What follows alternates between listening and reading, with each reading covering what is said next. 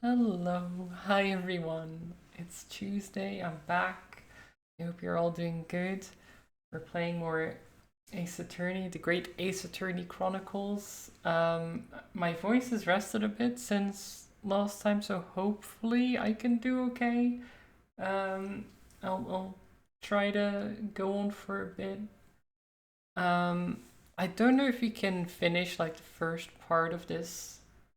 Um, duology, I guess it is, because it's like because the Great Ace Attorney Chronicles is like a collection of two different games that are like 5 cases each, I think. Trolls, hello. I hope you're well.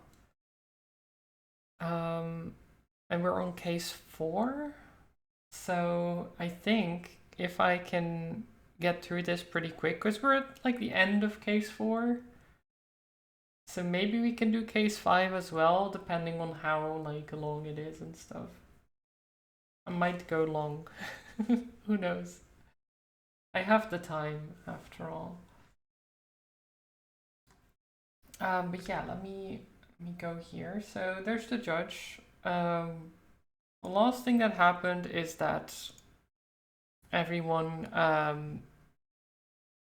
all the jury members basically said they were guilty. Like our client was guilty, which is not good. We don't want that. So we have Jaeger. Good morning, good afternoon, really, but I hope you're well. Thank you for the hydrate. So I don't know if the jury members can be persuaded to change their vote to be not guilty. This is the second time we're gonna have to do this. So I don't know what we're gonna have to do, but we'll see. So, counsel, you will now proceed with your second summation examination. I presume the jury is ready, Mr. Foreman. We are, my lord.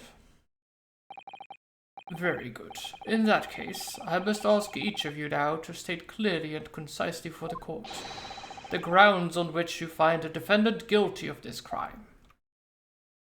A bribe? I'm not gonna bribe them, trolls. That would be illegal. So congrats on being first. You're okay? That's good to hear, Jaeger. I'm doing good myself. I'm quite tired. My sleeping schedule is kind of a mess, especially after I stayed up for the Game Awards that one time. Like, I haven't been able to get to sleep at a proper time. Every time I just lay awake and it's not great. You've called in sick today? Oh. Well, did you have a good time with the Christmas market, trolls? Because I was able to stop by every now and then but I was streaming during most of it, so I couldn't really stop by much. I hope you had a good time with the blacksmithing. I'm sure you did. It always looks like a great time. And yeah, get better soon, as Jaeger said. It was nice, but the stream was a mess. I can imagine it being difficult to stream live from there because you know the connection might be unstable. There's so many things that can go wrong. Um, but at least you were able to stream somewhat, right? The accused left behind evidence at the scene, didn't he? Those 3 books of his. If there was some novel alternative explanation about how the victim was stabbed, I might reconsider. Even if the woman was throwing books, it can't be related to this crime if the window was closed, can it? Dearie me, it was only a little book. Hardly life-threatening, even with a direct hit. Look, I just want to get this over with. If I don't bring home some pay tonight, I'll be in a tiny bit of trouble. Come to think of it, we had a fire at home a while ago. It gave me the sneezes. Okay, well,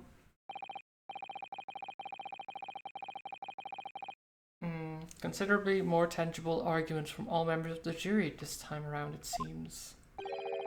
With one notable exception, of course.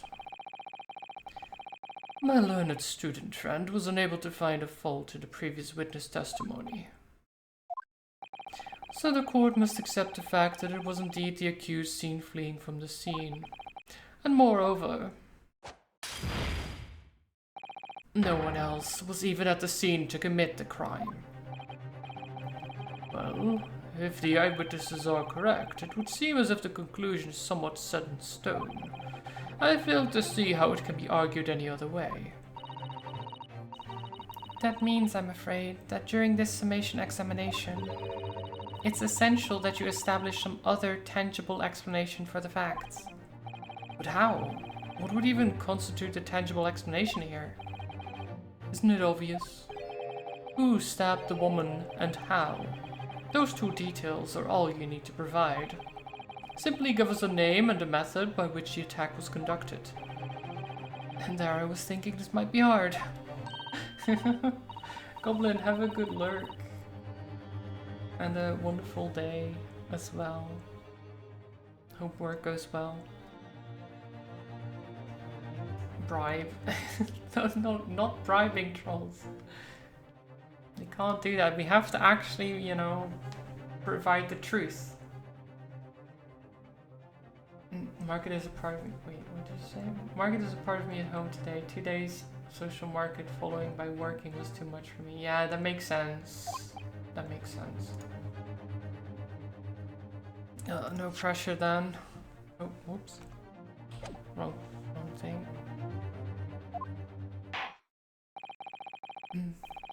That's quite enough preamble. Proceed with the summation examination, please. I presume you are prepared, counsel? Oh, yes, my lord. Alright, Ryunosuke. Focus your mind now. No battle? Oh, because it's on cooldown. I mean... Oh, wait! Oh, yeah, the first one. Attack happened. The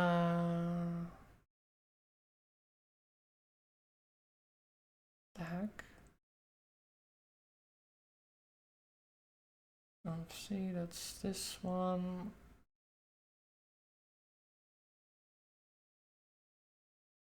It's in the game corner.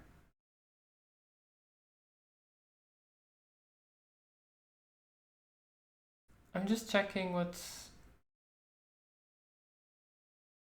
So you did battle and Pokemon in a row, right? And only the Pokemon happened. And then before that was...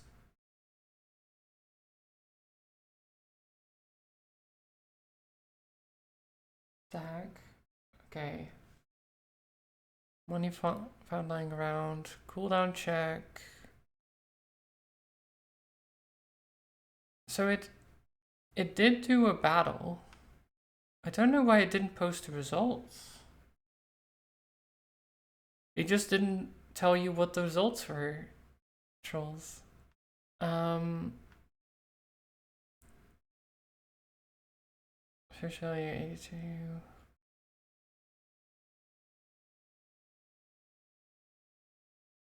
So I'm pretty sure you lost.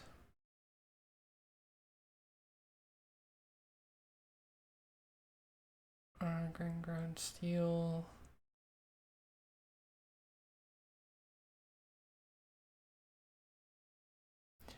Yeah, so I know that I don't know why it... So the Pokemon thing did work. And the battle should have worked. I don't know what happened. Because it did go on cooldown as well, and it only goes on cooldown after it's done its thing. So there must have been something preventing it from sending the message, but I don't see any problem in the bot itself. That's weird. Okay, well, I'll look at it later. Try to remember. Clearly, the key to this summation examination is going to be juror number 4, the maid. Or should I say, Mrs. Garridap. We have a book that disappeared from the Garridap's house on the evening of the incident, and the 4th book found in the victim's hand.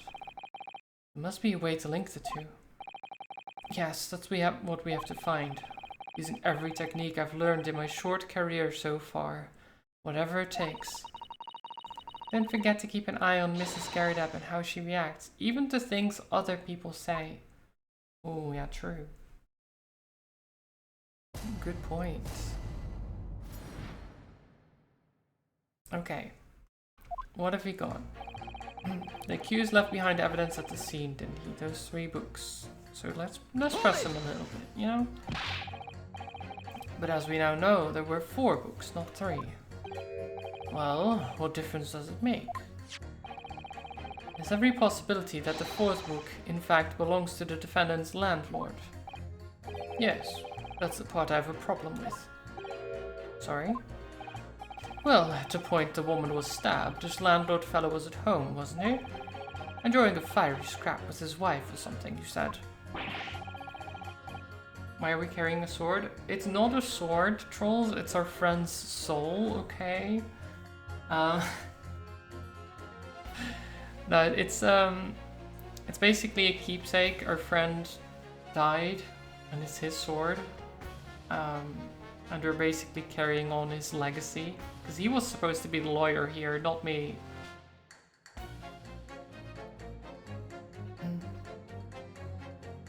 In case the bribes don't work and Mads need to persuade the others. No, I'm not going to use the sword like that. I'm not using the sword.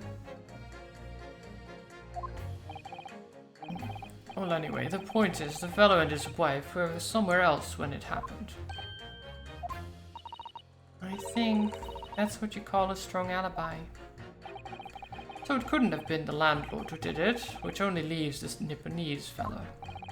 Honestly, I can't see what all this palaver's all about. It's a done deal, isn't it? I suppose it is, since I've nothing witty left to say.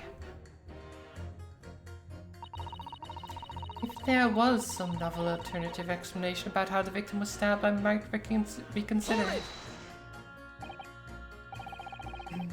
So you might be willing to change your decision, you mean? Oh my, such a delight on your face, but I'm shan't I... Oh, God. Bit of a sneeze. But I'm afraid I shan't be swayed by emotion. And despite what you may think of me, I'm a very modern, metropolitan and rational woman. That's great.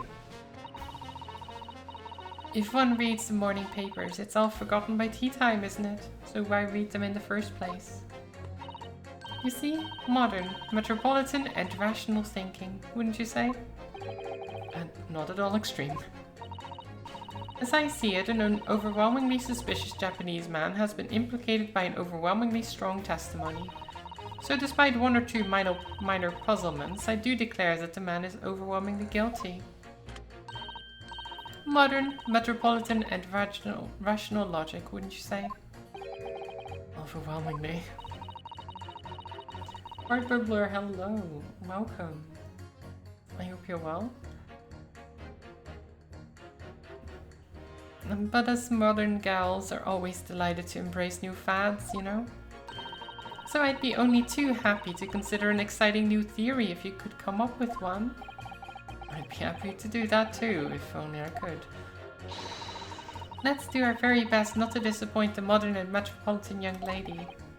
Right. I'm glad you omitted rational there. Even if the woman was throwing books, it can't be related to this crime if the window was closed, can it? Oh, oops. Hold it! But what about the possibility that the window was open? What about it? I mean, there's just no way it could have been. How can you be so sure? The prosecutor fellow over there said it earlier, didn't he? Winters in London are no joke. You don't want to invite that sort of cold indoors. So no, that window wasn't open. Us Londoners like sitting by the fire and staying warm, see? But there was a fire in their house. causing a lot of smoke buildup. Why wouldn't they open the fucking window? Like, they were having a domestic dispute, yes, but one of the parts of that domestic dispute included setting fire to a rug, which would cause a lot of smoke, and you don't want to inhale the smoke. Generally. But you couldn't categorically state that the window wasn't open, could you? It just wasn't. They wouldn't have opened it. Then what's the point of even having windows, huh? Counts, you will kindly refrain from childish bickering. Sorry. Somehow I need to show there's an undeniable possibility that the window was open. Well, I know because... I know that it is, because it makes so much sense. The other people apparently can't see how much sense it makes that you would open a window when there's a fire in your own house, you know? But the little book was on fire at the time, was it not? With flames of love, I love, you know. There's really no such thing as a loving incendiary bomb. Well, he brought it upon himself. It's playing with fire to betray a fiery love, isn't it? Well, don't you agree? Well, any kind of betrayal is certainly a bad thing, yes. But I think the argument might have arisen out of your misunderstanding, Mrs. Garridap. Never you mind that. The point is, we were just having a jovial little dispute, nothing more. And I won't have any more of these suggestions that it was anything whatsoever to do with this crime. Right, well, we'll see about that. But what about juror number 5? Fun fact, London had a spate of deaths due to smoke / CO2 during a cold winter during the Victorian era, and people refused to open their windows. I guess that is true, they might have just not opened it. But then how did the book get outside? Like, that is the thing that gets me, is like the book clearly had burn damage, clearly was thrown out the window, and is out on the street. There's no damage to the window, ergo, the window should have been open. Otherwise, like, how does that happen? Like, the book doesn't just magically appear outside. Thrown out the door? No, because... like, the whole thing was that she was throwing stuff at her husband who was by the window.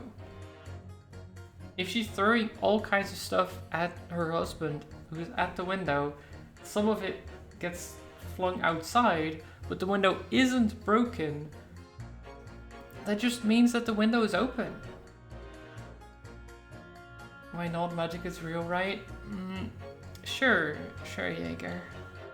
Thrown out the chimney. How would that even work? If she's throwing it at her husband, he wouldn't be in the chimney, would he? I mean, maybe, I guess.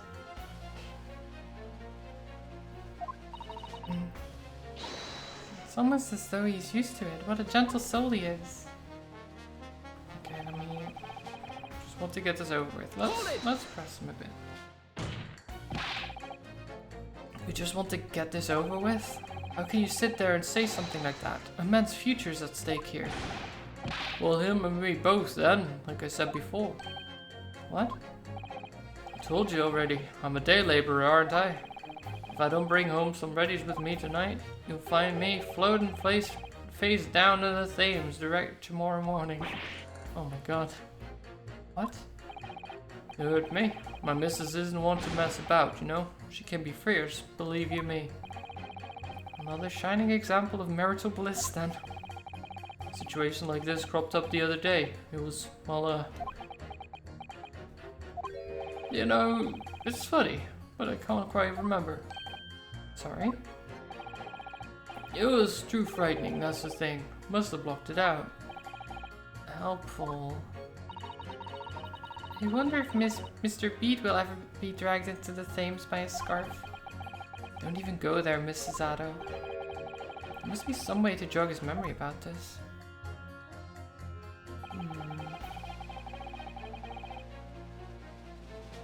Come to think of it, we had a fire at home a while ago. It gave me the sneezes. Hold it!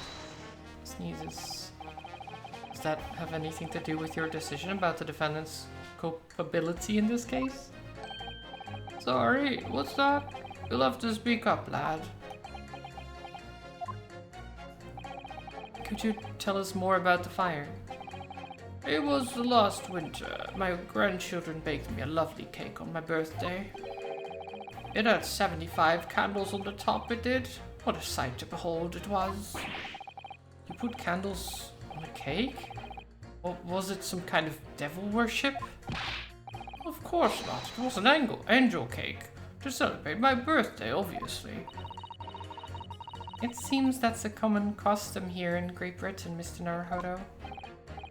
Anyway, I mustered all of my puff to blow them out. Only I must have blown wrong somehow. Flames didn't go out, but candles went flying all over the room. The furniture caught and everything went up. The whole place filled with smoke. Definitely sounds like devil worship to me. And by the sneezes, I presume you mean a cold. But how did you catch a cold from the fire? What a fiasco it was. The grandchildren blasted and threw water over me as they tried to put out the flames. And then because the whole room had filled up with smoke, of course, we had to open all the windows to clear it. There we go. Zelda, hello. You can't say objection anymore. What? No, come. I hope you're well. It could have been a passing book burning mob. No, of course not. They would have seen the book burning mob, I'm sure. You are? That's good. I'm tired, but otherwise good. Still sleeping poorly after staying up too late during the Game Awards and stuff. So I need to, like, clean up my sleeping schedule at some point. Which is difficult to do, and I tend to not do it, but we'll see. You're always tired. I'm not actually always tired, I just seem like I am, because I say it a lot.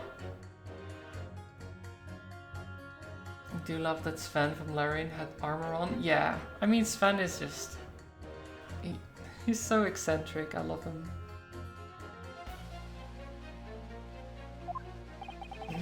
The windows. The biting winter air rushed over me like the devil dancing on my grave it did. I caught a terrible cold from it. Put me in the hospital for a while. I won't forget that birthday in a hurry. I knew it was devil worship all along. Something about this old man's story is playing on my mind for some reason.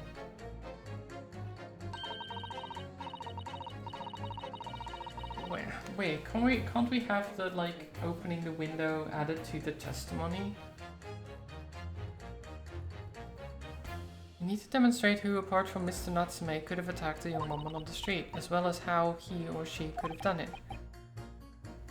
Right, but they're full of personal prejudice, a lot of them seem convinced they're right, even in face of logical arguments to the contrary. Okay. Okay, maybe we'll try...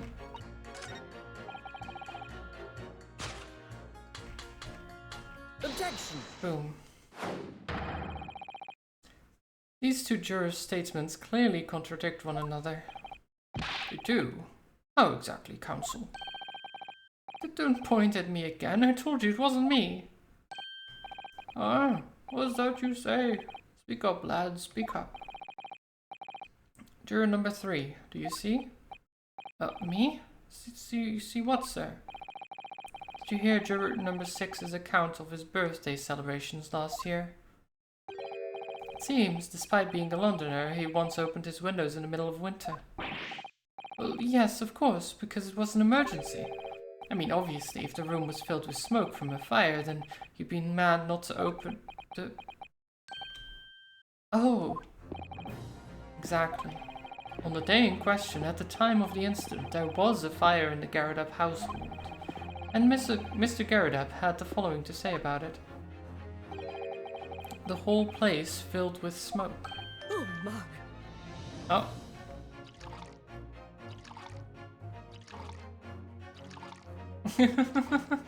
Oh, my hat. Excuse me.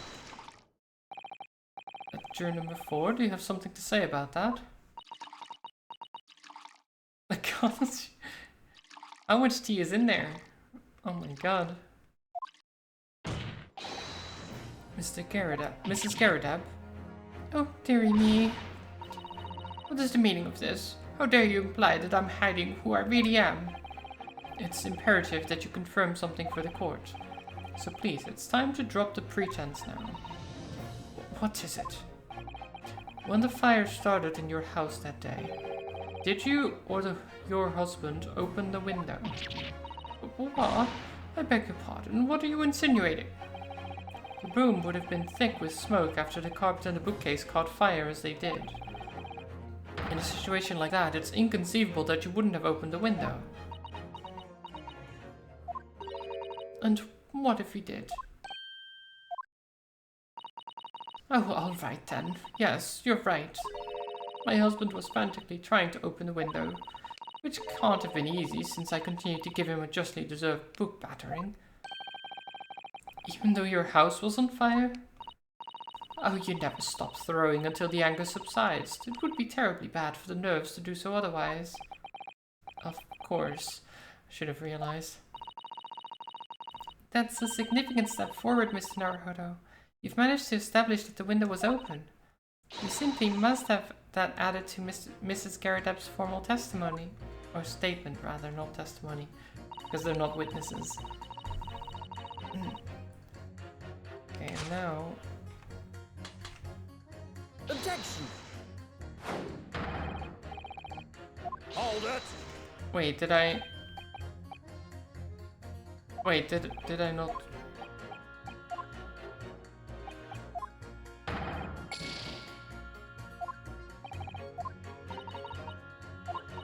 What did I do? Wait, I thought... Did he change his statement? Window could have been open when the wall was filled with books.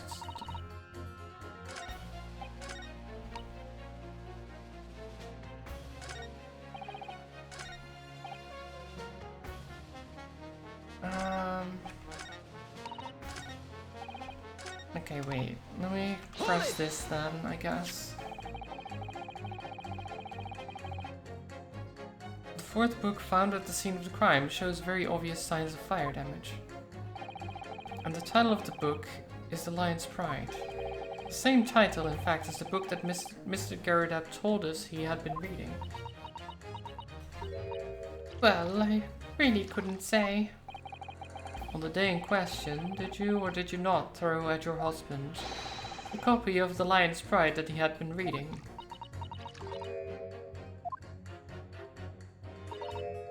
I did. It was the first thing I could lay my hands on, so I hurled it straight at him. And now you come to mention it, yes. He was rather enjoying reading it, you're right. Why did you not reveal this information to the court from the outset?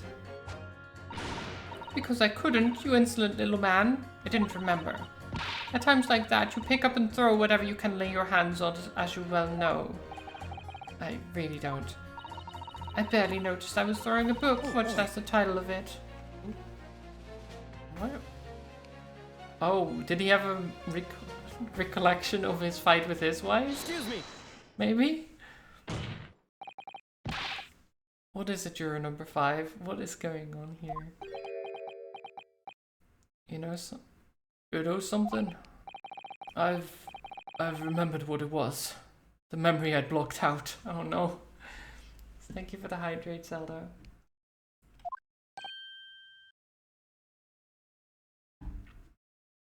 Oh. It was listening to I was listening, I think. I was listening to what this granny was saying. Brought it all flooding back. Oh, you're calling a granny, you cheeky devil. I'm Mrs. Garridab, or the maid, I'll have you know. The man doesn't even flinch. Please tell me that's not because he's used to being hit all the time. It was about 2 weeks ago now. I just get back home after work, like, I put in my hand in my pocket for the wages I just earned that day and nearly died. There was a hole. Every last penny had dropped out. Oh dear, what a disaster. You haven't heard the half of it, boy. Oh? The wife was cutting up some chicken at the time. I could hardly get the words out, but I told her straight. I've lost a day's wages, love. The next thing I knew, the blade was whistling past my ear. Stuck into the wall next to me, it did. About an inch deep. No words, just terror. I could smell it then, you know. That god-awful stench of the Thames. I was sure I was going to end up face down in the muddy banks that night, I can tell you. Now, that's a real disaster, isn't it? I'll never use the word lightly again. Anyway, the point I'm trying to make is this. When women lose their rag, they'll throw anything at you. Knives, hatchets, hammers, you name it. Mr. Naruhodo, you mustn't think that all women are so short-tempered and unrefined. No, I wasn't thinking that. Throwing household objects at people is, well, it's so uncivilized.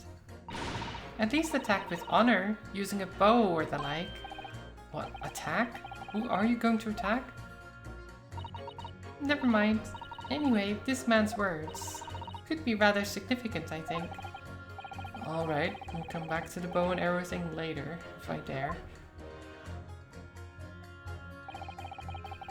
Okay. Okay. Oh my god, this is...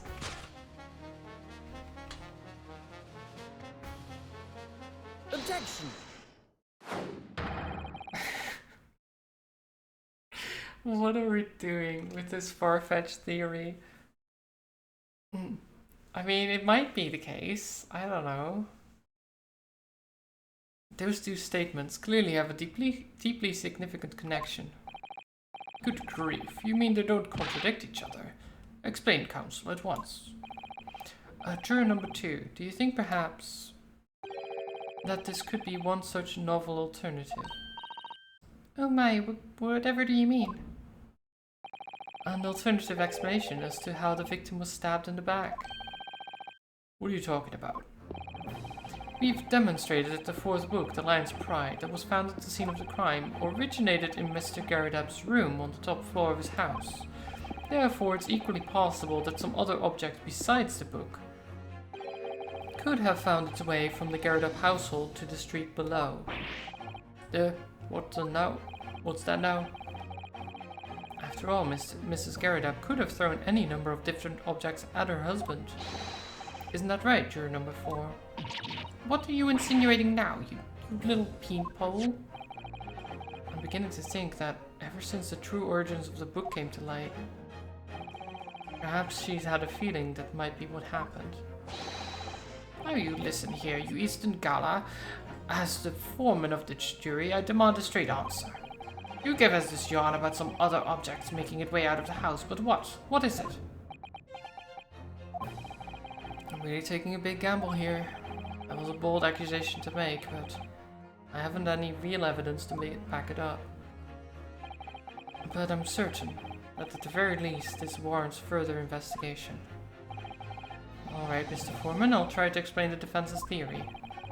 The other objects that found its way from the Garridab household to the scene of the crime was this. Take that!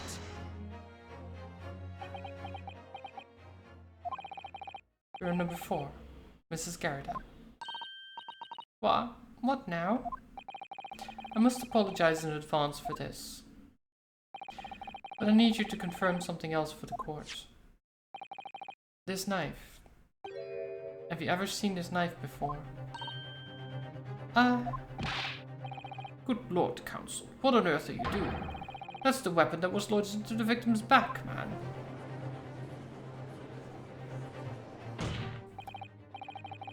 My lord, remember that when the victim was attacked, Mr. and Mrs. Garridab were in the throes of an argument. Mrs. Garridab was hurling anything she could at her husband, who had been backing up against the window.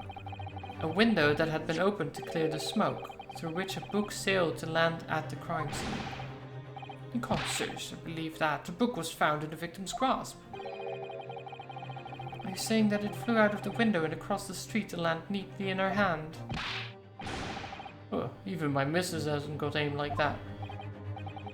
Yes, I admit, there are many details we don't yet understand. That's the point. That's precisely why we must not allow this trial to end. Not right now. Oh my. Oh. Mrs. Garridab, your answer please. Have you seen this knife before or not? Oh,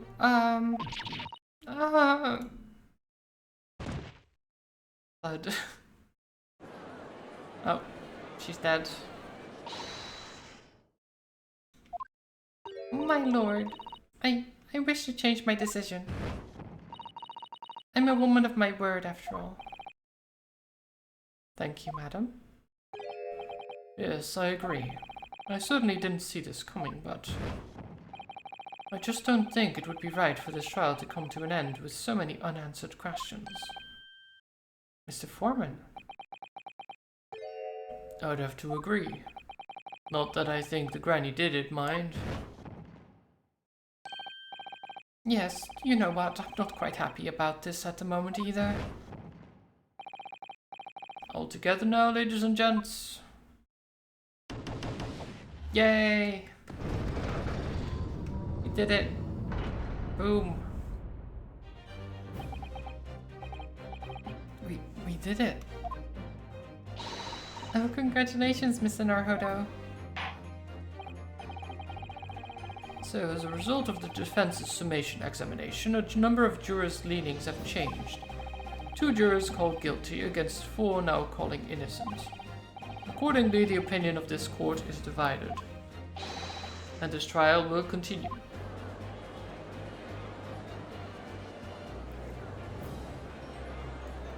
Well, one of them is still dead, I think. Mrs. Garridab is... I don't know what's happened to her. And the old man, I guess, just didn't hear what was happening or something. Now then, Lord Van Zieks, how does the prosecution wish to proceed? Oh? This trial is rapidly descending into a farce.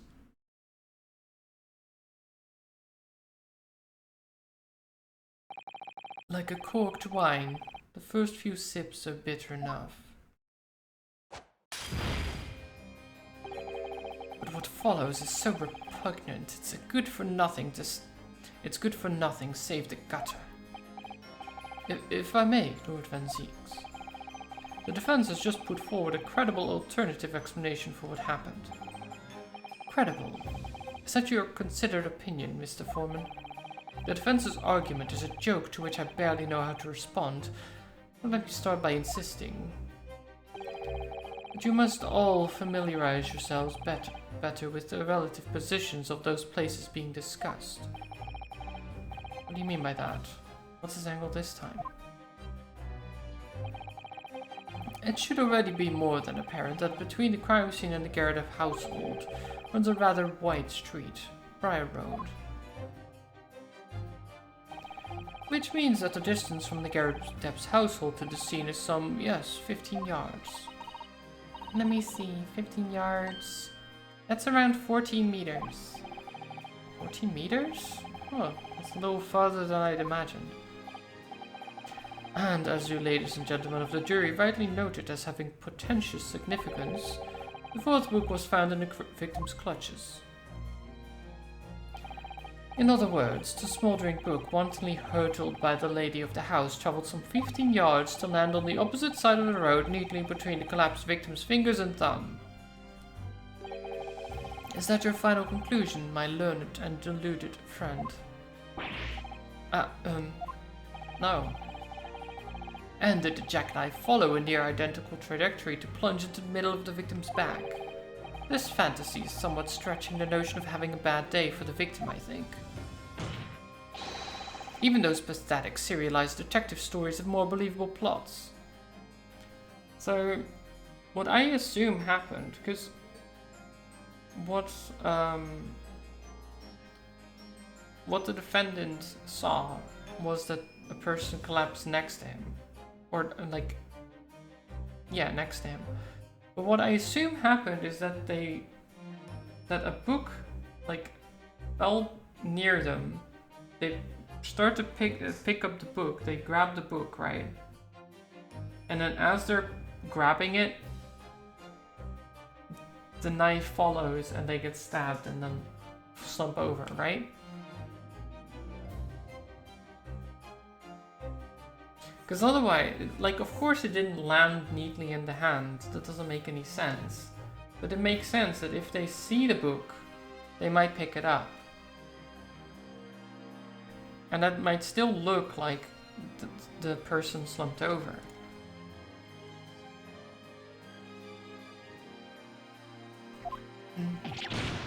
Ah! There's nothing I can say to that. That prosecutor loves the sound of his own voice. Mrs. Otto? Serialized detective stories are pathetic, are they? How dare he? Maybe let's pick our battles here. My lord, might I be allowed to speak? As judicial assistant, you may speak for the defense. Yes, go ahead. The prosecution may consider the idea of fantasy. But what the defense has postulated was believable enough to persuade the jury to change its leaning. And as such, the court has a duty to explore this alternative explanation as thoroughly as possible. To that end, Juror number 4, Mrs. Joan Garadap, must be called to testify and submit to cross-examination. Since alive. Cross-examination of a juror? I mean, she is kind of a witness, so... I mean, not a witness of the actual stabbing, but... yeah, it's important enough. She's alive again? Yeah, she's fine. She's fine. Order! Order! Well, this is highly irregular. It's unprecedented for a member of the jury to be summoned to the witness stand. Don't throw the bottle of wine again. Van Zeeks. And unnecessary. Lord Van Zeeks? There are already witnesses in the stand whose testimony the defense may further cross-examine. If my learned friend's farcical theory has any truth to it, then both a burning book and a jackknife must have flown through the sky before this couple's eyes. And we must assume they would be able to testify accordingly. What say you, witnesses?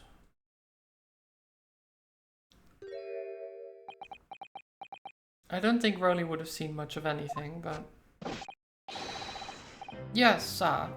Constable Rowley Beat, reporting for duty, sir. Well, good morning, officer. Sorry for dozing until now, sir. I haven't slept for a month on account of a villain who's appeared on my beat, sir. Oh, they are so heroic, these London bobbies. Patricia, my darling, I've been neglecting you, but no more. Oh, Rowley, my hero, you make me swoon. Very well, I hereby reject the defense's request. Oh. And order the witnesses in the stand to testify again. State forthwith for the court any details pertaining to the defense's alternative explanation of events. Yes, sir. I don't actually remember his voice that I gave him. I think it's close enough. This case has nothing to do with Mr. and Mrs. Garadap. Believe me, a London bobby is good for his word. You see, sir, the windows at the top floor of the Garadap house are top-hinged casements. Obviously, if anything had been thrown out of the window, we would have seen it. I did leave the scene to go and fetch help, but my trusty Roni was there to make sure nothing was disturbed. I didn't take my eye off the crime scene for one moment, sir. Nothing strange to report on that front, sir. Well, this is quite startling. Top-hinged casement windows. That detail was not in the police report, Constable. Ah, yes. I'm sorry about that. I must have been a little drowsy. You cannot excuse your sins with drowsiness every time, Constable. No, sir. Sorry, but... What exactly is a top-hinged casement window? And you cannot excuse your ignorance with such trite remarks, my learned friend. Of course, sorry. I found it, Mr. Naruhodo. Cast your mind back to the windows in Mr. and Mrs. Garradab's room. Alright, I'll try. So the window opens in order to allow air to circulate inside the house. But as it's a top-hinged casement window, it swings open along the upper edge, you see. I'm glad you've rectified your ignorance. A casement window's most prominent feature is its stay, a metal bar which prevents the window from being opened beyond a certain point. It prevents opening? This is all news to me. Absolutely correct, sir. In other words, if a book or knife were to have been thrown through the open window, it would have clattered against the pane and fallen straight down to the pavement below. No. You see the problem, then? Good. Your education in windows is complete. There was never any possibility of either the book or the knife traveling 15 yards over the road. That is, unless the window pane had been shattered, something we've discounted already. That can't be. Did you see that, Roni? The young Japanese man just collapsed in agony. Oh yes, my darling, I saw it. I saw how he crumbled before me. Oh, Roni, you're so strong. Oh god. How's this happening? I haven't even started the cross-examination yet, and already my argument's been destroyed. Counsel, if you could drag yourself upright again, the court awaits your cross-examination. Yeah, we've got this. We've got this. My lord. Oh good, another desperate situation. Okay. We've got this. This case has nothing to do with Mr. and Mrs. Garradab. Believe me, a London Bobby is good for his word. The windows on the top floor of the Garradab house are top-inch casements. Obviously, if anything had been thrown out the window, we would have seen it. I did leave the scene to go and fetch help. Let's press this for a sec. I'll press a lot more later, but... Yes, you said that you went to a nearby police box to fetch another officer, is that right? That's right, yes. If it had been on Rhodey's beat, I would have known exactly where I was going, of course. Don't feel bad, my love. You can't be expected to know the location of every police box on the beat. On every beat. Sir Rhodey told me the way, only I sort of got a little lost on the way. Patricia, my darling, that's why I love you. Your terrible sense of direction is bewitching to me. Oh, Pat. Oh, Rhodey. Oh, please. So I suppose I was gone for about 15 minutes. But like I said, my Rhodey was at the scene the whole time, making sure nothing was disturbed. I was off duty at the time, of course, but a true Bobby is never really off duty, sir. What are they doing outside?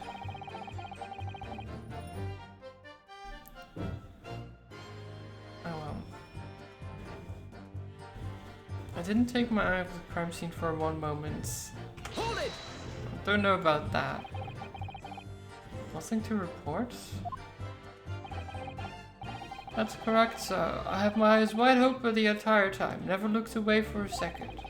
No one else approached the scene and nothing was removed from it. I can swear to that on the yard's honor, sir. Really? That seems a little strange. Beg your pardon, sir? Strange, sir? Seems altogether regular to me. This burned copy of The Lion's Pride was originally in the Garrett household.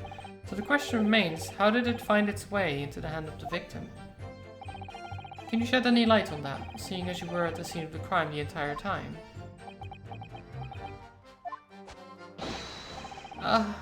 Could it be a different copy, sir? One that happened to be burned as well.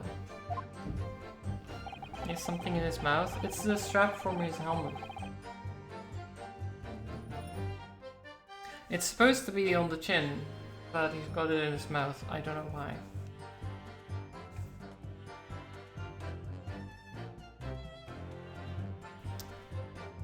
Even if that were possible, why would the victim have been gripping a book like that in her hand? Why do they make a noise?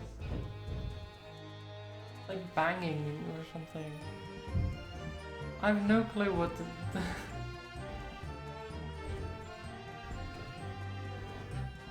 sounds like they're digging up or... No, not fireworks. No. It sounds like they're working on something outside. Either yard work or something more, I don't know. But it sounds like scraping of like a shovel or something and then banging. So I don't know. Extreme gardening, yes. But it's like right outside my window, so it's super loud. Which is not great.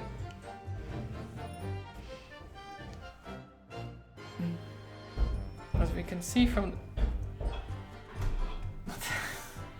I hope it doesn't last very long, it's so annoying. Shovel Knight. Oh, of course, Shovel Knight came to visit. What the heck? How loud is it for you guys? For chat. Because to me it's really loud.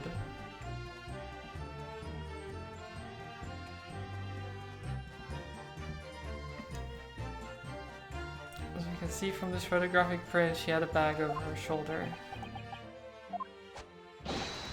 Well, sir, the book was in the lady's hand from the moment we arrived at the scene. Is that so? There's something about the statement that's not sitting right with me. The two mysteries of how that knife ended up in her back and how the book ended up in her hand. There must be some common thread between them. I'm so sorry, Mr. Naruhodo. I had no right to speak out. What do you mean?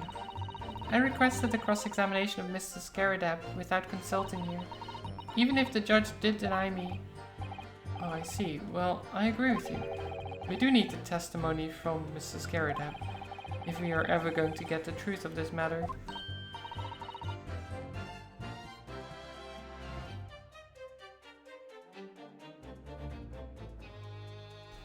You really think so? Well, think about it. No matter how far it is across the road, or how that window opens, Mr. Garadab's book found its way to the scene of the crime somehow, didn't it? You're right. And then there was Mrs. Garadab's reaction to me showing her the knife. The woman's hiding something, I'm sure of it. You're right again. We need to use this cross-examination to uncover more clues. We'll get to the bottom of this one way or another, I swear. Yes. Okay. Let me start pressing other stuff. How can you say that for certain? A very good question, sir. And the answer is this. It has the noble founding principles of the force written on it as a reminder to all us policemen of our sworn duty. He showed us that before, didn't he? Did he? Can't say I remember. I do remember. To patrol the streets of London town and uphold the peace of the common man. It's what the job's all about. And that is why I can stand here today beside my long-suffering wife and tell you Bobby is good for his word. While rubbing my tired eyes, admittedly. So, Oh, Roni, you're so manly. of course I am, my darling Patricia. Oh, Pat. Oh, Roni. Well, no, none of this is what I meant. I meant, how can you say for certain that this case has nothing to do with Mr. and Mrs. Garrett? Ah, I see, sir. You should have said so earlier, sir. Yes, well, so could you answer the question? Absolutely, sir. I will answer it to my fullest of my ability. The fullest of my ability, sir. There's a surprising reason why Mr. and Mrs. Garrett's domestic dispute that can't be related to this case. But before I get into that, sir, just one thing. Yes? I'd very much like you and all your countrymen to understand the great British institution of Scotland Yard. So I hope you'll take back some tales of us London bobbies and how we uphold our guiding principles. I wasn't planning on going back just yet. I've only just arrived here. So to that end, sir, I'd be happy to lend you my warrant card for your perusal.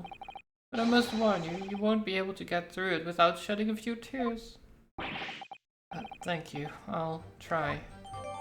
Oh, nice. Okay. We got some new evidence. Let me actually look at this.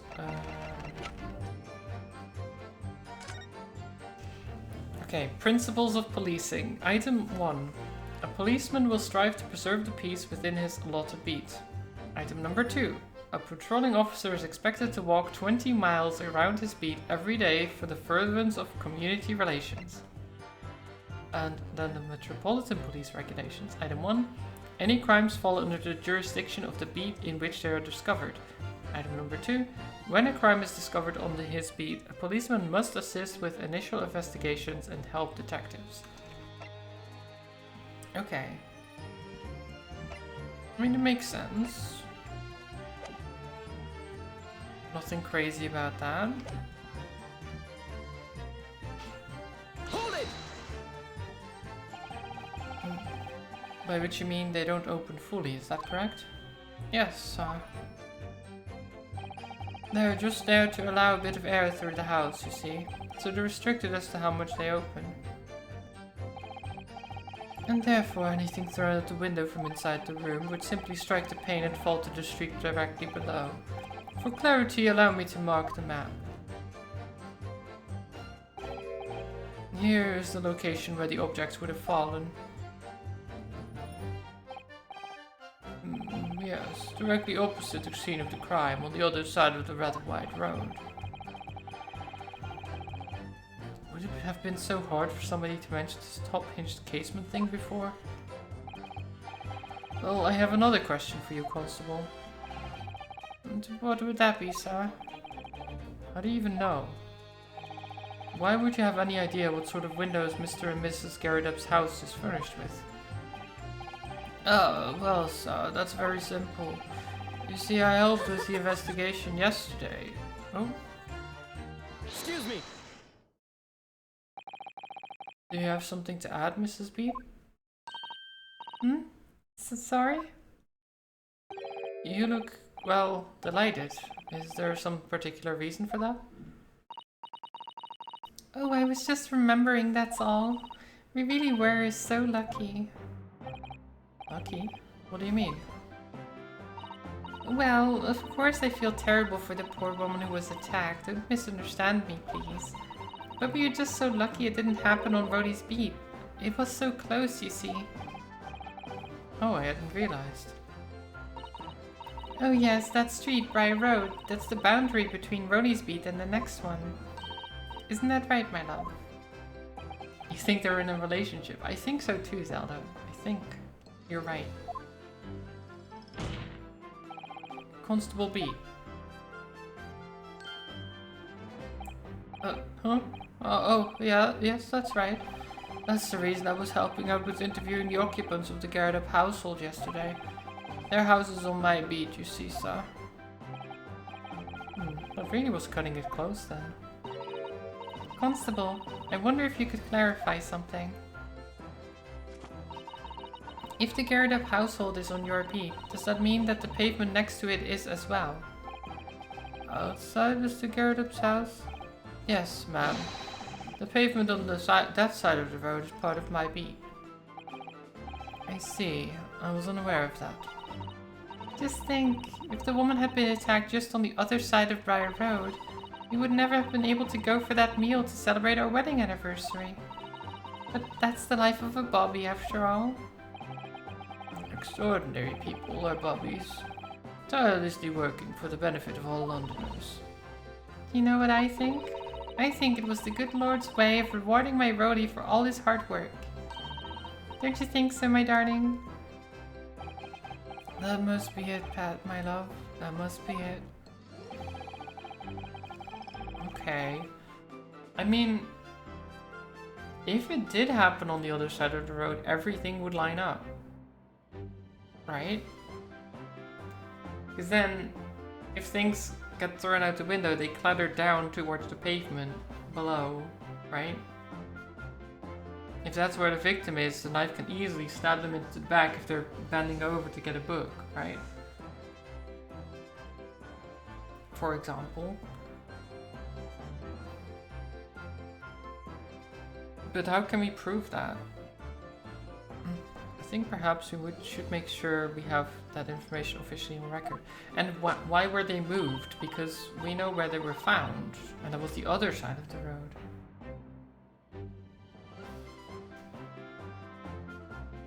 I mean, do you think Rowley would have moved where they were so that they could still go out for dinner that evening? Of course, they're cutting down some trees or something, I don't know. Hearing a chainsaw. No, it's a chainsaw or something like that.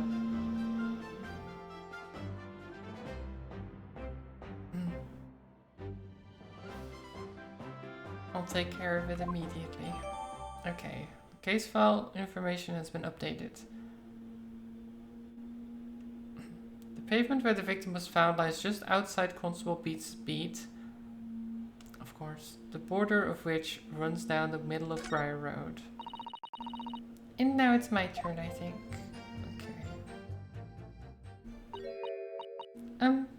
Can I ask you something, please, Mr. Lawyer, sir? Oh, yes, of course. What is it? You're doubting us, aren't you? I can tell. What? I wasn't really. I mean, what is she doing? Please, just because I'm a woman, it doesn't make my testimony any less valuable. You might just see me as the wife of a policeman, but I'm a woman of my word, I am. I really don't remember ever suggesting that I doubted you. Summit, hello. Welcome, welcome. No excuses, I don't want to hear it. My voice will be heard. My lord, you'll let me speak, won't you? Yes, Mrs. Beat, I will allow you to supplement your testimony if you so desire. Sometimes the path of least resistance is the sage one. That was a very loud mutter. I heard that. That Japanese man thinks a policeman's wife's words count for nothing, does he? Well, watch out, sir. I might let you get away with something like that, but my Rowley won't. Duly noted, Mrs. Beat. Please, I humbly ask you to continue. What could she possibly be about to say, I wonder? I know what I saw. My eyes never let me down. My sense of direction is a little off sometimes, though. Hold it! Mrs. Beat, nobody is questioning what you've told us. I saw it, I did, that evening. I saw it clearly. That little Eastern man with the whiskers and the funny curved back slinking away from the scene. And I know what I didn't see as well. I didn't see any flaming books or knives flying through the sky. All very clear. Why is he suddenly sleeping? He's just sleeping all the time. Only waking up to talk and then falling asleep again. You also mentioned something about having a poor sense of direction. Oh, yes. Well, that's a little embarrassing, really. I'm always ending up at the wrong place when I've made arrangements to meet Rolly. He gets ever so cross. Excuse me. Constable B, is there a problem?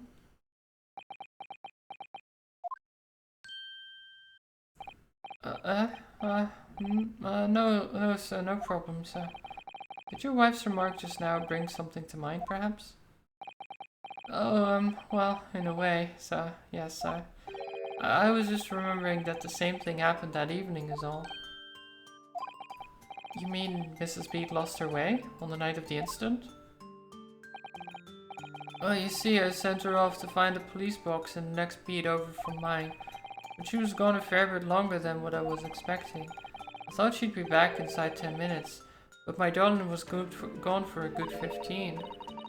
Oh, Rhodey, you're such a tease. But the reason I was so long, wait, I was gone so long was because of the bouquet, silly. The bouquet? Sorry, what bouquet are you talking about? Oh, it was a present for our wedding anniversary. Rhodey's so romantic. He saved up for it with farthings and halfpennies he found in the gutter while doing his rounds. Yes, how romantic. I'd forgotten all about it until just now. Had you, my darling? Had you, my darling? Oh yes. But that was just between us. Not talking about it to anyone else, darling. You have to promise. Really? Oh. Wait, why? That seems weird.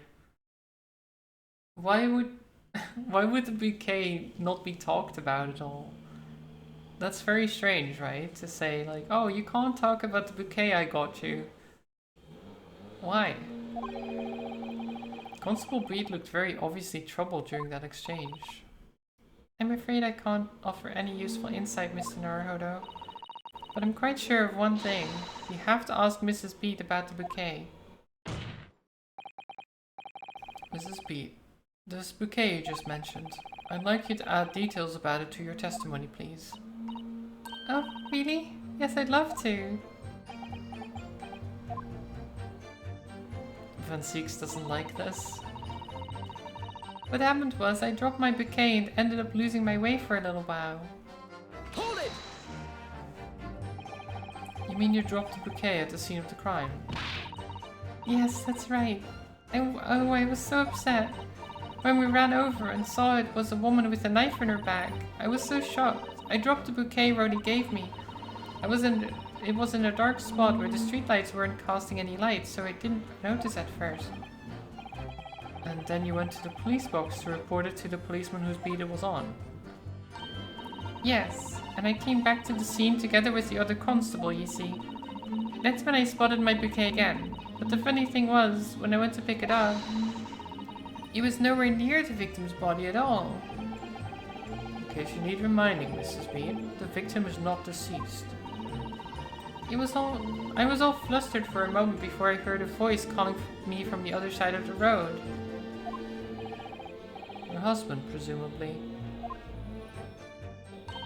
That's right. Silly me, I'd gone over to the wrong side of the street. Or she was on the right side of the street and Rhodey had moved the body. Because no one else was there who would have known, right?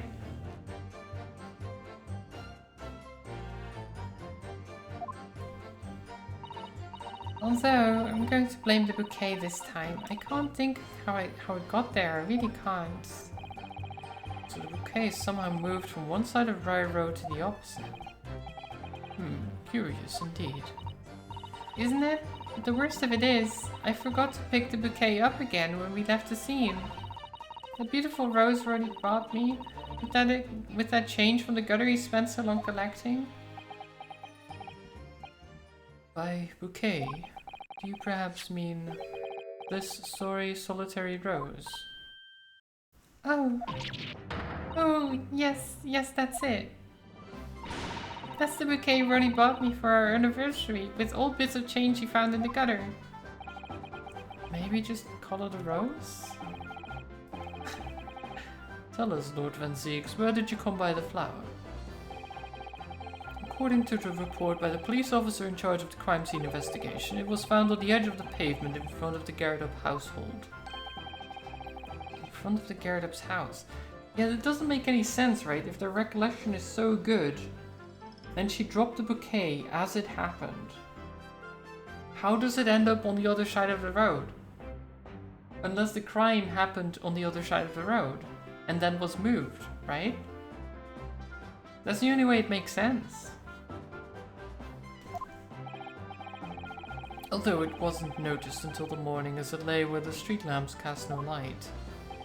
It was believed to be of no relevance to the case since it was found on the opposite side of the thoroughfare. Oh, thank you, sir. Thank you. Could I have it back now, please? No, I think for good measure the rose should be added to the court record as evidence. Oh. There we go. But it's a symbol of our love. I want it back after the trial. Do you hear me? I want it back. Good grief, rest. Rest assured that I shall do my very best not to forget, Mrs. B.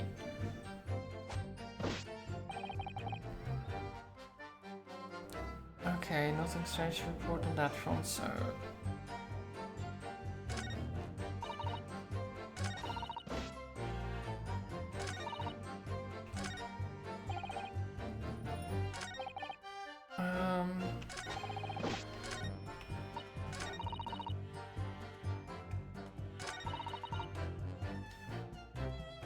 What do I...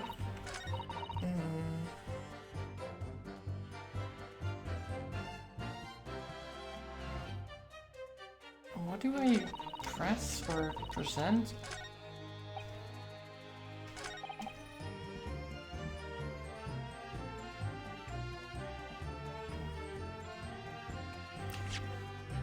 Can we inspect the rows?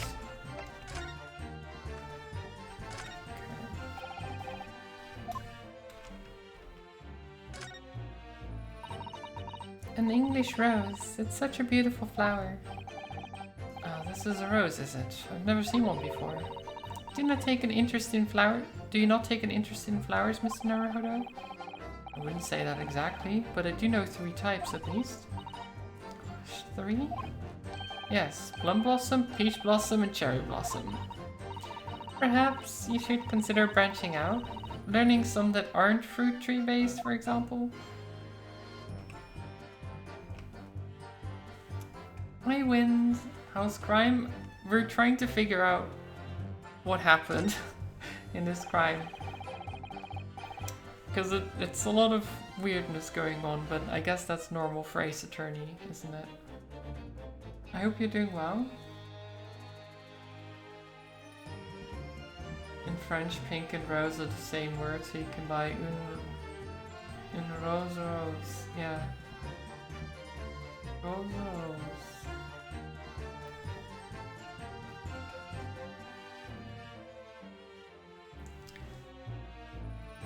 It's very stylish paper the flower's wrapped in, isn't it?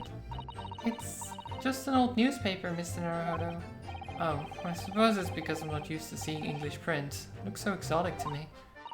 Ah, I see. Something wrong? Oh, no. I was just thinking that if you wrapped a stone-baked sweet potato in English newspaper, it might look like some sort of fancy cake. Oh, Susada-san, you do love your cakes. I mean, I love cakes too.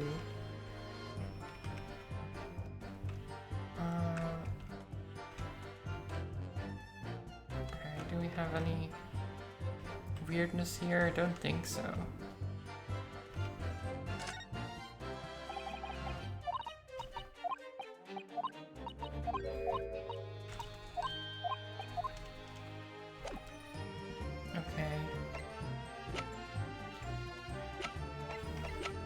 I'm not sure what to do here. The case nothing to do with Mr. and Mrs. Gerda, believe me.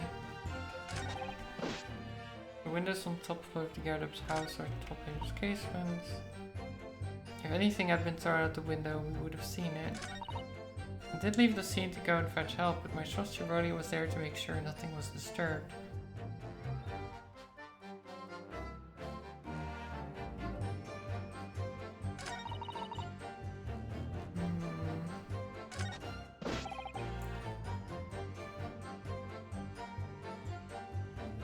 didn't take my eye off the crime scene for one moment.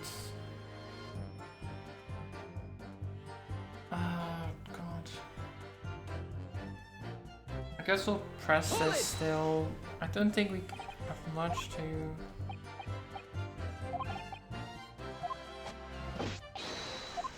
Unlock Yard's honor. It seems a little strange. How did it find its way in the victim's hands? Can you shed any light to it? Maybe a different copy? No.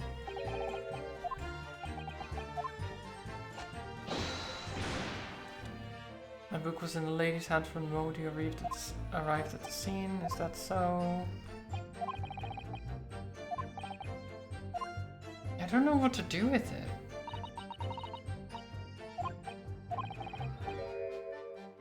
The whole idea of an invisible attacker's been troubling me all along, but I believe I'm starting to get a picture of what really happened.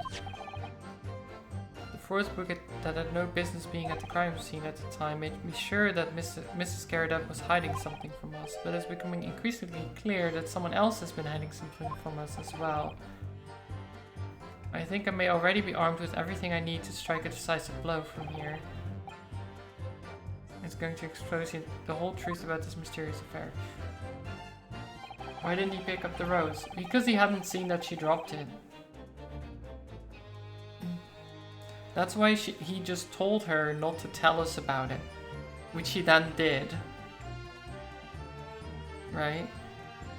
The fact that it was found on the opposite end means that they were on the opposite end.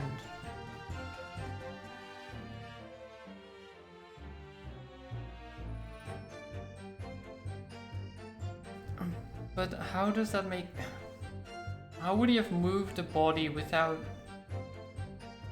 like, disturbing things? I don't know. You want to sleep just after seeing Rolly? Yeah. He looks so tired. The windows on the top floor. If anything had been thrown out the window, we would have seen it.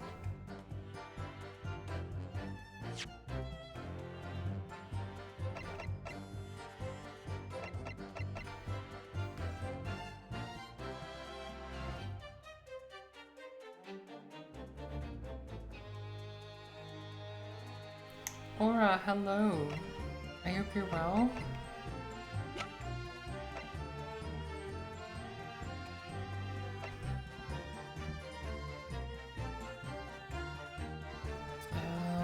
The rules of conduct.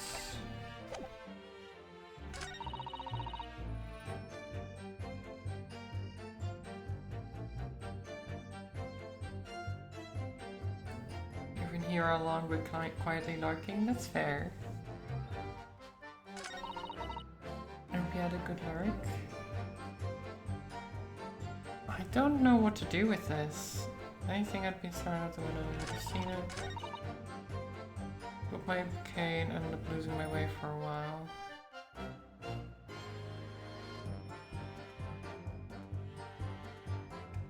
I don't think... God, if I want to present the bouquet and be like... You dropped it where you stood.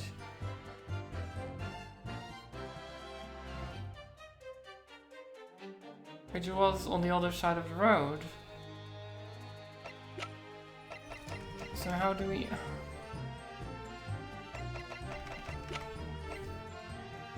I don't know how I present my case. I don't understand it.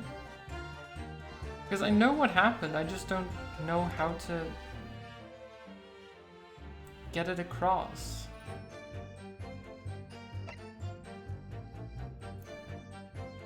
Usually it's pretty obvious what I need to present or hit them on, but I don't see it at this point. Do I just...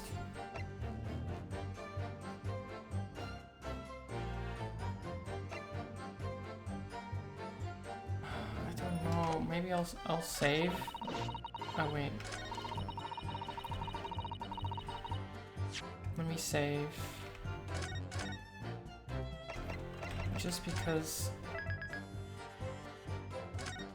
I have no clue what to do. And I want to try things.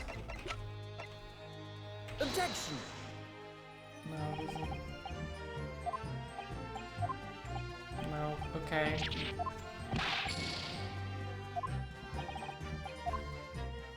Oh my god, I don't...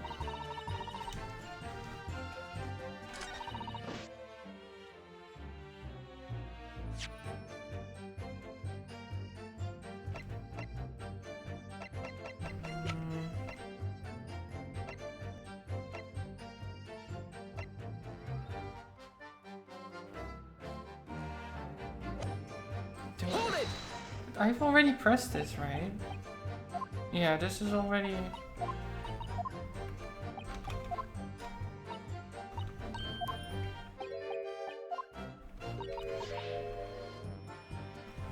Yeah, I've already seen all of the extra information from pressing them. I just need to be able to present something on the right thing, but I don't know.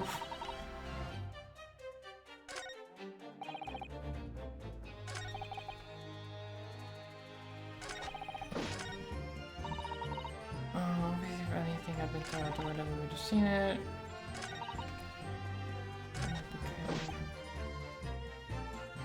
Didn't take my eyes off the crime scene for one moment, so nothing strange to report on that front, so...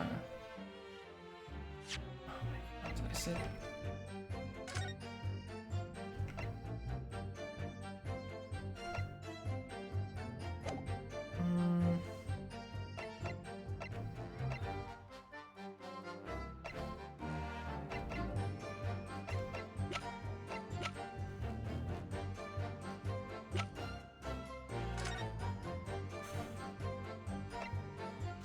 I really don't know. I don't know what to present it on. I really don't get it. Like, I know what happened. Like, they were on the other side of the street, she drops her bouquet, runs off, Rhodey is like, wait, this is on my beat. If it happens on my beat, I have jurisdiction and I need to, like... I can't have just a relaxing dinner with my wife. Let me just move it to the other beat, you know? It's just on the other side of the road. No one will notice, blah, blah, blah, right? And it won't have any repercussions later. Except it did.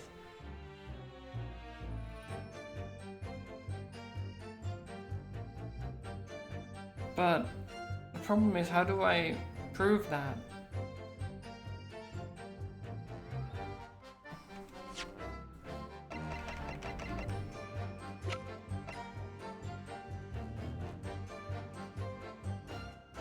Objection! No, it doesn't work either.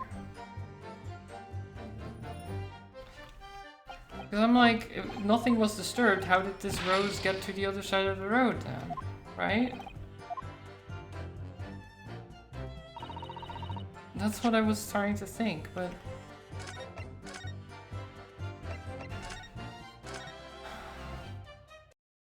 Sometimes these games can be so annoying. Can't help me, I know.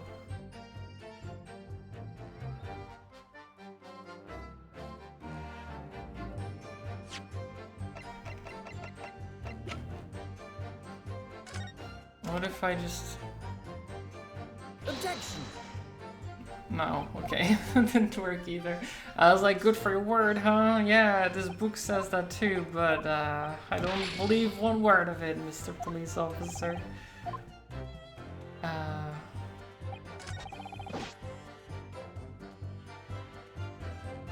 Top hinged casements.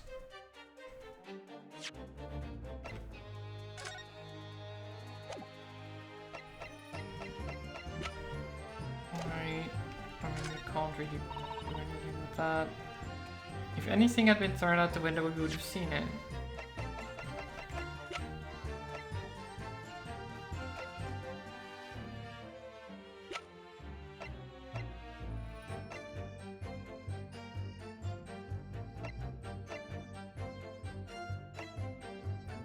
Ah, God. Objection! Doesn't work either. No. Running out of options. Well, congrats on the 25 stream streak, Zelda. I really don't know. I've pressed everything. I just need to present something on a statement that...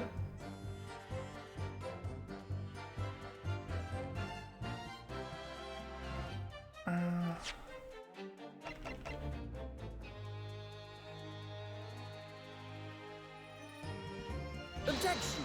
No, okay. Didn't work either. I can't provide... Like, I have evidence, I just don't know where to use it. Exactly. I know what happened, I know what to prove, but I can't find the right place to question them, to be like, this happened, right?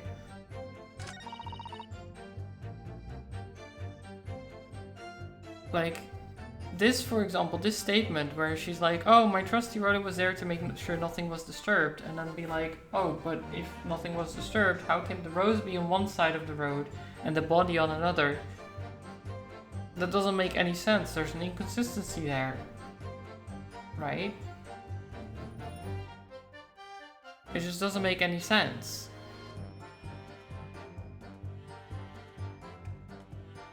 It just all lines up if they're on the other side of the road.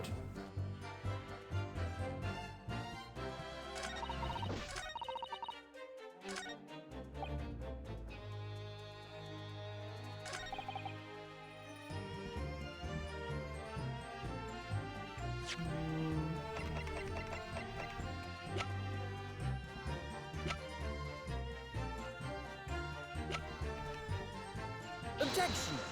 It's not gonna work.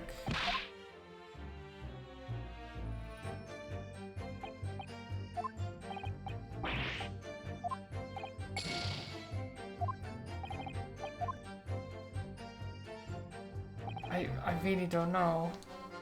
I'm just stuck in this stupid testimony.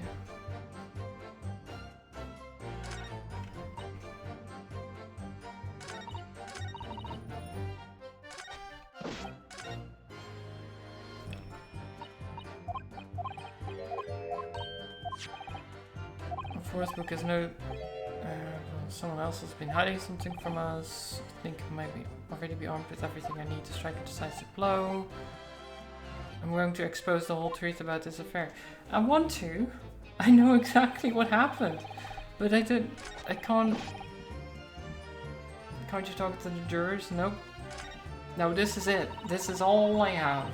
These these 6 statements.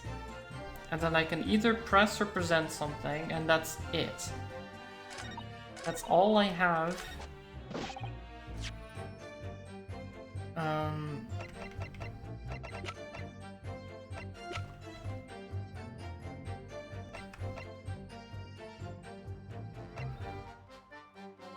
Nothing strange on that front.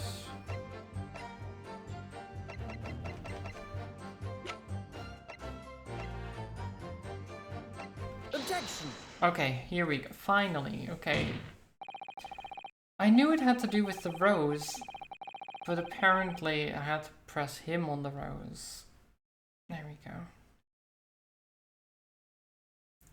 God, that's annoying. It's like I need to press a certain statement with evidence, but I couldn't figure out which one. You claim, Constable Beat, there was nothing to report in the 15 or so minutes you were guarding the scene, but that cannot be. Yeah, exactly, that's what I wanted to say before, but apparently I wasn't using the right evidence or on the right statement. Oh, what do you mean to say? In your testimony just now, Mrs. Beat, you explained to the court that when you arrived back at the scene of the crime with the policeman assigned to that beat, the bouquet you had dropped at the victim's side was no longer anywhere nearby. Objection! Yes, on the opposite side of Briar Road to where the victim was attacked. But considering the size of that meager bouquet, if a single sorry bloom can be so described, no doubt it was blown in the wind across the street, back into the gutter where it belongs. Meager? Objection! But if that were the case, why did Constable Beat not testify to the fact?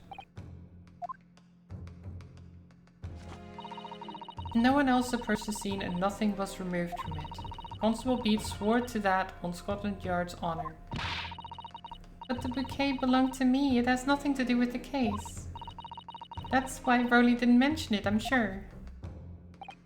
No, because sadly, it's not only your bouquet we're talking about here. More than one thing in this case is mysteriously the wrong way around. What are you talking about? Think about it. Beside Mrs. Beat's bouquet, there's Mr. Garrodeb's book. Mr. Garrodeb's copy of The Lion's Pride, which was thrown out of the window by his wife, would have struck the pane of the casement window and landed here on the west side of the street. And yet, it was actually found here on the opposite side of the road in the victim's hand. Meanwhile, according to the testimony we've heard, Mrs. Beat's bouquet should have been dropped here at the scene of the crime on the east side of the street. But in fact, it was actually found here on the opposite side of the road in front of Mr. and Mrs. Garrodeb's house. There's no logical explanation for those things, unless somebody deliberately moved them.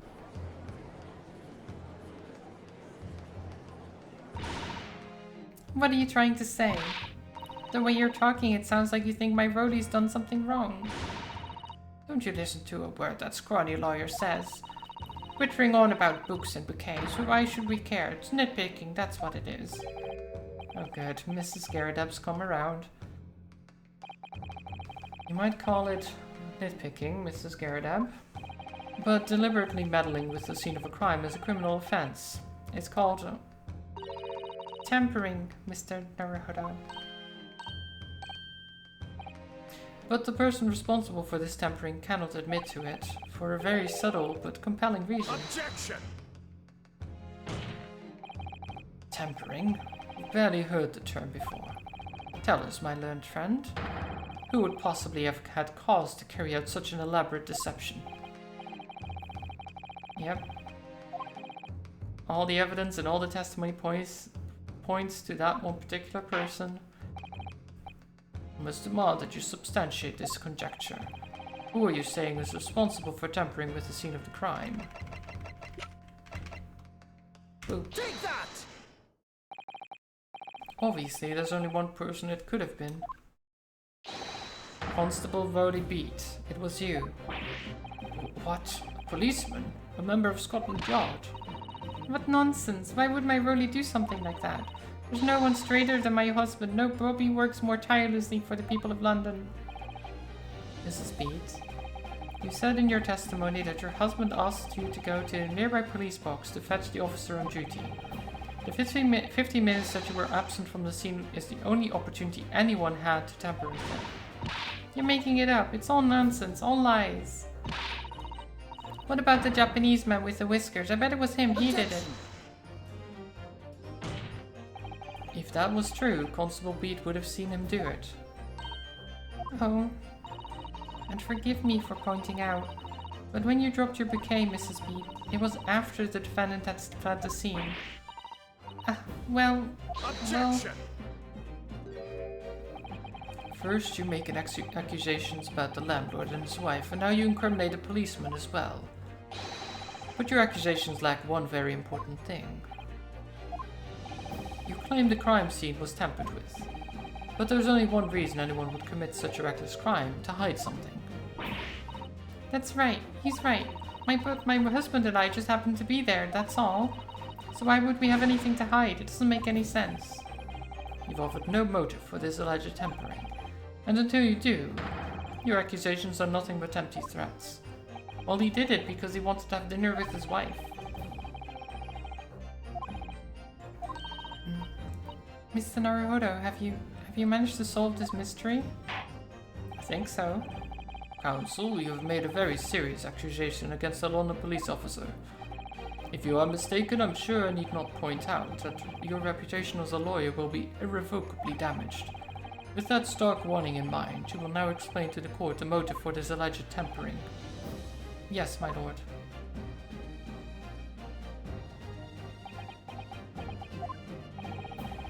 Constable Beat's motive for tampering with the crime scene was to hide...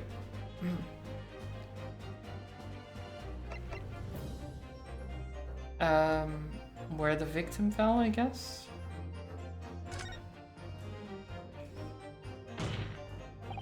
Where the victim fell to the ground. That is what this Bobby had to cover up at all costs. What? Where the victim fell? You mean where she was attacked? What are you talking about? We told you at the very start, didn't we? On the pavement of Briar Road. We saw it happen, remember? It was right here, as if anyone didn't already know. That's certainly what everybody has been led to believe. But in fact, that isn't where the victim was stabbed at all. What? What?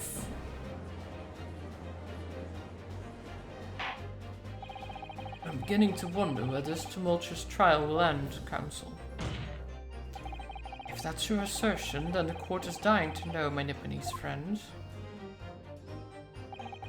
Where are you proposing that the crime actually took place that evening? Oh, here. Take that! But that's on the opposite side of the road. I don't understand. On the evening in question, Mr. Garradeb's book fell directly down from the open window above, and your bouquet, Mrs. Beat, never moved at all. What did move was the scene of the crime itself. Good gracious. The music is hype, it's very good, yeah. Objection!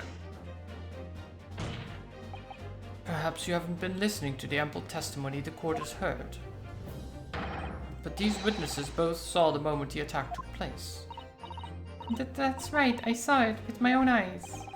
It was 5 o'clock in the evening and already dark. There was the typical London fog on the ground.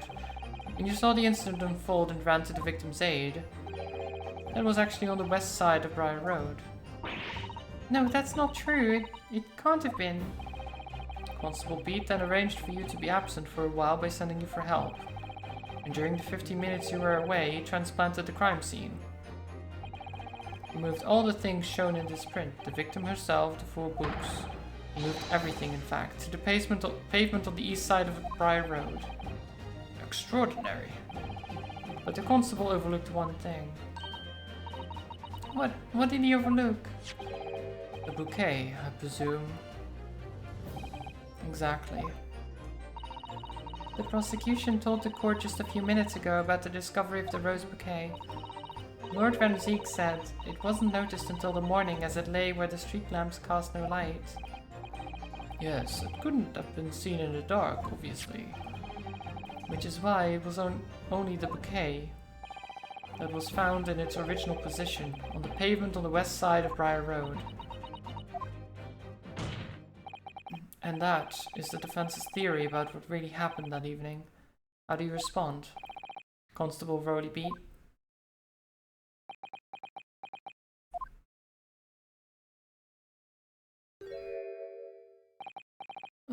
Well, I'm very sorry.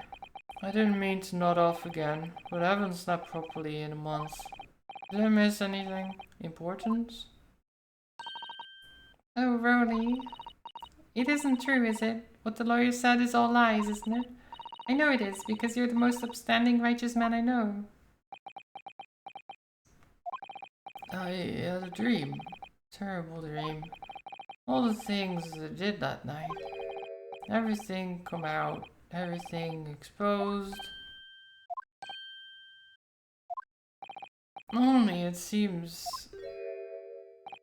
it wasn't a dream at all. Good golly.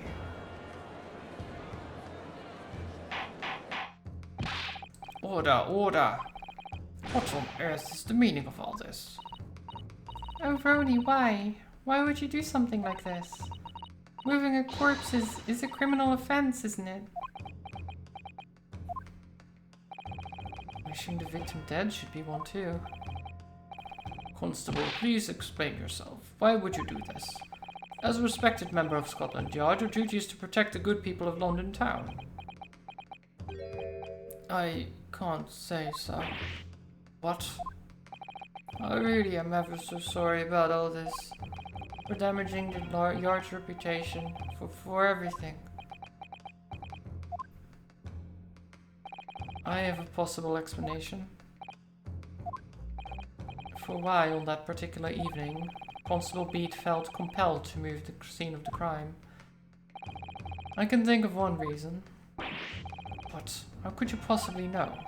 You, a foreigner, presuming to understand the mind of a Scotland Yard policeman. And yet, Lord Van Zieks, it is the foreigner who has uncovered the startling truth of the matter thus far. I believe it would be beneficial to the court to hear this extraordinary young lawyer's theory. Counsel for the defense, if you please. Yes, my lord. Now then, I think you had better show us some evidence. At once, my lord. England, Japan, it makes no difference where you come from. Human emotions are the same. And I think I have a fairly good idea of the feelings behind this man's actions.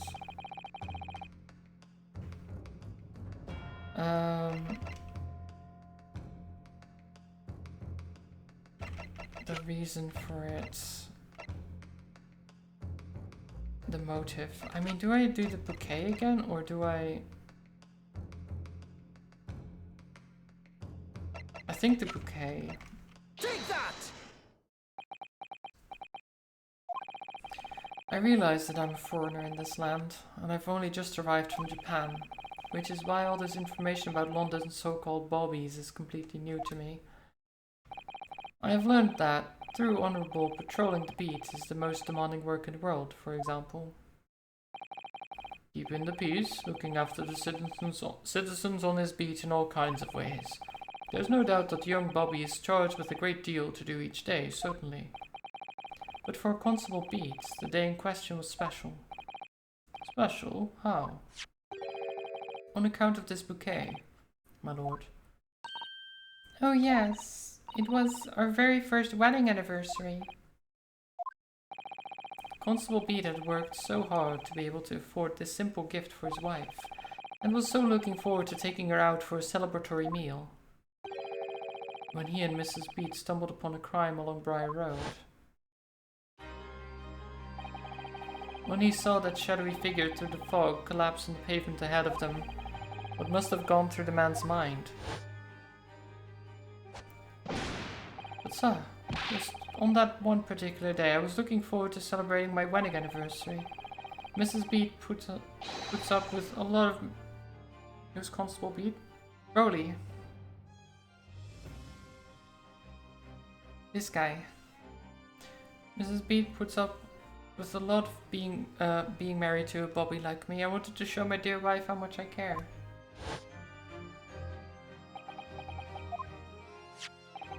This is the warrant card that Constable Beat offered to lend me earlier.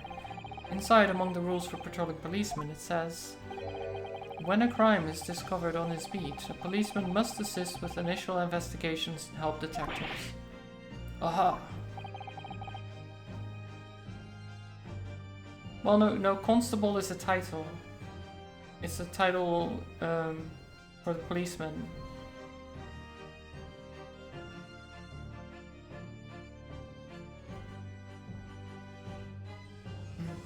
Constable Beats. Is that or is that not the reason why you moved the whole scene of the crime that day? So yeah, Rowley is his real name and Constable is just his title for work.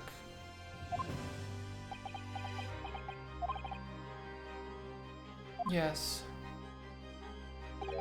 Everything you said. It's alright.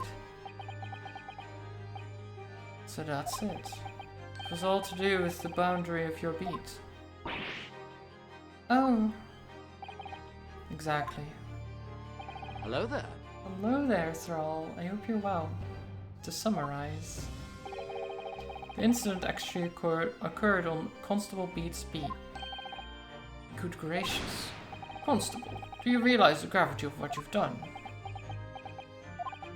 It was the first time since I became a copper that I'd ever cursed God. Stay close to me, Pat. The criminal could still be lurking somewhere. As we ran over to the scene, I had every intention of doing my duty as a police officer. You've got to report this to the station as quickly as possible.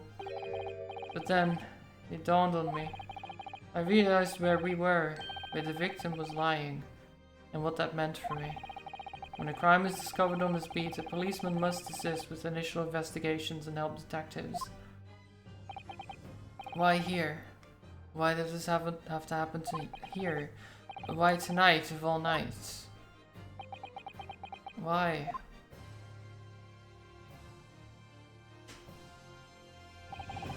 It's a copper's job to guard the scene of the crime, so I told Pat she'd have to go to the nearest police box and fetch whoever was on duty there.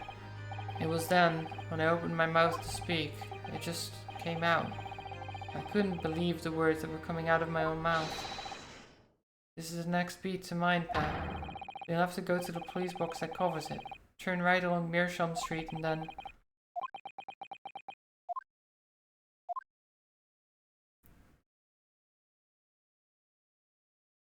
Oh.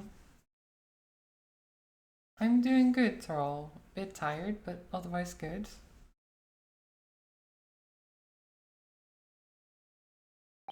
We're uncovering the crime. Oh, it's out of his mouth. For once. He doesn't have it in his mouth for once. I'm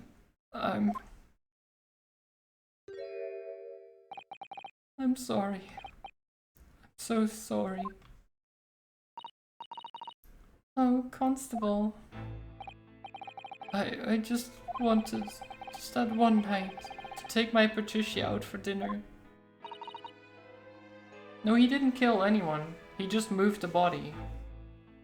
I mean, all he did was, they were on one side of the road where they found him, found the victim, and they just moved it to the other side of the road. That's all they did.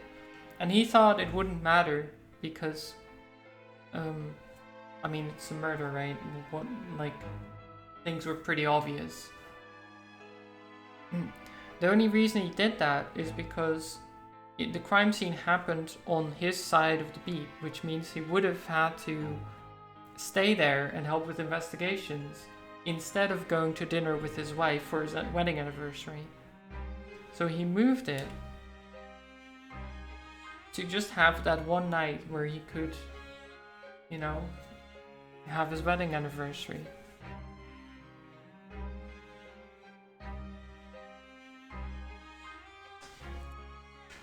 Which is completely understandable, honestly. Like, I get it, but at the same time, like, at this, I would have been like, I know it's on my beat, but can't someone else have it for this day? But I guess, especially back then, in like the 1900s, early 1900s, right? That wasn't really a thing.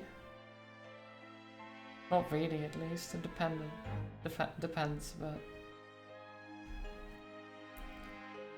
The rules in London were so strict.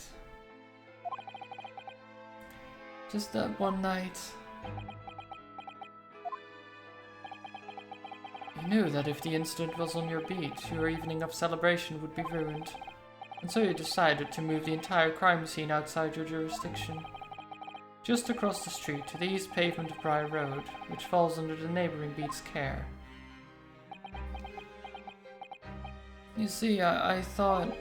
Well, I was sure the victim was dead, you see. I beg your pardon? Oh, of course he did.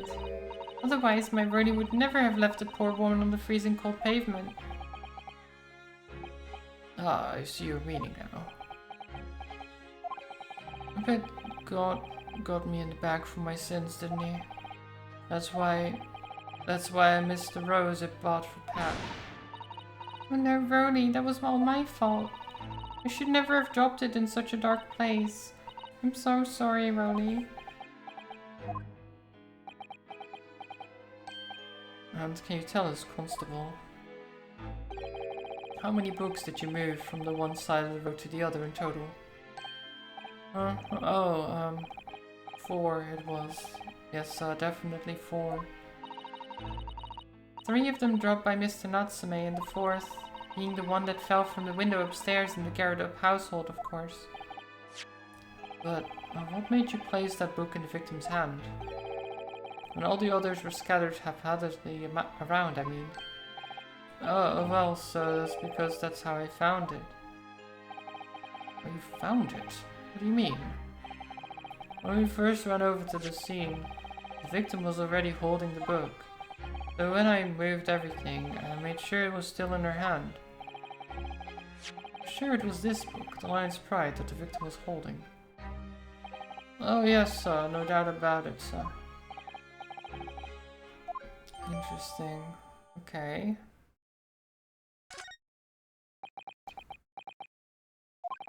I thought it was an open and shut case at the time, you see. There were only the 2 people at the scene, and Pat and me both saw it happen. However which way you looked at it, it had to be the fellow who ran off who done it, I thought. I couldn't see the harm, really. I didn't think moving it all over the road would make a jot of a difference. I suppose this is it for me now. I've had it. My lord? Yes, Lord Van Zieks?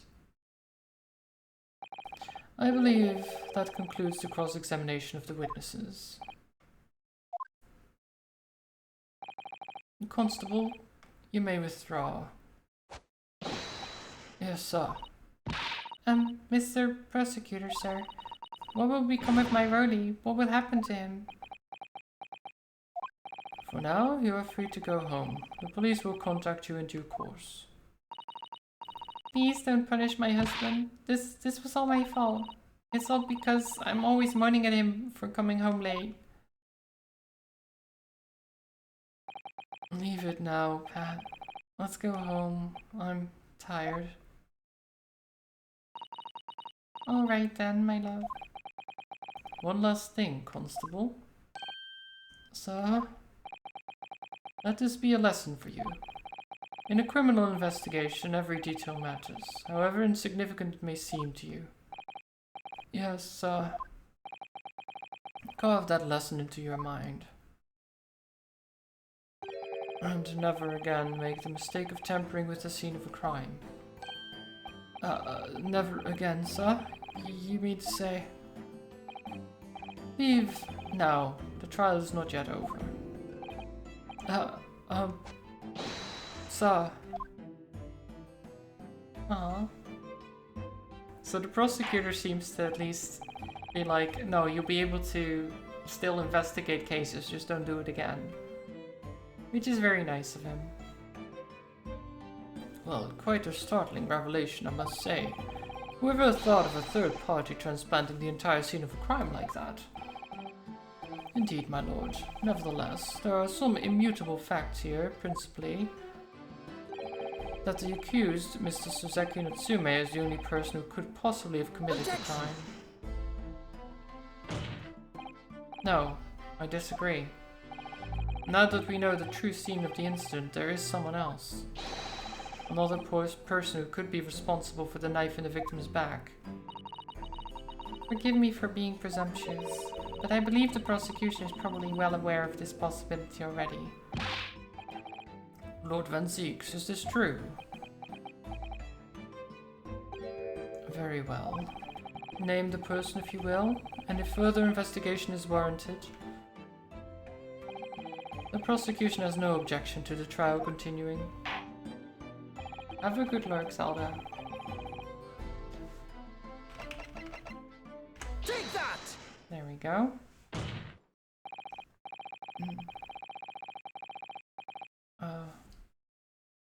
I mean, it makes a lot of sense, right? The defense would once again like to request a cross-examination of a new witness, my lord. Once again. My assistant made the same request earlier. In order to finally reveal the truth about this case, it's imperative that we cross-examine juror number 4, Mrs. Joan Garadab. Me? Oh, dearie me. Objection! That request has already been denied. Objection! But the situation is very different now. Mrs. Garadab, answer me this. What do you want now, you little toad? At the time of the incident, you were engaged in a violent argument with your husband, Mr. John Garadab. In the course of the argument, a minor house fire was ignited, and to clear the smoke from the room, your husband opened a window that looks out over Bry Road. Oh, what of it? You threw this book at your husband when he was cornered with his back against the window. Upon striking the pane of the open top-hinged casement window, the book plummeted directly down, finding its way to what we now know to be the true scene of the incident. Yes, and as I said, what of it? During the argument, you were beside yourself with rage. As such, you threw not just books, but anything you could lay your hands on. So, let me ask you one more time, Mrs. Garadab. This knife, the one removed from the victim's back, have you really never laid eyes on it before? I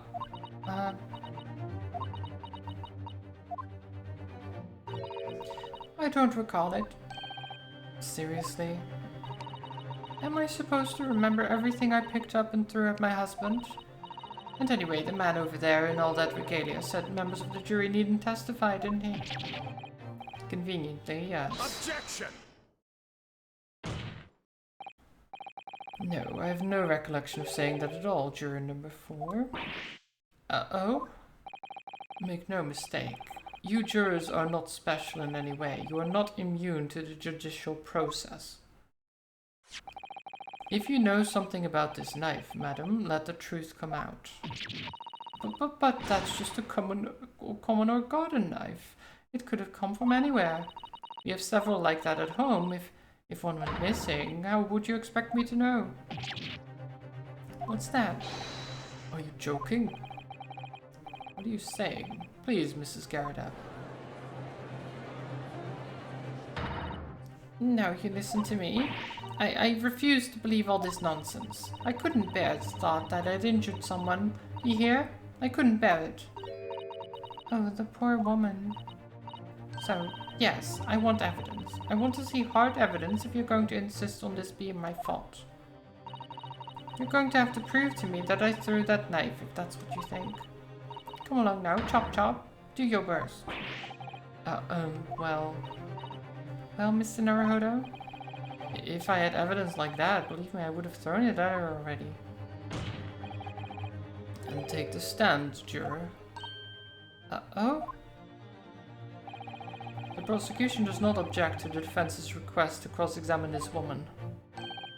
Thank you, Lord Van Zieks. I'm going to have to testify? Juror number 4. As I'm sure you will appreciate, having observed it with your own eyes today, witness testimony can lead to the most extraordinary truths being unearthed. Truths of which the witnesses themselves may not have even been aware. Oh dearie me. So I demand your full and unadulterated testimony, Mr. Garadab. And mark my words, in this court of law today we shall extract the truth. Do you concur, counsels? Certainly, my lord. Oh, that's what I'm hoping for, my lord. Nice.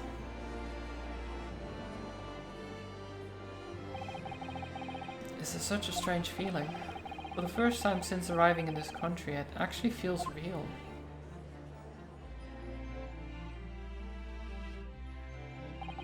I'm here, in the Old Bailey, and I'm a lawyer.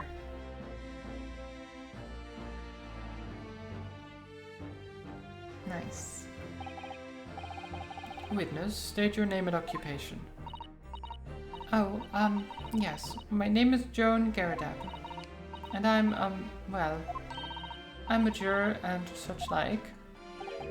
It sounds like even she doesn't know if she's a housewife or maid, or what anymore.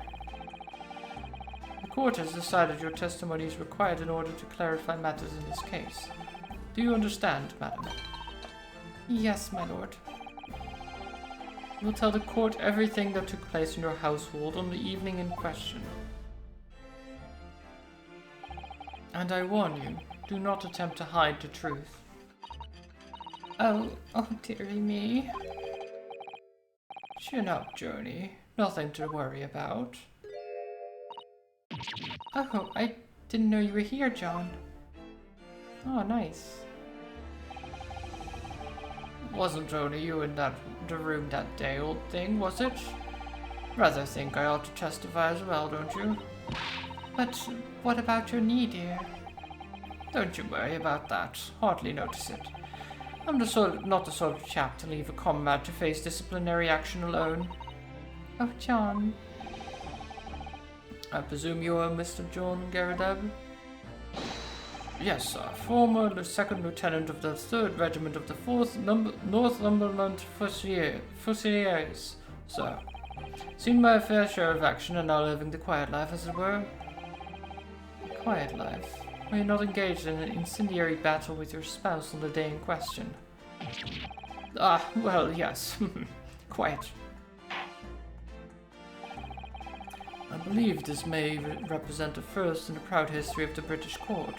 Calling a juror to witness the witness stand is unprecedented. However, the court will hear your testimony now, juror number 4, and that of your husband. You will recount clearly and concisely the events in your home at the time of the incident in question. Sir, at once. Okay.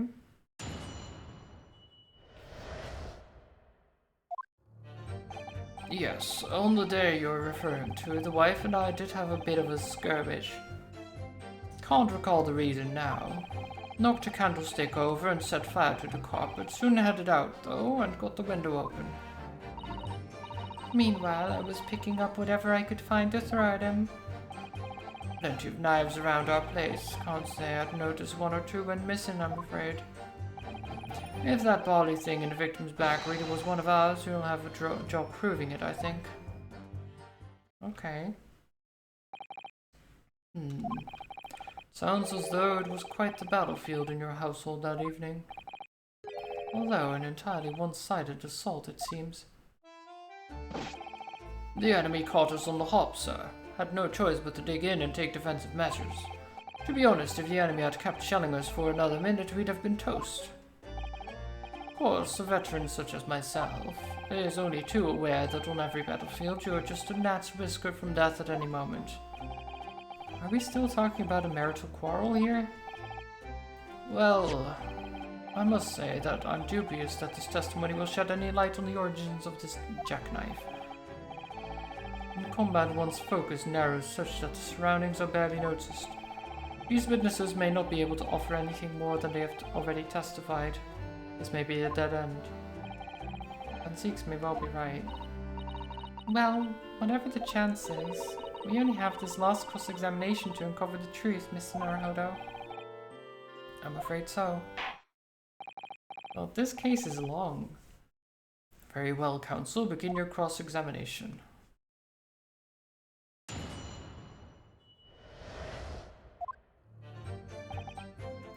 Let me check my evidence again. So we have this jackknife.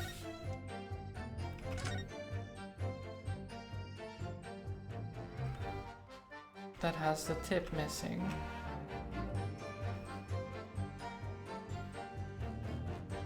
So we know that much.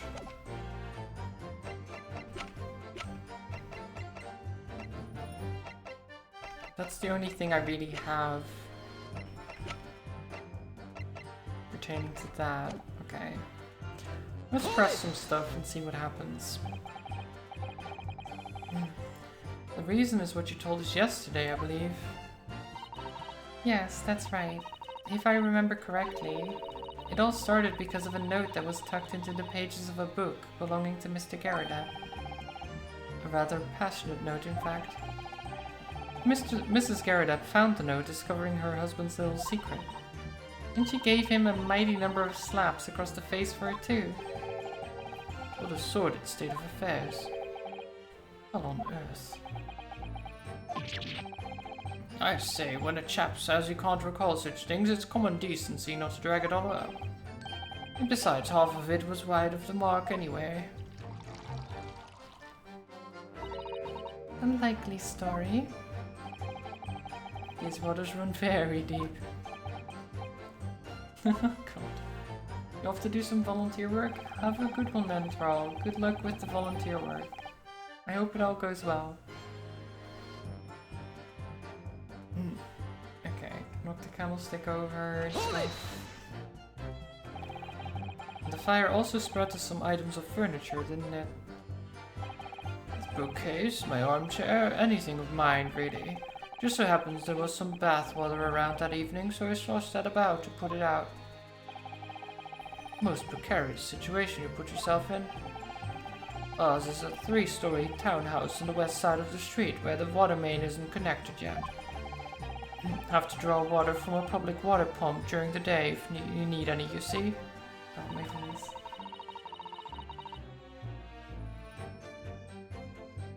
The lodgers are always moaning that they can't get any water at night. Although that little mustached Japanese man buys water in bottles, I believe. The defendant, Mr. Natsume, you mean? Yes, he receives a stipend for his studies, you know, from his home country. Can you imagine being able to brew a pot of tea at all hours? He's obviously very well off. Have you actually seen the state of the man? I believe he uses all of his income to buy books. Well, anyway, the point is I was able to douse the fire with water, fortunately enough. Okay, that's good. I was picking up whatever I could find to throw at him. Even though the room was on fire? As far as I was concerned at the time, it was more important to extinguish my anger than the flames. When a woman wants to throw, she must throw. That is most certainly not true of a Susato takedown, Mr. Naruhodo. How did you know I was thinking that? So, please cast your mind back and try to remember. Was a knife among the items that you threw at your husband that day? In all honesty, I don't recall, but I feel I must point out that I'm no monster. Let me see. Some bread, a cabbage, garlic, a towel, and a sponge, a napkin. Ooh. Excuse me. Here we go. You have something to add, sir?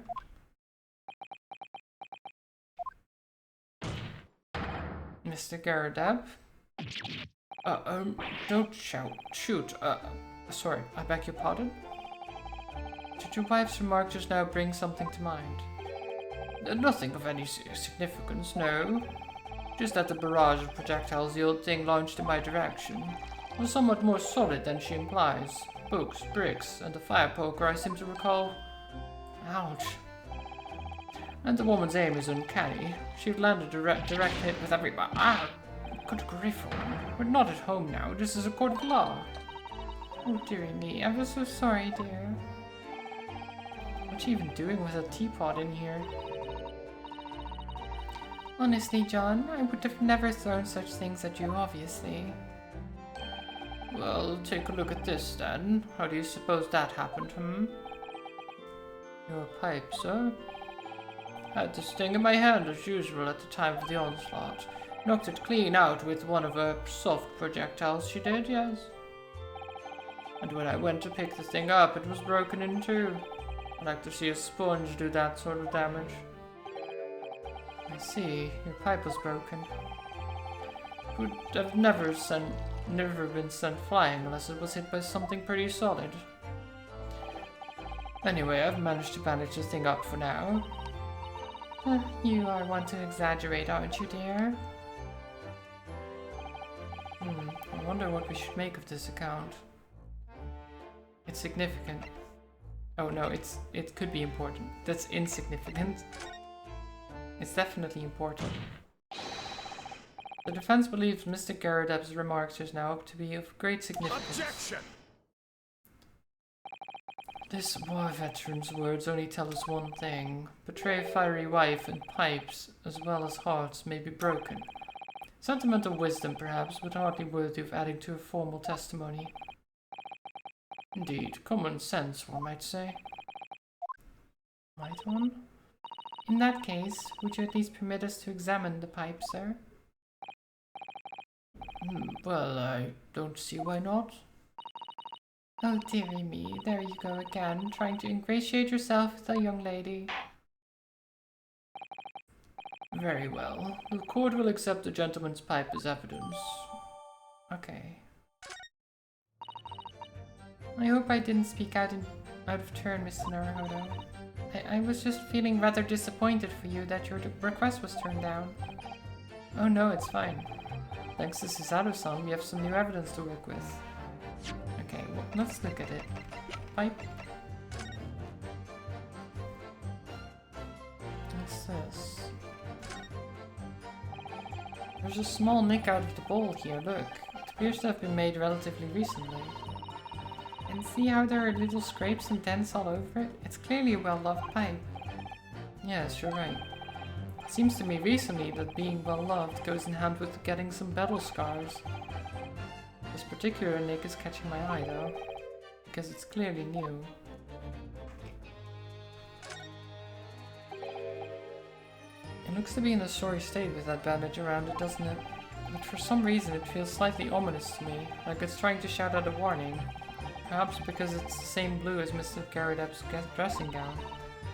I suppose it must have considerable sentimental value to Mr. Garadep, given that he's gone to the trouble of repairing it like this. Either that or he can't afford to replace it. Okay, I think that's about it. Yep, okay.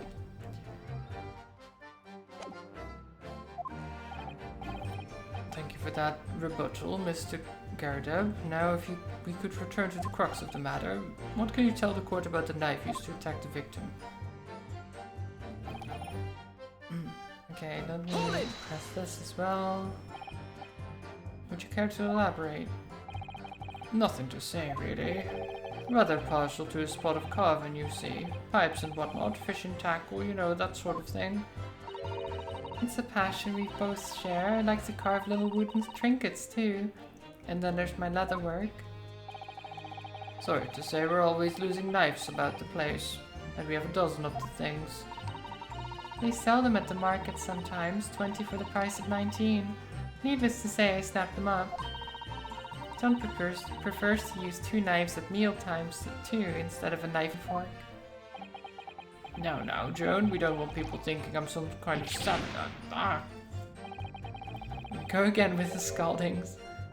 Why are they being so evasive? I imagine it's because they don't want to believe it. They can't bear the thought that it might have been one of their knives that injured the victim. Which is entirely understandable, of course, but still. Go on with your testimony, witnesses. Okay. Last part. If that body thing in the victim's back really was one of ours, you'll have a job proving it, I think. Hold it! So you have no intention of admitting it was your knife, unless we can produce proof? Even though there's no other credible possibility of Mr. Natsume is innocent. Objection! You forget, my Nipponese friend, that it is yet to be established that the accused is not responsible for the attack. As if I could forget. If only there was some way to know who had handled the knife. But I suppose wizardry like that is just a dream. Yeah. Fingerprints would be so nice. Perhaps you're thinking of fingerprinting, Mr. Naruhodo. What? You mean it's not a dream? That sort of wizardry really exists? Whenever people touch anything, they leave behind a unique pattern from their skin, or so they say. I can't see anything. There are already countries in the world where these so-called fingerprints can be used as evidence. Lord Strongheart is currently discussing the matter with the Ministry of Justice. Yes, I believe we are rapidly approaching an era of scientific methods of investigation.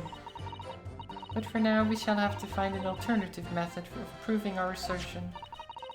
That this knife found in the victim's back was originally in Mr. and Mrs. Garadep's house. If only I could transplant this whole incident to several years in the future.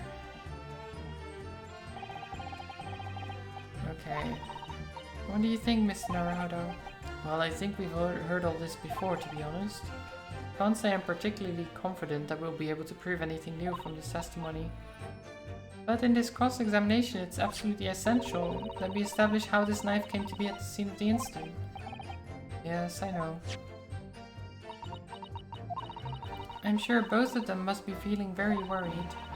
Worried that it was in fact a knife belonging to one of them that caused the victim's injury.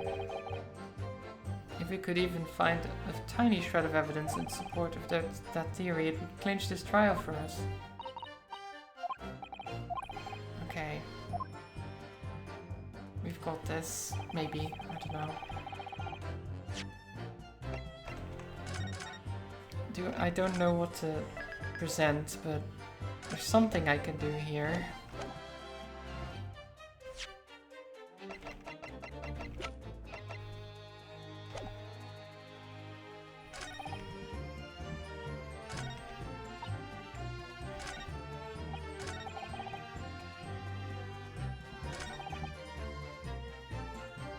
Okay, let me try to do this.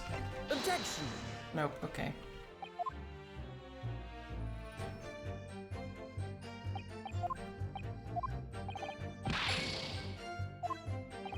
Oh my god, okay, well, how do I...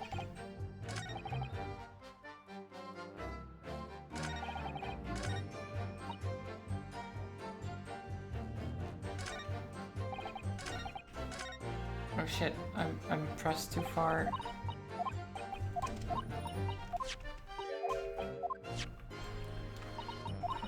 How can I skip? Skip. I think we just have to press through. There we go.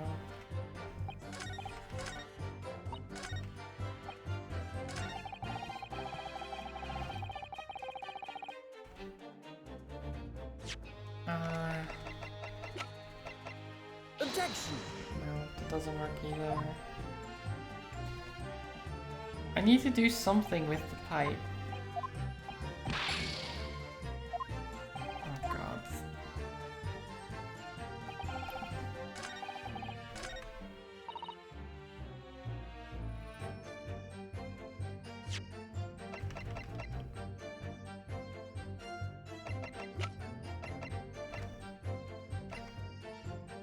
Objection! There's no... nope. Okay. Well... GG.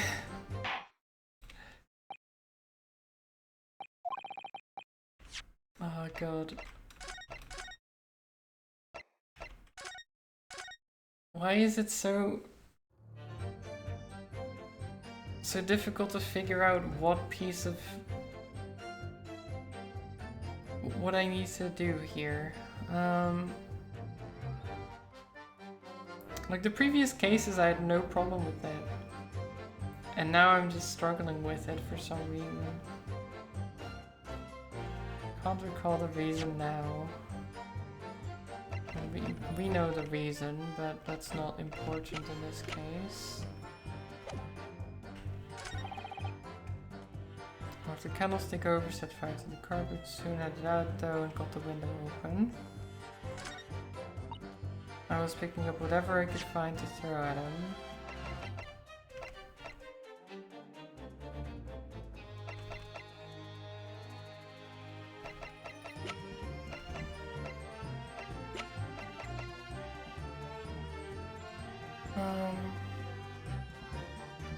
I mean, presenting the knife is not gonna do much, is it?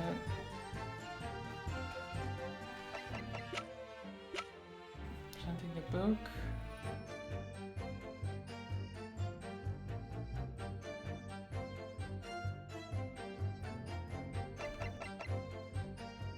I really don't know.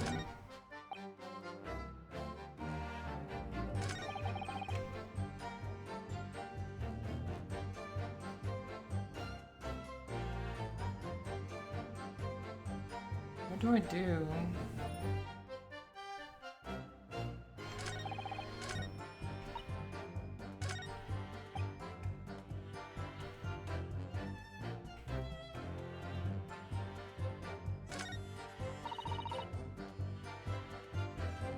I guess we'll just start presenting stuff, because Objection. I really don't know.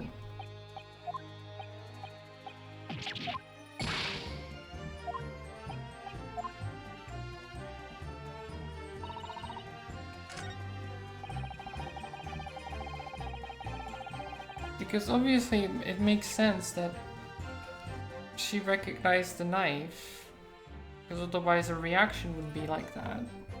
And that most likely the knife got thrown out the window and stabbed the victim in the back.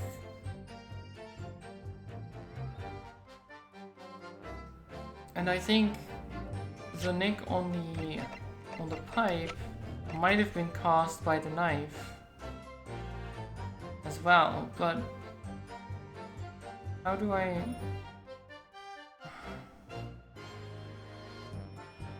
Like, they're really not working with me.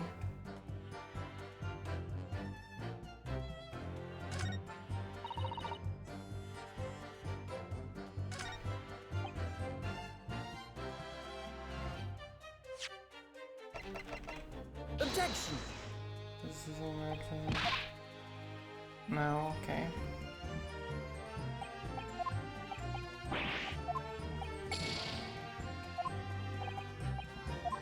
I really have no clue.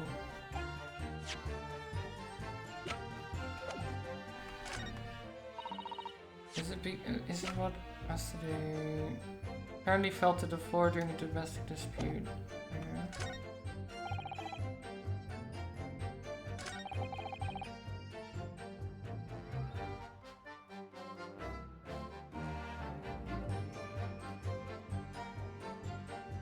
I'm so... don't know what to do.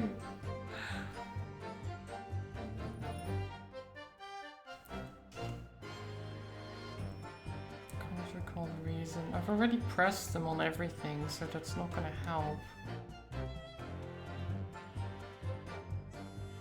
At least I don't think. I guess I can try again.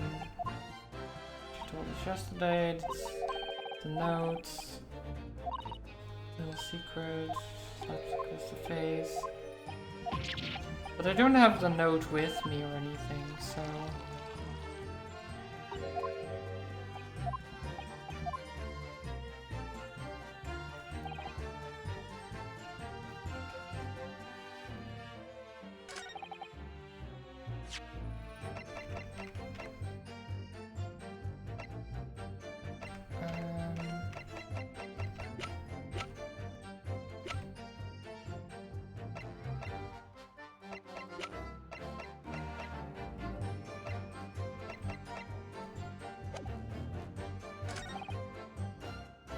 Hold it. Fire spread to furniture, bookcase, my armchair, blah blah blah. This is a 3-story street. We have to draw from public water thing. Okay, this is fine. Can you imagine?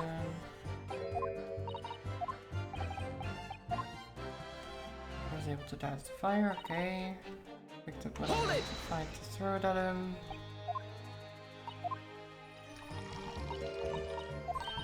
It's more important to extinguish my anger.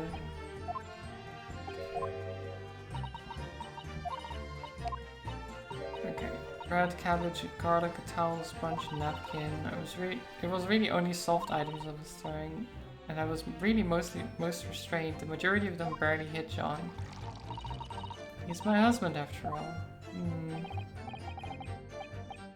I see, Mrs. Garridab. Your thoughtfulness and consideration for your spouse is apparent. What about you, Mr. Garridab? Do you remember what your wife threw at you? Well, I recall The Lion's Pride, of course. Jolly good book. Only just purchased it, too. A jolly good book for burning, it seems. But it was a dashed awful scene on the battlefield, I can tell you. Flames everywhere, smoke billowing, couldn't see a bally thing, really. I dare say I wouldn't even have noticed the one knife bouncing off the old bonds. I don't think they tend to bounce, actually. Oh god, that doesn't help me at all. Hold it.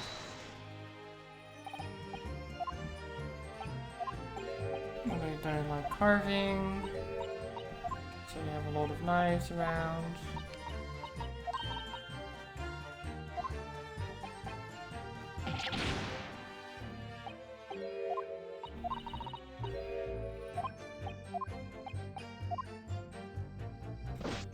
Yeah, this doesn't work at all.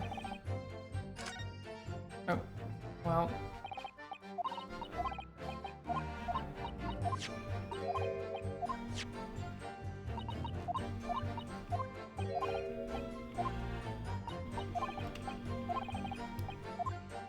This is so difficult.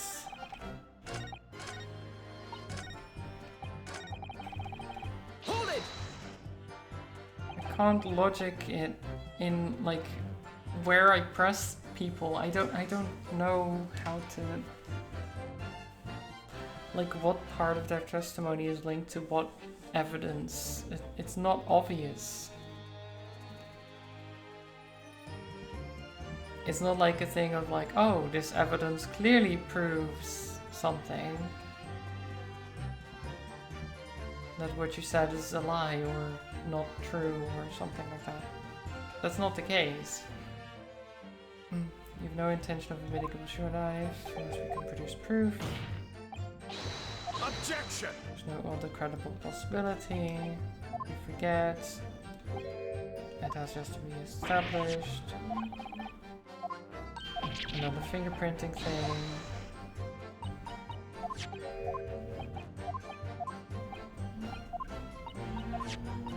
Sadly, we can't use it.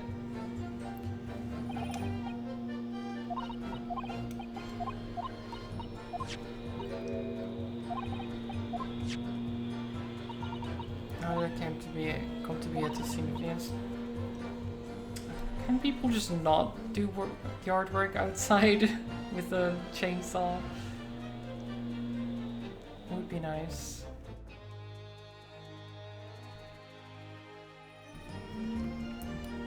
Or it might be a leaf blower as well or something like that. Maybe, I don't know.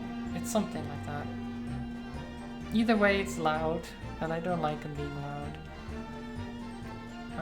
Word that it was in fact a knife belonging to them. Makes sense. Blah, blah. I've got nothing. I've got nothing at all. Soon had it out and got the window open. With the candlestick over. So literally we have the local map of the area. You have a receipt. You have a case file. We have a jackknife. It doesn't have any like symbols or anything on it. The most important part of it is that the tip is missing. Maybe I can inspect it some more.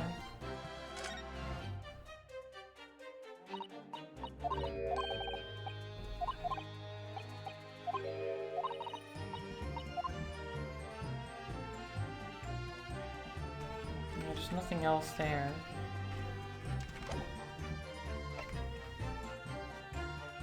A large knife can be seen thrust into the victim's back.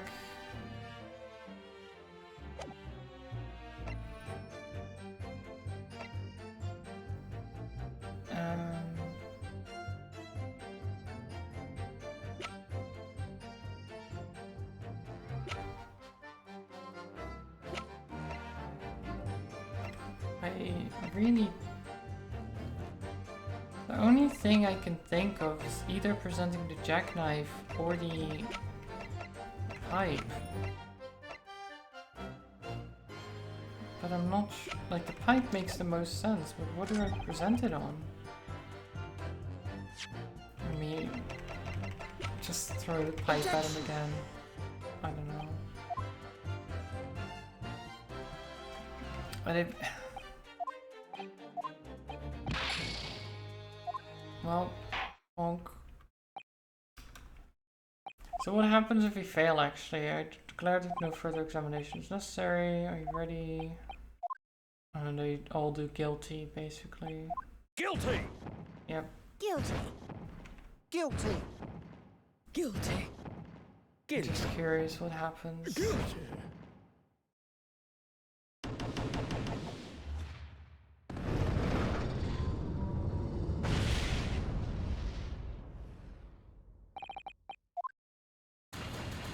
Guilty.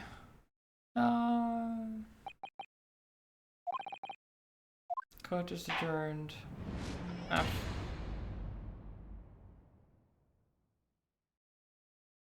Try from the scene. Yeah.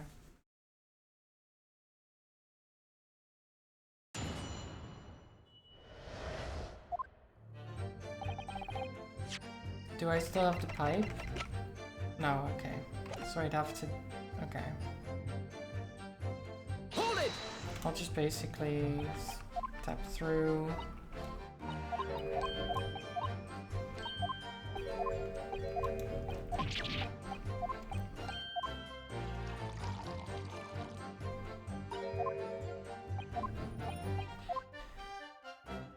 I don't... Hold it!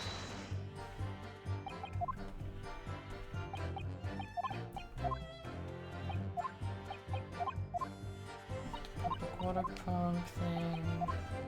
It's not important.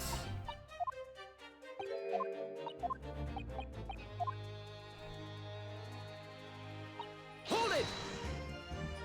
Then the throwing thing is important because he will react.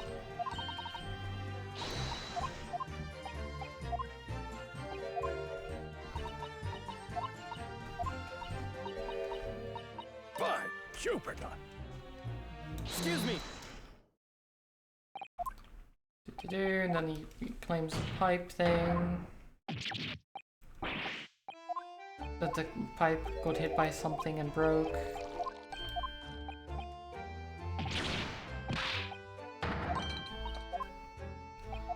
I do wish I could skip through it faster, but I'm pressing as quickly as I can.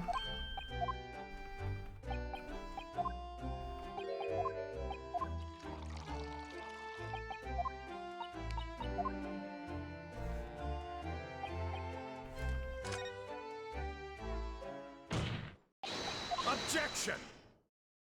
Da, da, da, da, da.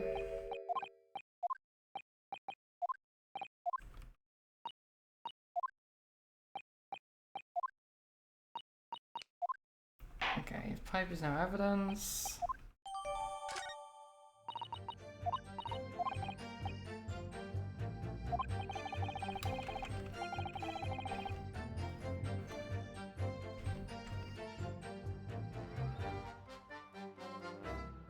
Okay.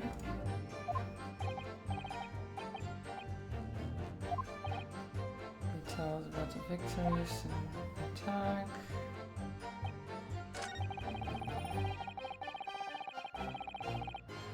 The belly thing was really one of ours. And I was Hold just it! proving it, I think. Okay.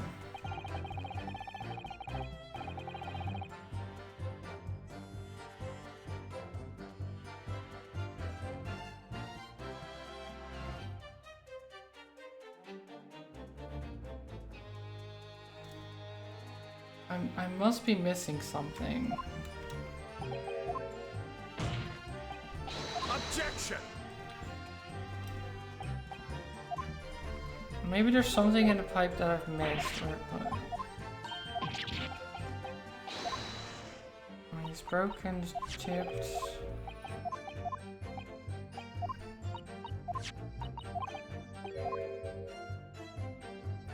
Maybe I need to inspect it some more. I mean, the knife and the pipe are the most important parts in this whole thing. To prove what happened. And that it is theirs.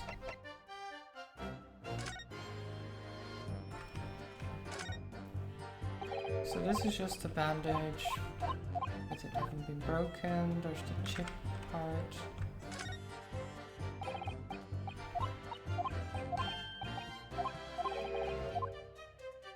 There's... Wait, is there anything... Oh my god, there's a thing in the pipe. How did he not notice this himself? What has he been smoking? He's just been having the pipe without smoking anything, I guess?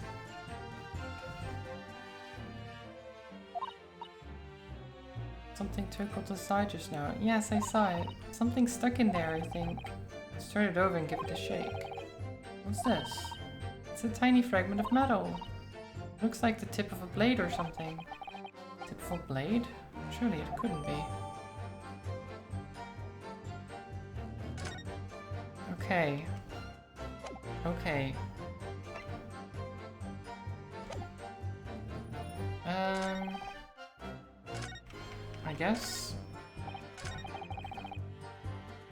I guess we do it on here.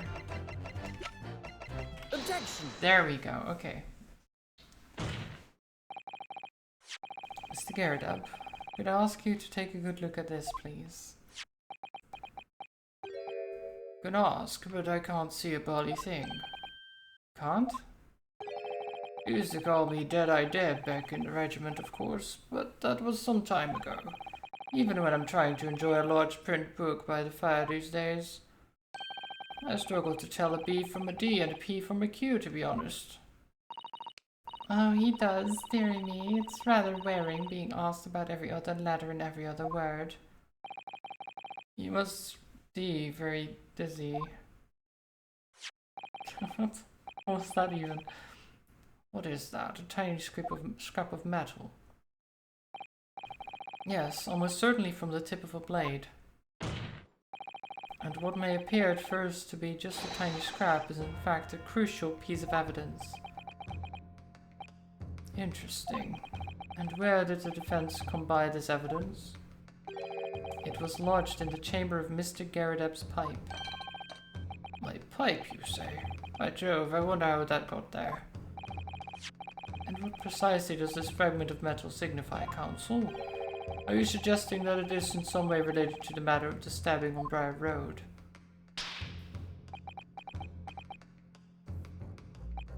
I am. What?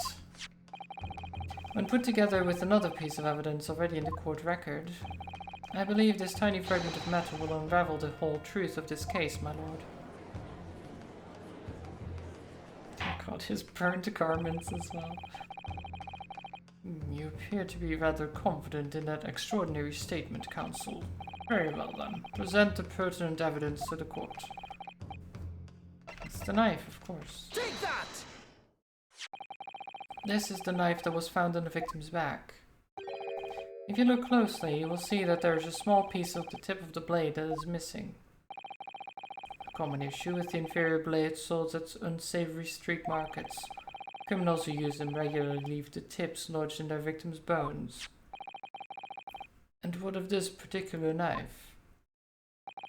No doubt its tip has suffered a similar fate, now languishing somewhere near the spine of the victim. Objection!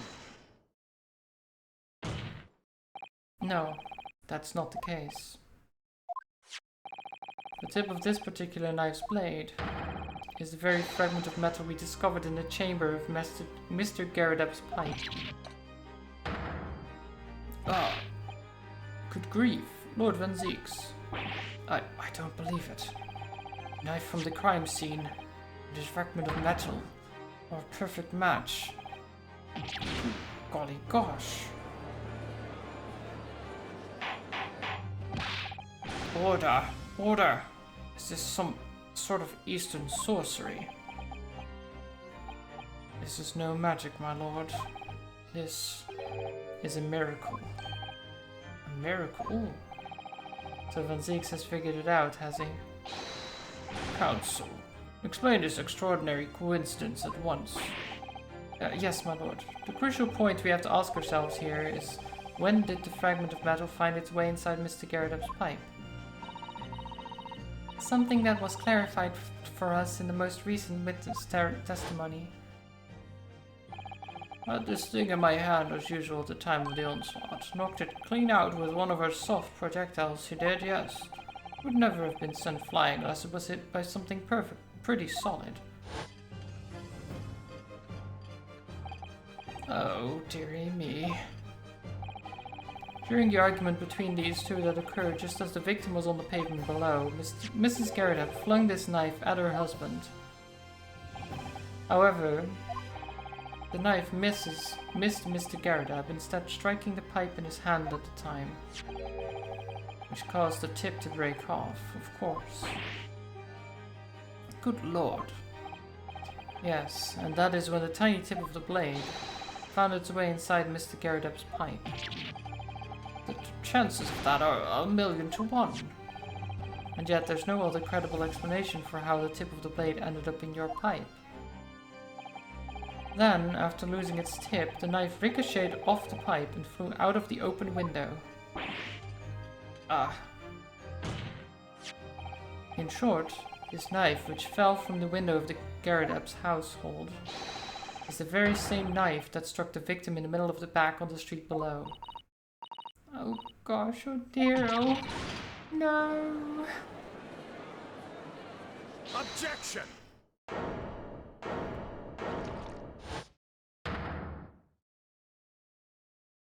Oh? A full-bodied theory, I'll give you that. A complex bouquet of seemingly trivial points plausibly arranged to create an almost passable vintage. Allow me to toast my learned friend's characteristically nipply approach to bottling his argument. Sorry? But after all, it's just theory. Okay, no, the bottle knife here is corked. Because you see, it's spoiled by an insurmountable inconsistency. Get your leg off the table, sir. An insurmountable... what? Lord Van Zieks, explain yourself. What is this inconsistency you claim to have identified? An inconsistency of the simplest nature, my lord. The victim was found with the knife planted in the middle of her back. Yes, in her... Ah.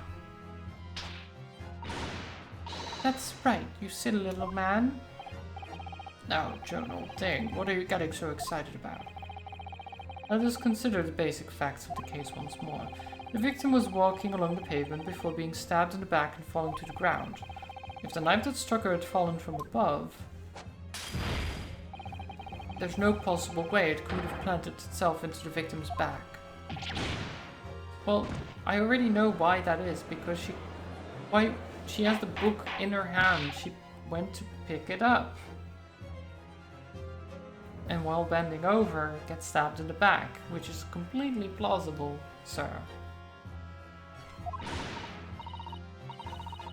Quite right. You see? That's exactly right. If the knife had fallen on her from above, it would have struck her on the top of her head.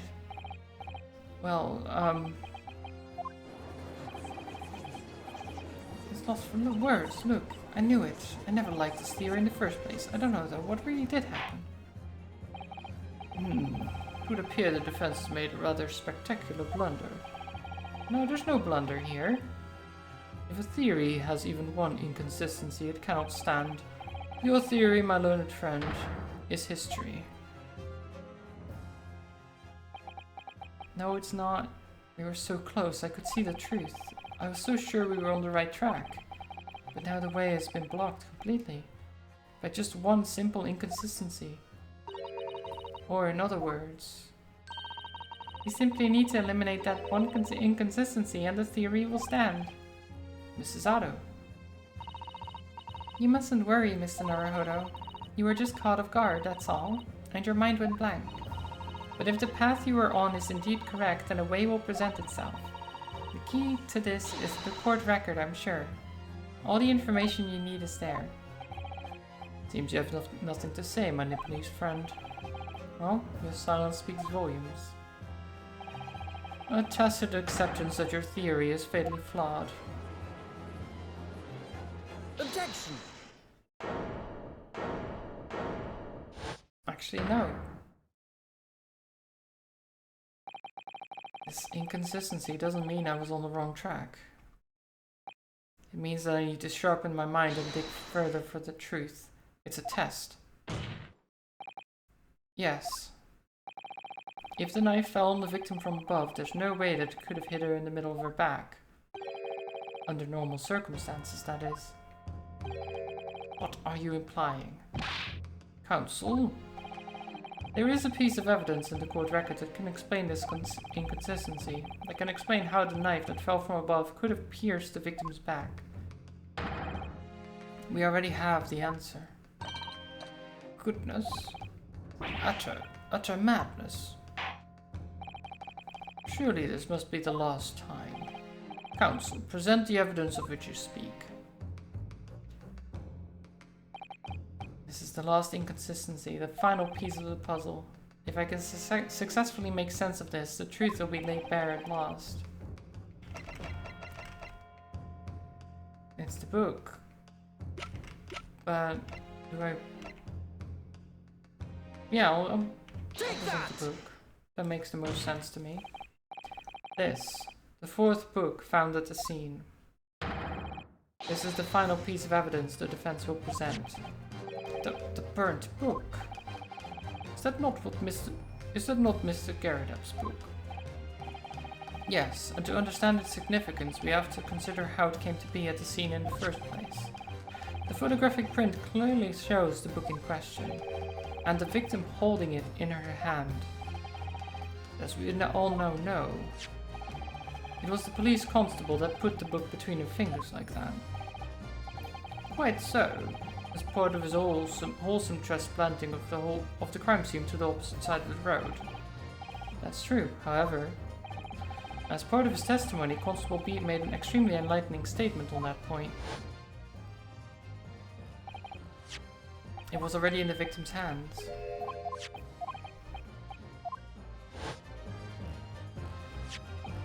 In other words, the victim had already picked the book up of her own volition. And clearly, that must have been before she suffered the knife wound. Well, I should say so. After being attacked with a knife, I don't imagine she'd have been doing much of anything. So the question becomes, why did the victim have that book in her hand? By jingo. I think I'm beginning to see what may have happened now. Oh dearie me. We know that the book fell from the top floor of the Garridup household onto the pavement below at precisely the moment that the victim was walking past. Yes, at exactly that moment. The young woman was walking along the street in light fog, when all of a sudden, the book fell right in front of her. The book I threw? Yes, Mrs. Garridup, and what do you think the woman did? What would you do if you were walking along and suddenly a book landed in front of you on the pavement? Well, I really can't imagine it, but I suppose she might have reached down and picked the book up.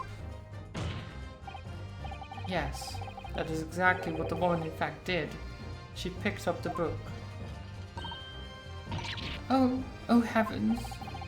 And when the woman reached down to pick the fallen book up, what position would her back have been in? That's right, facing the sky, completely and utterly defenseless. Then, in the very next moment, while the woman was still bent over picking up the book,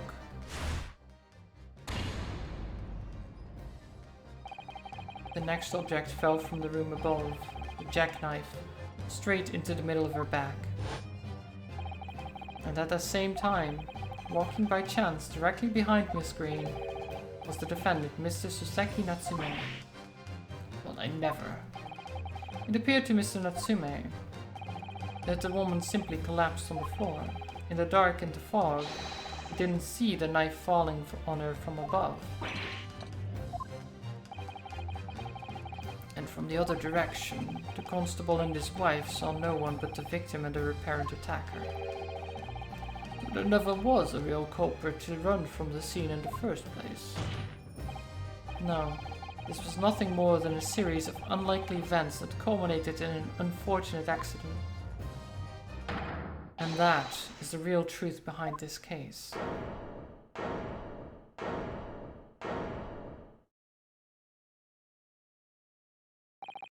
Well, Mr. and Mrs. Garridup?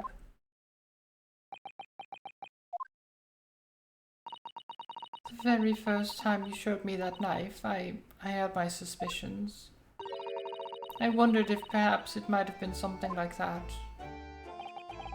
There, old bean. Poor Mrs. Garridup. Oh, of course, I never meant for anything of the sort to happen, but it was all my fault, wasn't it?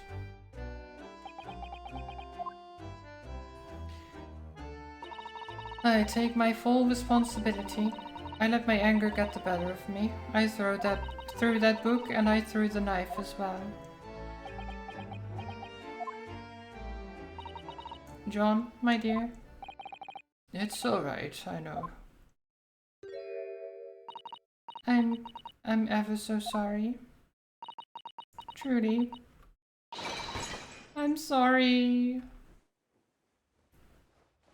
Oh. Oh my god. He's having a hard time with that. Oh, he's struggling. Oh, well. At least he tried.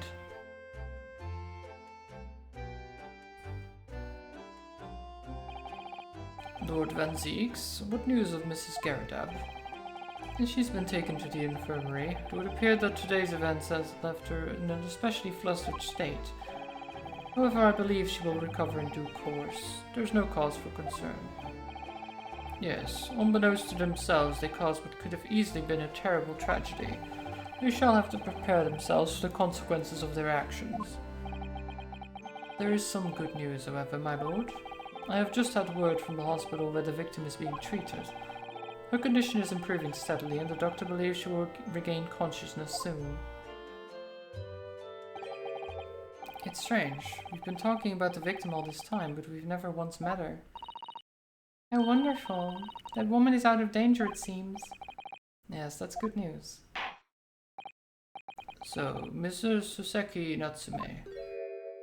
There he is.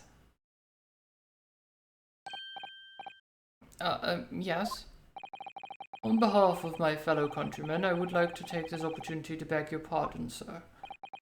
You came from your distant eastern homeland to study our great British culture, and have been repaid with immeasurable unkindness. Please accept our heartfelt apologies.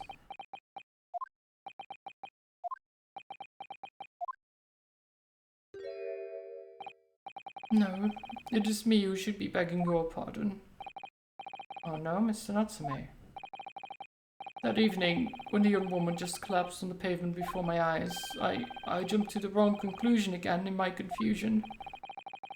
What conclusion, sir? I was sure that the woman was dead. Yes, Constable Beats said the same thing, didn't he? He thought she had been killed too. I suppose she must have looked completely lifeless. It's been about a year since I arrived in Great Britain now, but I still can't get used to life here. I can't relax. I'm sure there are evil spirits lurking in the fog, like they're haunting me.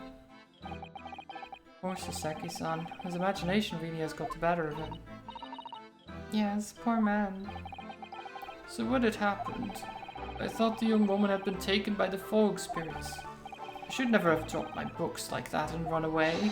I should have called for help, for a doctor, for the police. Instead, I've managed to create a rift in the relationship of trust between our two empires. And for that, I'm truly sorry.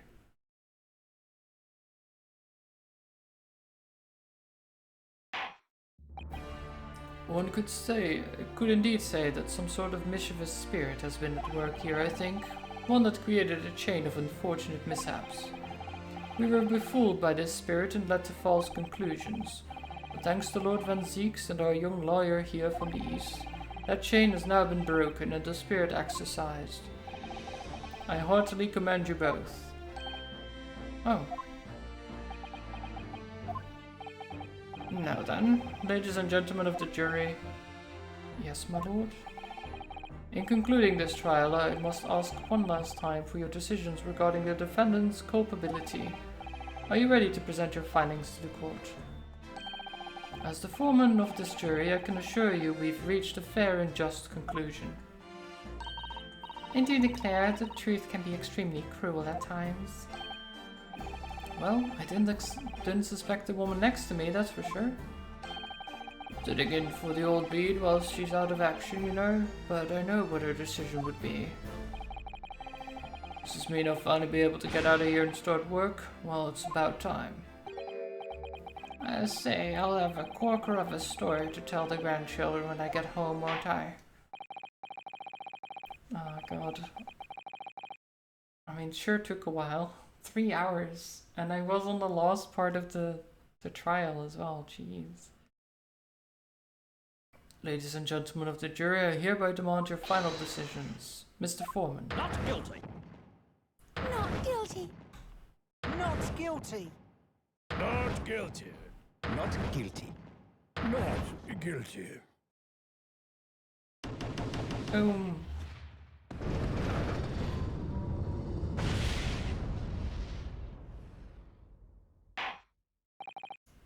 Very well, Mr. Sasaki Natsume, I hereby pronounce you not guilty.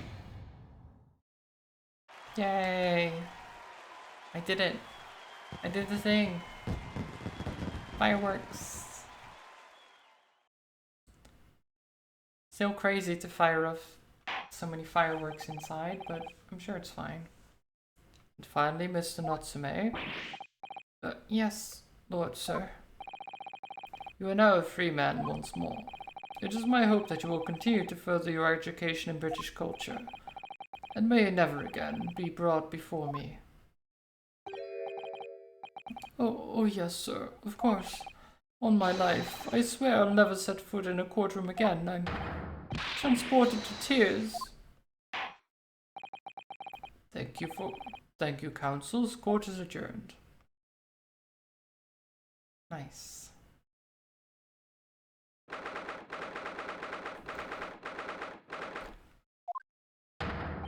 Oh, locum. Wait, you mean me? Of course. Is there another locum here? Is there even one? Compared to the original locum student, Mr. Naruhodo Esquire, your name has become rather short, hasn't it? What's wrong with using my actual name? Oh, at last, I'm free, I'm free! Joyful, joyous, jubilant, jubilation! Heidi, hearty happiness, hurrah! Oh, I'm pleased. Mr. Natsume is delighted. Would it be so hard to just say that then? Locum, you did it. You saved me from the brink. Well, what happened to the poor woman was in no way your fault after all. I'm just glad everyone can see that now. No, not that. Lovely, loyal locum lawyer. Yes? I mean, as I said before, I have just never gotten used to life here in Great Britain. Every time I look over my shoulder, I see foreigners. I see towering brick buildings, and from high up windows, I see them looking down at me, laughing. Look at that little hunchback. Oh dear, I'm sure it's all in your head, Mr. Natsume. But today, you, locum lawyer, gave my gloom the boot. You stood firm behind that baronial bench before all those babbling British. You battled to the bitter end, laying bare the baffling truth. And when I beheld the blinding fireworks among the beams of the Bailey roof, I bellowed, "Behold, the best barrister ever born." Well, that's very flattering, and we're very pleased for you. This has given me a wonderful anecdote to recount to my old friends back in Japan. An anecdote? Is that what's to become of all my hard work? Ah, there you are, my dear fellows. I apologize for keeping you waiting. I rose late this morning. Oh, Mr. Sholmes, what a pleasure to see you. I see I'm here not a moment too soon. A disaster has been averted, I'm glad to say. Oh? The trial shall begin presently, Mr. Naruhodo, and I wish you the very best of luck. It's just finished. What? No, then my haste was in vain. Ah, it's you. Sherlock Sholmes. Oh, have you met, sir? This is Mr. Natsume, the man you had arrested, Mr. Sholmes. Sorry. Slip of the tongue. It's not Sherlock Holmes, it's Sherlock Sholmes. Ah, I see, I failed to recognize you at first. Our previous encounters have taken place in the gloom, either of your bleak lodgings or the prison cell. I simply couldn't place that curious face in the light. Charming. This is all your fault, Sherlock Sholmes. You're the reason I had to go through this terrible ordeal. I'm going to give you a piece of my mind. My apologies, sir, but I assure you I have placed you now. You're the fellow who abandoned that poor young lady and ran off, are you not? Ah. Had she been taken to the hospital more urgently, I feel perhaps she would have regained consciousness by now. Oh. But it was unavoidable, I'm sure. We are but human after all. Anyone would have been shaken by such an experience.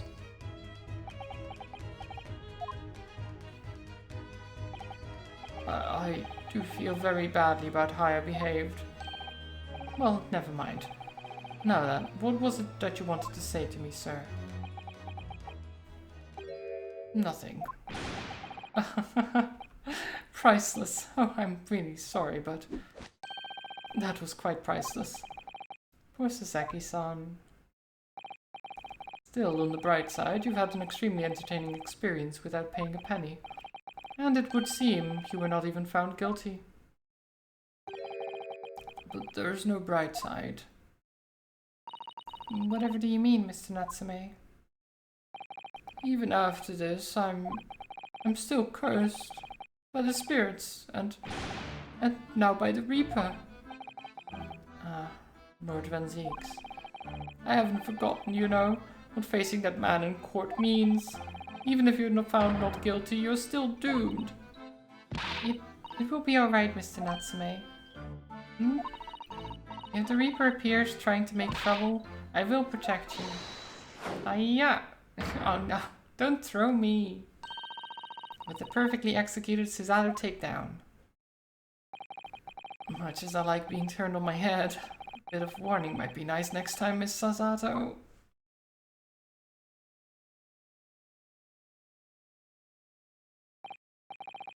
So, Mr. Natsume, what do you intend to do now? You mentioned something about recounting your experiences to your friends back in Japan.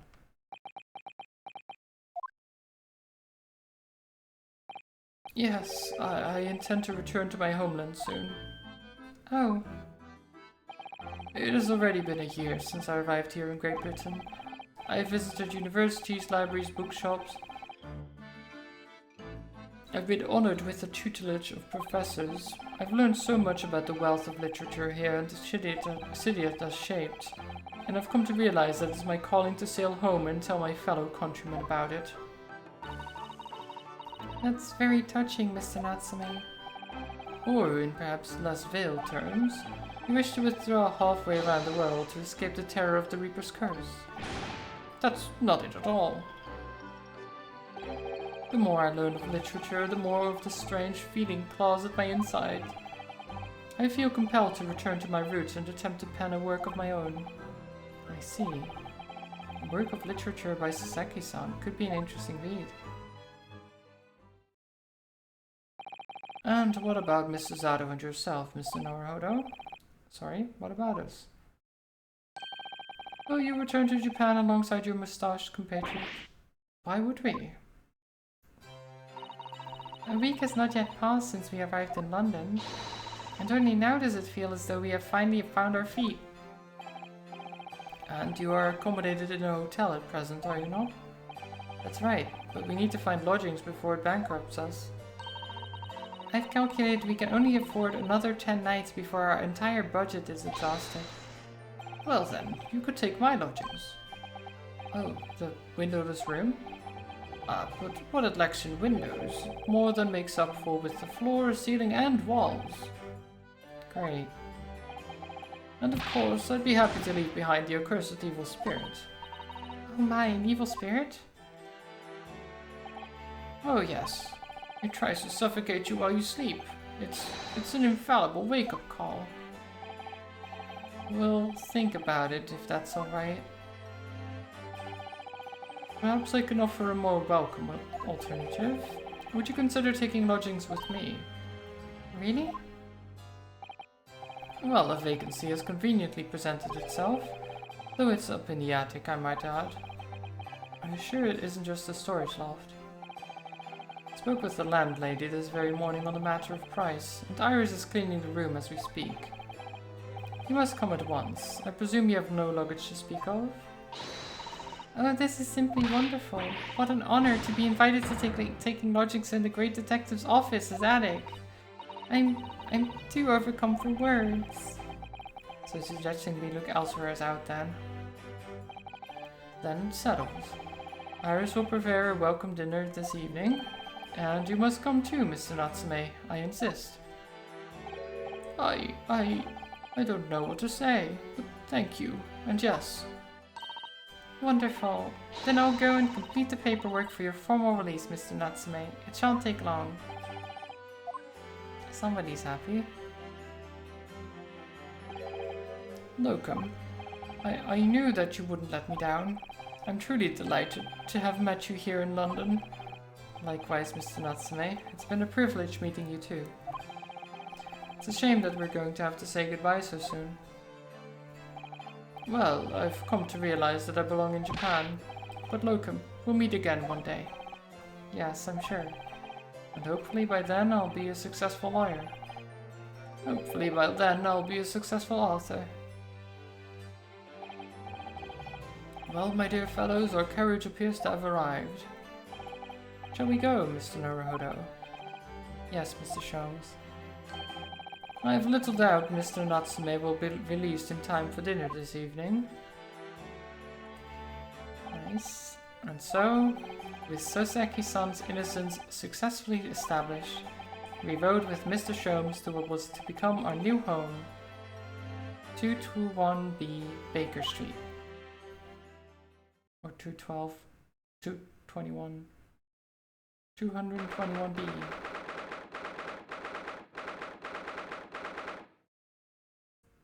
The attic room. So this is to be our new office, yes. Our office? I rather like the sound of that. Me too. It's simply wonderful, isn't it? I hope you can see this, Kazuma. It's only a small step, but I'd like to think we're getting a little closer to your dream now. So my dear fellows, do you like this place? Ah, Mr. Sholmes. Yes, thank you so much. It's a delightful room, Mr. Sholmes. I simply adore it. Good. I'm pleased to hear it. Iris and I are delighted to welcome you. I hope everyone's hungry. It's nearly time for dinner. We'll eat as soon as Mr. Natsume arrives. We have a lot to celebrate. Iris, you must let me help you. Alright then, Susie, you can be in charge of the salad. Splendid. Hi again, Zelda, welcome back. So, Mr. Naruhodo, how does it feel? To have your own office in the capital? It's very exciting, actually. I can't help wondering what adventures await us. E3 is officially dead, who's sad and surprised? I'm not surprised at all, and not really sad either. It wasn't what it used to be anymore anyway. It makes sense. Those were precisely my sentiments when I first established my office at the premises. These premises. Until I discovered the dark truth about the city of London, that is. Sorry? London is a glorious place, full of wonder, opportunity, prosperity, and mirth. But the brightest of lights casts the darkest of shadows. Shadows? What do you mean? Well, I believe you're well aware of the murkiness that lies beyond London's facade already. So, once again, Mr. Naruhodo, welcome to London.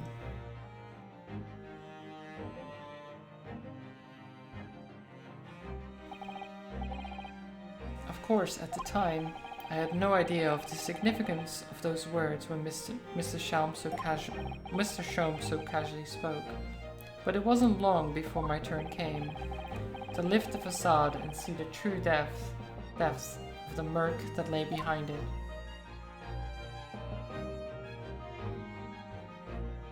End.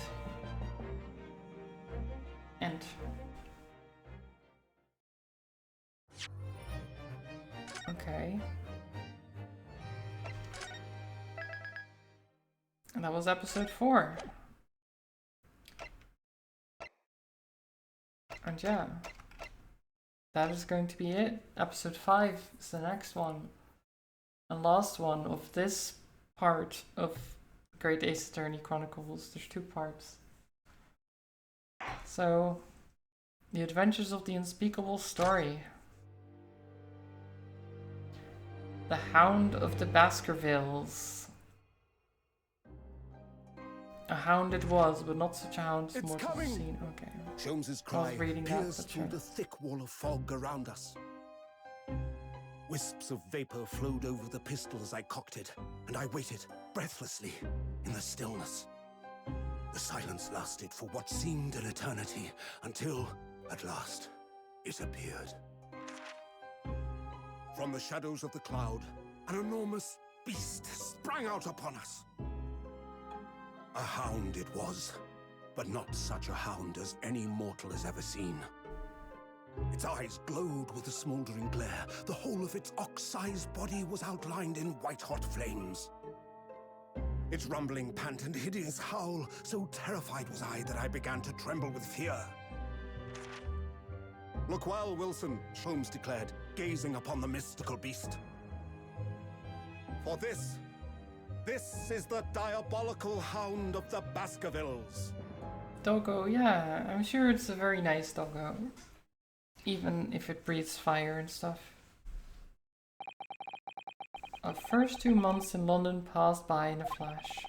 In that disconcerting courtroom experience we were first thrown into on the day we arrived in the country, and in Saseki-san's terrible ordeal that had followed closely behind, we had emerged victorious. However, there then came an abrupt end to our opportunities to appear in court, which was hardly surprising, of course, since I was nothing more than an amateur, an unknown student of law from a faraway land. Who was the murderer? It was the wife, the one that's pretending to be a maid. When she was throwing stuff at her husband, and the fire was going on and everything, she threw a knife. So she threw the book, which landed on the street down below. The woman tried to pick it up, and then she had thrown a knife, which also landed in the street down below, but in the woman's back. So it wasn't like a murder necessarily, because, well, for one, she's not dead. But it was also an accident. Like, the whole thing was just an accident. So there was actually no one at the scene that did it. It just happened to be a flying knife. Which is not great. Life in our little office was very quiet. That is, until it was shattered one day by that fateful telegram.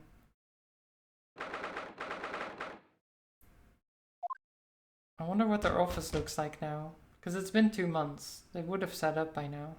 Knock knock. Knock knock knock. Ah. It looks very cozy. That morning, I was woken by the unreserved knocking on the door by the telegram boy. But after he'd gone, Suzato-san's behavior became very obviously strange. Suzato-san? Yes? It's time to leave for court already? Let me see. What case is it today? I don't think I'm scheduled to defend anyone at the moment, am I? Oh, no, of course not. How silly of me. But I think Iris said she would make us breakfast this morning. So shall we go down to Mr. Sholmes' suite? Would congrats on being first, because that's definitely how that works. If you just highlight the message. Welcome, welcome. I hope you're well. Yes, Iris makes the most delicious breakfast food. She does, doesn't she? And once our bellies are full, we can leave for court in fighting fit form. You have sushi? Nice. Enjoy. Let me see, what case is it today? Here we go again. Okay. Let's talk about the telegram. So, what was it about? The telegram that was delivered this morning, I mean. Oh, a telegram? I don't know what you're talking about. Sorry, but you're not going to get away with that. Well, I didn't think I would. Actually, don't give it a moment's thought. It's nothing. Nothing interesting. Boring, in fact. It was just a boring old telegram. That's 3 times now that she's tried and failed to convince me it was nothing. I promise that I'll tell you about it at some point. Alright, I understand.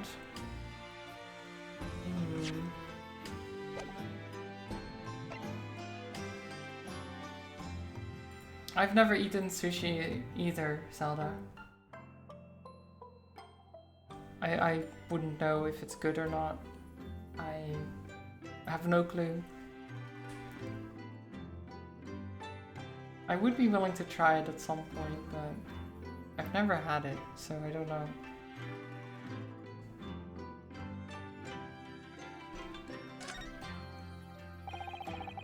I suppose Suzaki-san will have arrived back in Japan by now, won't he?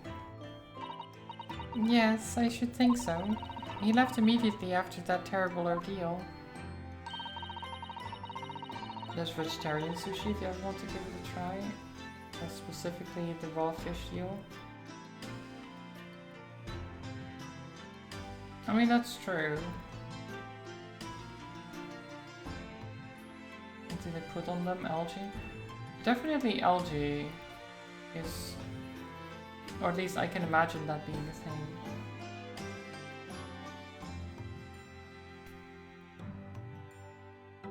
They usually wrap it in like algae or something, right? The seaweed.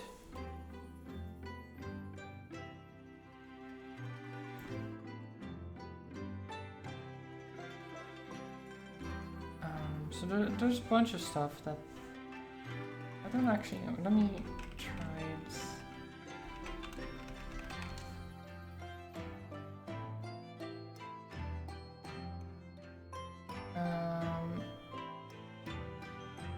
Vegan sushi roll.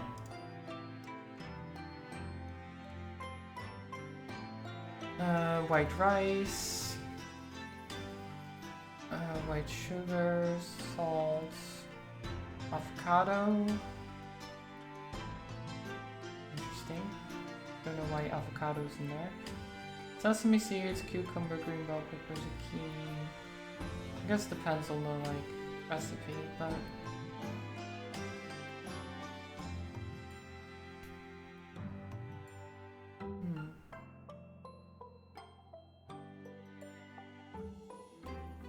usually seaweed slash nori for the wrapping if you get those kinds of sushi, but they can also have stuff like only avocado and then more cheese, yeah. I guess it's mostly the way it's presented then, with the rice and then something in the middle of it.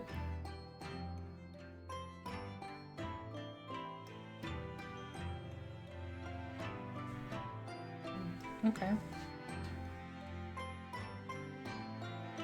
Which would mean he should have completed the voyage already, or be just a few days away. A fortnight ago we had that very long telegram from him, do you remember? Complaining about seasickness. But by and large it seems the voyage has been going well. Is something wrong, Naruhodo-san? I was just wondering what might have become of Sasaki-san had he stayed in London, that's all. You mean, as regards Lord Van Zeeks, the Reaper? Yes, I can't help wondering if seasickness would have paled into insignificance in that case.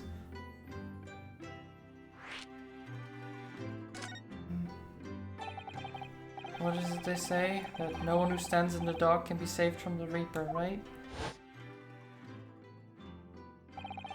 I like the way that nightmarish trial ended on the very day we arrived in London. Even 2 months on, the cause of that dreadful fire is still a mystery. Yes, but at least Uzbekistan is safely out of the country now.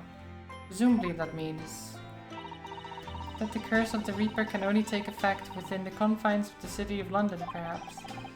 Even if that's the case, it's little comfort. I have a terrible sense of foreboding. If the legend of the Reaper is to be believed, it would mean he wields the sword of justice himself. Come to think of it, I wonder what he's been up to these past 2 months. Surely not wielding that sword against more acquitted defendants. No, I don't think so. Apparently Lord Van Zieks hasn't appeared in court since our last encounter. Oh. Yeah, since Uzbekistan-san's trial, he's withdrawn from judicial service again, it seems. Really? Just like before, when he wasn't seen in court at all for several years. So it's just me who has had to face him in his recent spate of trials then. Ugh, just my luck. I wonder if luck doesn't come into it. Sorry, what was that?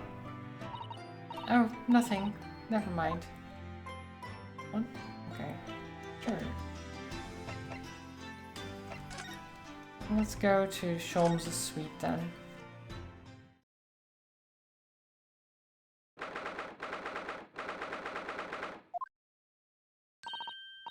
Morning, Reno. Morning, Susie.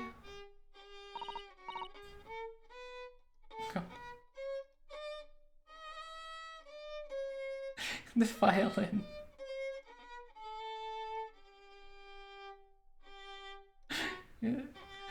Is that Sholmes playing violin or something? Good morning, Iris. Iris? What is it, Reno? What is that terrible noise? It sounds like a cat being strangled. Yes, you noticed that, did you? Yep. Hurley isn't in the best form this morning, it seems.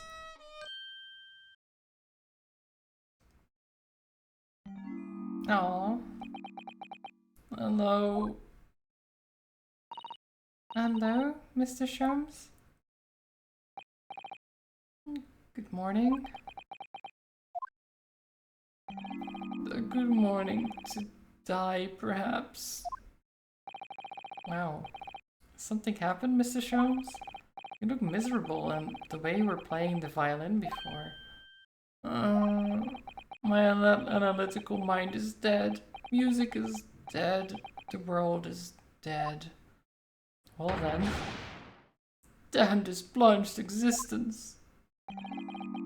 That's all it is, my dear fellow. Nothing of consequence. I'm afraid I don't understand. Well, Iris, isn't it time we ate? Some dry toast and insipid coffee for me, if it's not too much trouble. Meow. Kitty. Kitty. Oh look, it's Wagahai. Good morning, boy. Meow. You had a curious thought which led to Google, and sadly sushi pizza apparently exists. Oh no! Oh no, Woodwood.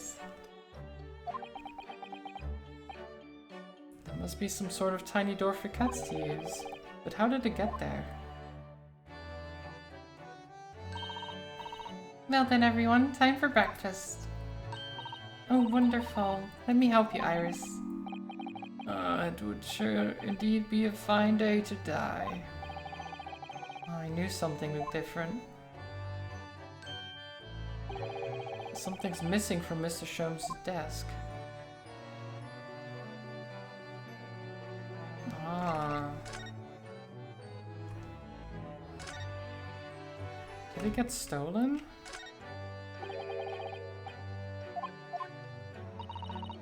You can never hope to understand what goes on in a great detective's mind, Mr. Naruhodo. Why, next time we're invited, we may find he's vacated the entire suite. It's terribly plausible, actually.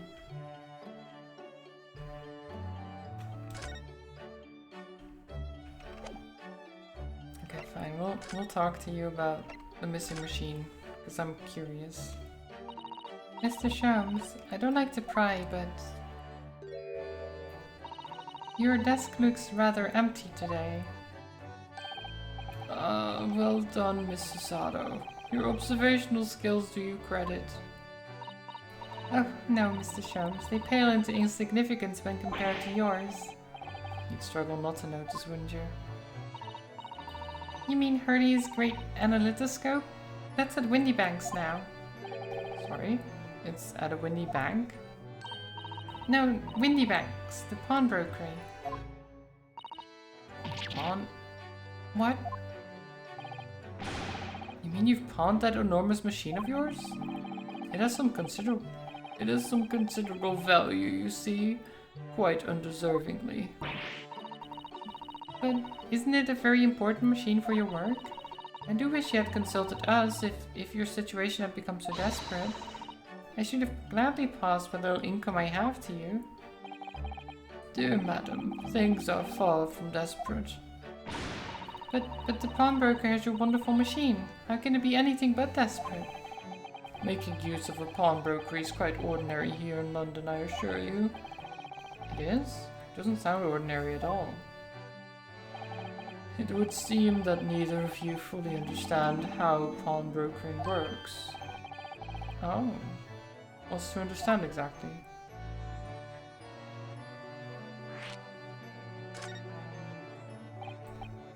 What did you mean when you said we didn't fully understand how pawnbrokering works? To the people of London, pawnbrokeries are akin to banks. Banks? On Mondays, merchants relinquish their finest jackets and trappings to their pawnbroker of choice. With the money they receive in return, they are able to trade happily throughout the week. And then on Saturdays, they go to recover their things using the money they've earned. I had no idea. This has been a fascinating lesson for us. Everyone does it, you see, especially people in inner London. And should they have money to spare, they would purchase another fine jacket. Not to wear, obviously, but to pawn should the need arise. Oh, how ingenious. So whenever we have something that's getting in the way, we leave it at Windibank, see? A pawnbrokery can be thought of as an extremely secure vault. Who would have thought that even pawnbrokers are different here in Great Britain? Of course, you have to watch Hurley with it. Sometimes he pawns things he really shouldn't. Don't you, Hurley? What does it matter? The world is dead to me now. Why do you want to die? You seem to be very unhappy this morning, Mr. Sholmes. What's happened? It used to be the case that in my hands this violin sung like the dawn chorus. Its melosonant tones would make flowers blossom. Bloom, rather. It would? But now, the muses are unamused with me. The goddesses of music have thrown me over. Whatever do you mean, Mr. Sholmes? For hours I've bowed, for days even. Through the night I've endeavored to no avail. That sound, my tone, is lost. That brilliant, clear, unwavering tone. Gone forever, no more recitals of unbridled emotion. Well, you haven't been practicing much lately, have you, Hurley? Don't worry, I'm sure it will come back to you in time. Heed my words, Mr. Naruhodo. The goddesses of the arts are fickle. One day they bestow genius on a man, the next they unmercifully withdraw it. Oh dear. Ah, why is this happening to me? If they take the turn I have the violin from me, What is left, for pity's sake? What's left? Deduction, perhaps? Isn't that what you're known for? Well, I mean, he's just down because he can't play the violin well, apparently. Where's the violin anyway? Did he place it somewhere? No.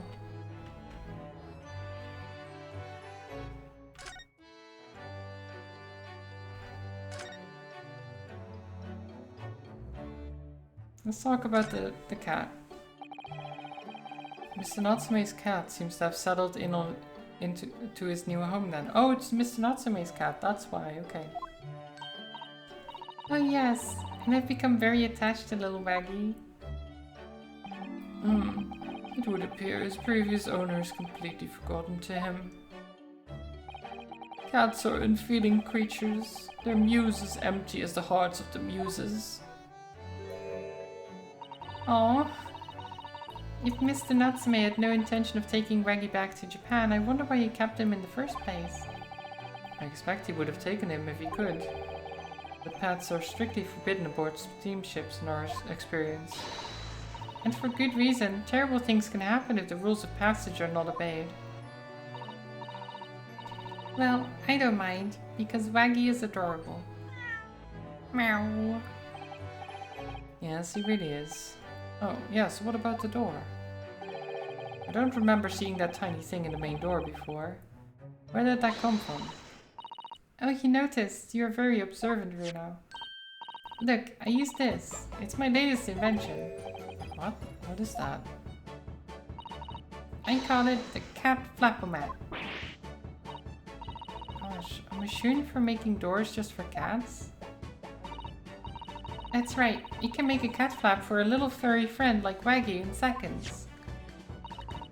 And it can do it in any door at all, no matter what it's made of. It's very powerful, you see. Well, that seems dangerous. What about like a vault door? Wouldn't it have been quicker to just make a cat flap rather than making a machine to make the cat flap?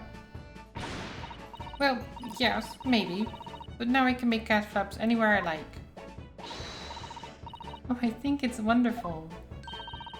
You must make one for us in the door of our office upstairs, Iris.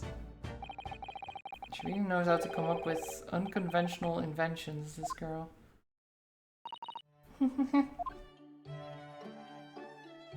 Okay then.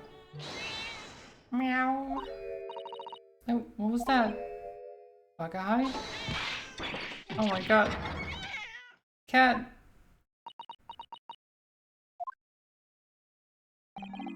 What was that? Oh no!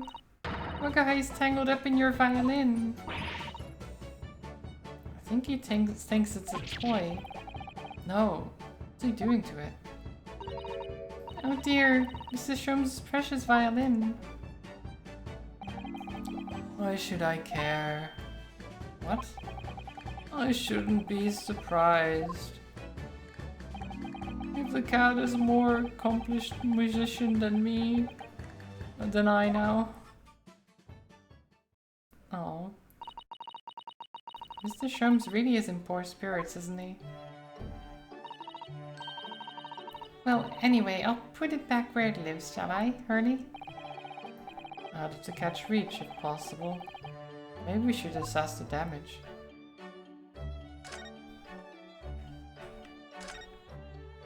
Oh, there it is.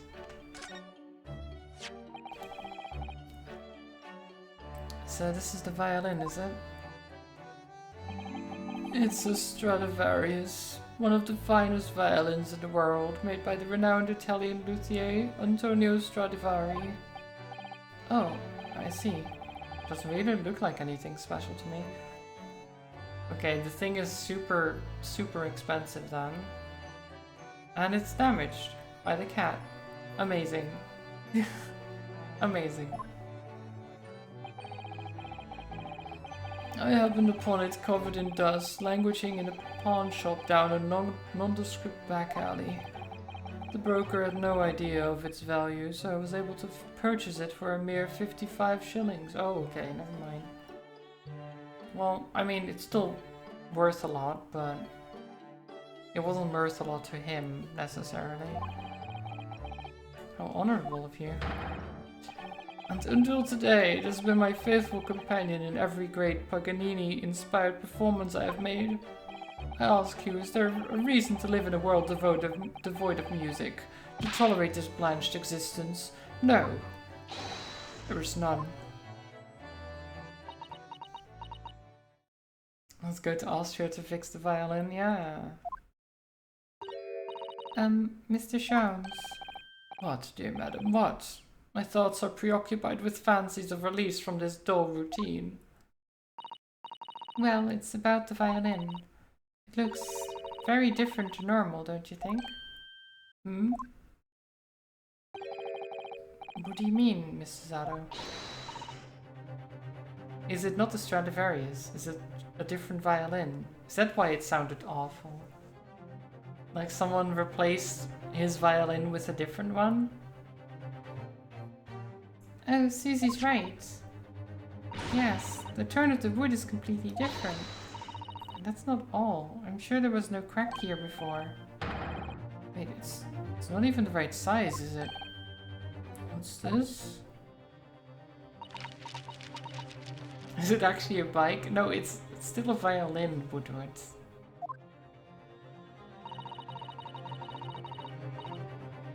At least I think.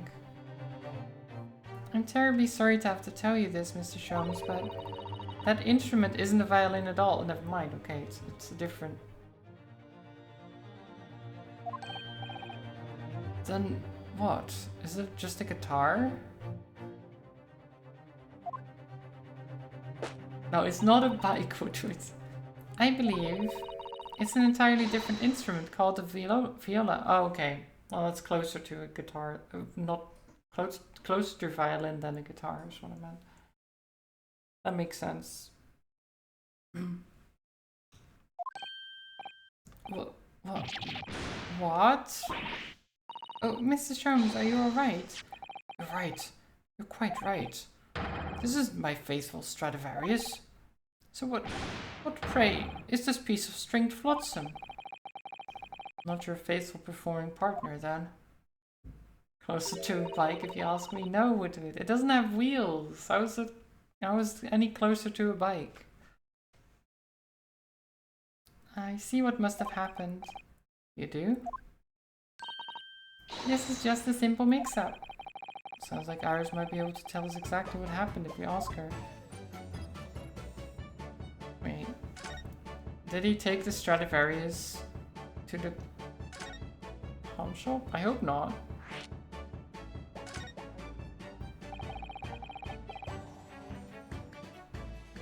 The wheels have been removed for refitting. No, Woodwards.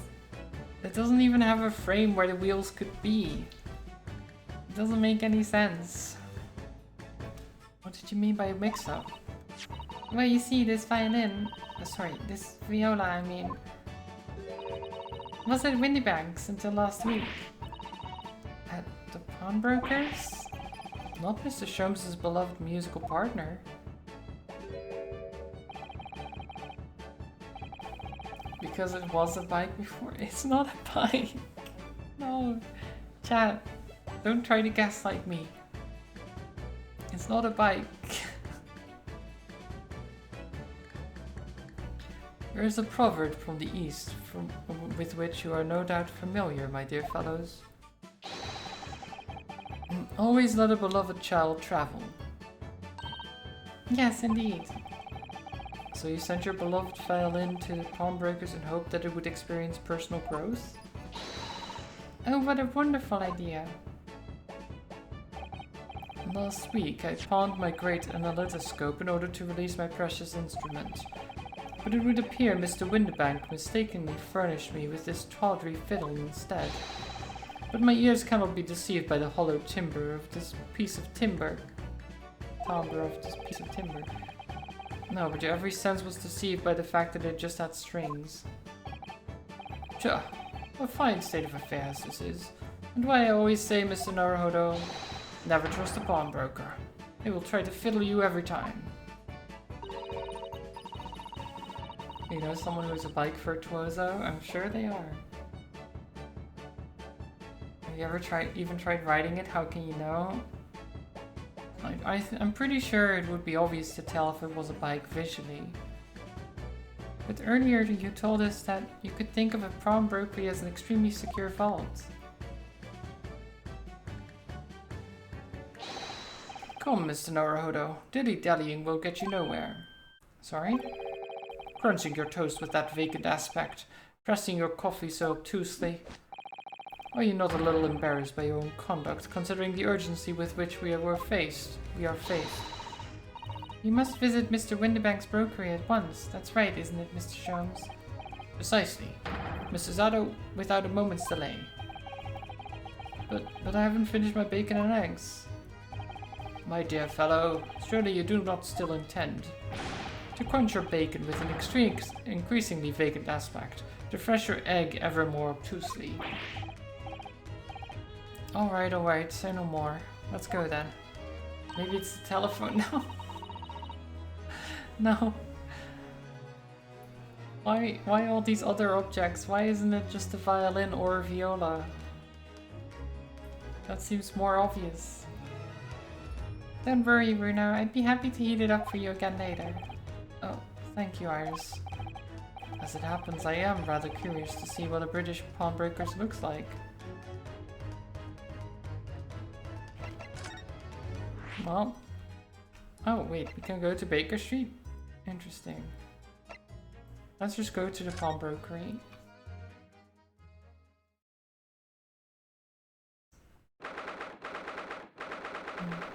Why would it be a violin in the first place? Maybe Sholmes really loves bikes or telephones. Well, because he was playing it. And he said it was a violin. A Stradivarius to be exact.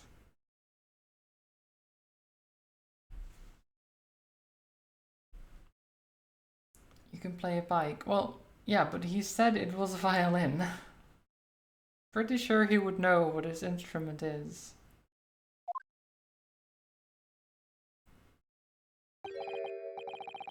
So this is a British pawnbrokery. Oh my, there are all sorts of tools and contraptions in here that I've never laid my eyes on before. You saw a bike on the street last time? That is true, but that's not any evidence. It doesn't make any sense. No. A spark of wonder in your eyes. You can't wait to scour the shelves, can you? I get the impression you enjoy places like this. Oh yes, I don't know why, but seeing such a lot of things I don't understand is a real thrill for me. My dear fellows, let us not forget why we're here. Oh, Mr. Sholmes. We're calling on matters of business, not pleasure. And clearly Mr. Sholmes means business too, judging from the spark of fury in his eyes. Mr. Sholmes, welcome back. Did you hear that brazen welcome? Well, yes, we are potential customers after all. We're disgruntled customers, Mr. Naruhodo, and it's time to inform Mr. Windibank of our ire. Come, the fight is afoot. Okay. Here we go. Naturally, you will recall this, which I retrieved from you some days ago. Yes. This second-rate fiddle is not my faithful instrument, Mr. Windibank. The color of the wood is different, it has holes in it, it's not even the same size. A wonderful summary of our observations, Mr. Sholmes. I'm so very sorry, sir. How utterly unforgivable of me. An inexcusable mistake for a pawnbroker. There's only one way to make amends. He runs away. Oh my god, he grabs a gun. No! No! That's excessive, Windibank. That's very excessive, okay? You... God. I shall have to take my own life. I don't think that will be necessary, do you? If I may just say one thing before I pop off. Shoot? No, don't shoot. Yes? It was you, sir, Mr. Sholmes, who took it upon himself to remove the item the other day, I believe. Sorry? As I recall, I entered the storeroom to fetch your violin when I heard... Ah, here it is. You did? And when I turned to controvert you, you had taken the violin and left, sir. However, there can be no doubt that the blame lies firmly at my own door for allowing you to leave. So I shall not grumble or grouse any longer. May this guilt die with me. No, stop, my dear fellow. The fault is mine.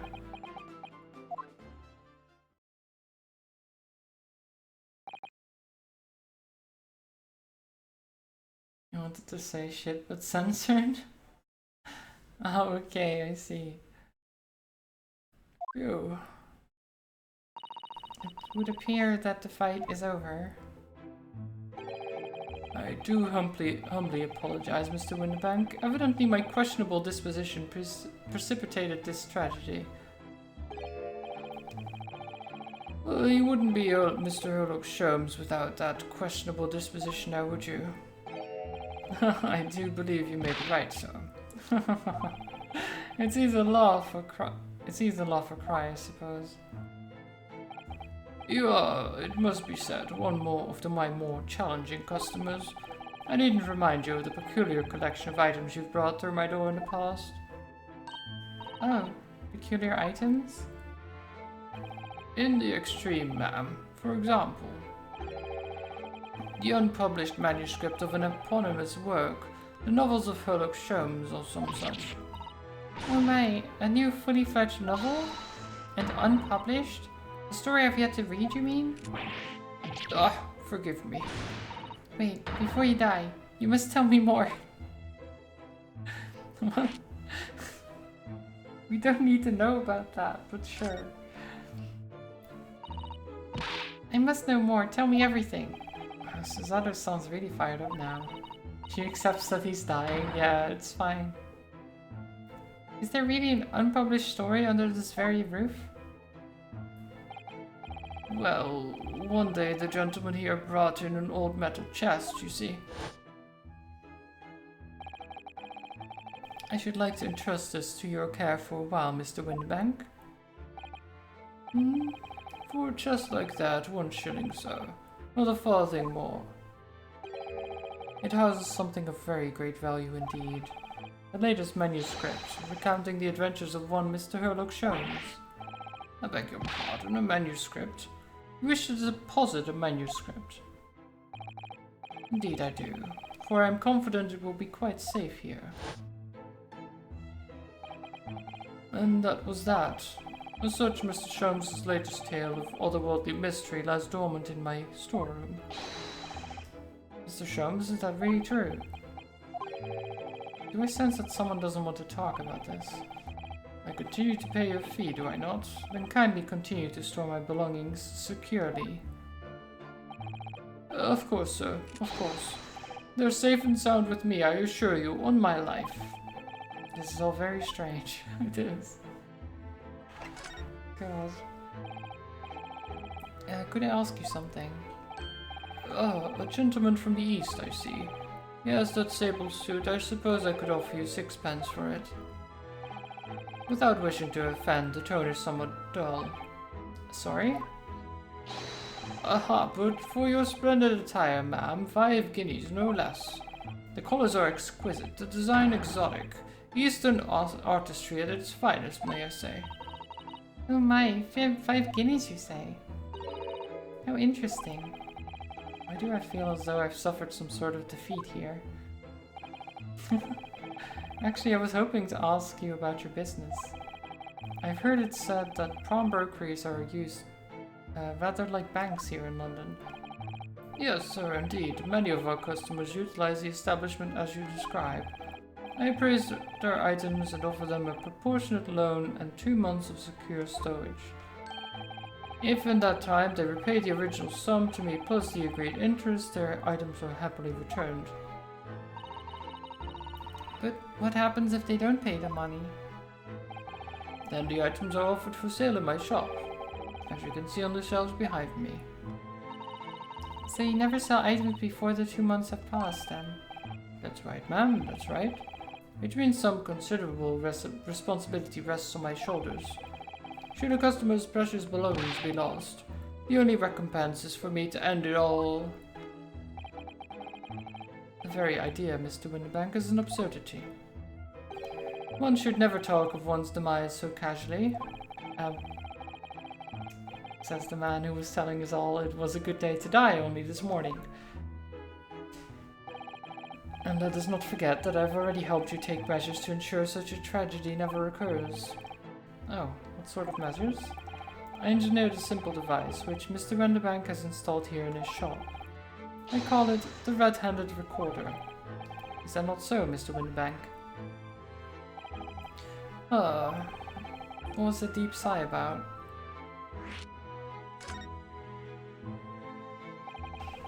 What on earth is a red-handed recorder?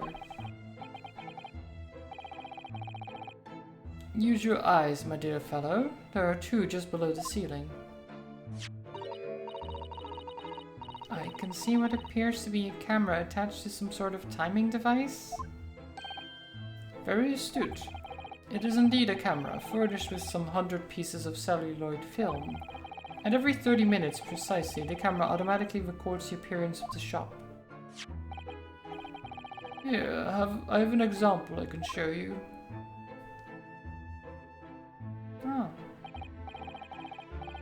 Ah yes, a print from the camera set to record the activity at the shop counter. I developed a special type of film so sensitive it produces a crystal clear image even in darkness. Dog? Oh, the picture you mean. Yeah. It's a good doggo, I'm sure. Really, that's extraordinary. Yes, you can clearly see the counter and the door behind it, look. So you see, were someone to enter the premises with ill intent, his identity would be summarily exposed. But did you not say that the photographic prints were taken at 30-minute intervals? Indeed, as you say, my dear madam. Then what if the incident were to occur in between times? One could only say that would be a cruel twist of fate. I must confess, your devices have been giving me some cause for distress of late. I beg your pardon, Mr. Winterbank? Surely they are anything but distressing. Reassuring is the word. It's the cost of the film, sir. You most graciously placed not one but two cameras in my shop, after all. Which means I must pay for nigh on 100 utterly useless prints every single day. I'm afraid the cost of the film will break me before I'm very much older. Nevertheless, a small price to pay to ensure the safety of my preferred pawnbroker, you know? My dear fellows, we verge on an age where safety and security comes at a price. Oh, heaven help us. Thank you for the posture check, Yoda, and welcome. I hope we get to meet the dog. I hope so too. Now then, Mr. Sholmes, allow me to return your precious violin. Ah, the very thing. Thank you, Mr. Winterbank. Perhaps this might mark the end of...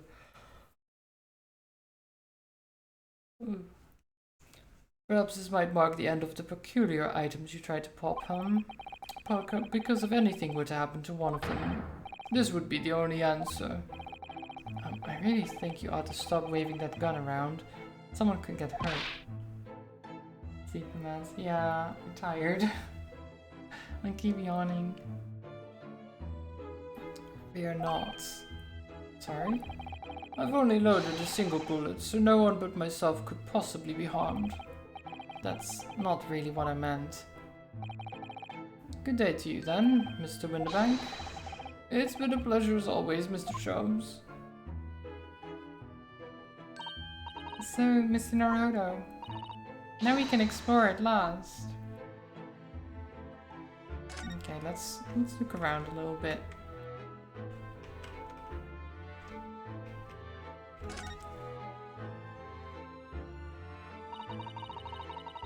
Look at that enormous ledger open on the counter there. Mr. Winterbank is, if nothing else, very particular about recording the items he accepts. He'd have to be, otherwise he'd get himself into all sorts of trouble. Which might explain the thing that catches my eye far more than the ledger. There's a revolver here. Look at the dog picture. I want to, but I can't. Do not entertain even a single thought of pilfering an article herein, my dear fellow. I assure you, Mr. Winterbank would not hesitate to draw that weapon with a speed belying his portly size. Oh, you don't mean he'd... Blow his brains out? Indeed, in recompense for his blunder. Oh my. But in any case, of course we would never do such a thing. How could you ever even suggest it? So, he wouldn't shoot us for stealing something. He would shoot himself for letting us steal something, I guess. Oh. I clicked on the dog frame, but it didn't... It's not the dog frame that they talk about. Very sad. There seems to be a little door hidden behind that curtain there. That leads to the storage room, where Mr. Winterbank keeps articles that are currently in pawn. Ah, I see. There is nothing of particular interest inside. I certainly wouldn't recommend any licentious activity. Recommended or not, it's something I tend to do. There is but one key, and Mr. Winterbank keeps it in his pocket at all times. Before he sleeps, he places it into a small pot which he slides under his pillow. How on earth would you know that, Mr. Sholmes? I am a detective, sir. It's my business to know what others do not. I am frequently assailed by information that I neither care for nor wish to retain. Mr. Sholmes, you are a wonder. And the prime suspect if this pawnbrokery is ever burgled. Well, I tried. Woodwards.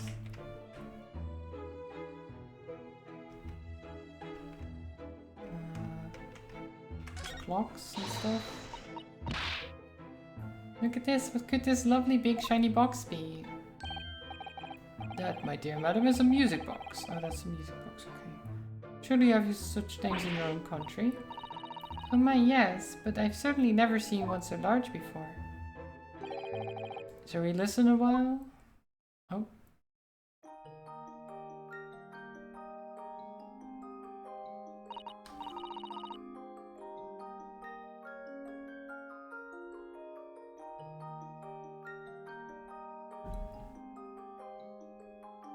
What a sublime sound.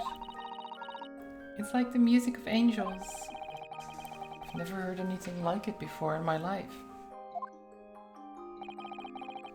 This particular specimen is of a larger variety, commonly found in public houses and restaurants. There's a metal disc inside on which the notes to be played are recorded. Simply by replacing the disc with another, any music you care to imagine can be played. My goodness, what a simply delightful machine. Indeed, though their popularity has waned recently with the development of the gramophone, of course. Ah, science and technology advance at such an overwhelming pace. I do.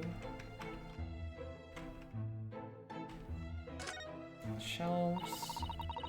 What an assortment of things there are on these shelves here. Crockery, footwear, clocks, watches, almost anything you care to imagine. Those are forfeited items offered for sale by the pawnbroker. What does that really mean, though? When you pawn or colloquially pop an item, the broker loans you money against its worth. He stores the item for an agreed period of time, after which the loan must be repaid. If not, he is free to display it in his shop for sale at the price of his choosing. Oh yes, now you've explained it, I'm noticing little price tags and everything. Of course, simply by paying the agreed interest on the loan, one can extend the period of safekeeping. So you may pawn that black garb of yours without fear, my dear fellow. My treasured university uniform? Never! It embodies my student spirit. Your student spirit, huh? Okay. What's this? Oh, is that the... no. Look at this. Whatever could it be used for? Oh, I have no idea. Ah. There's a small catch just here, look. We're going to open it, aren't we? Oh. Oh my, that's amazing. It has some sort of spring-loaded mechanism, which we'll never manage to put back the way it was before. Hmm? What are you two doing?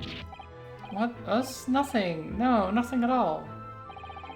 Whatever this device is, it seems to have a pair of little windows to look through. I feel as though I've seen something rather similar to this elsewhere.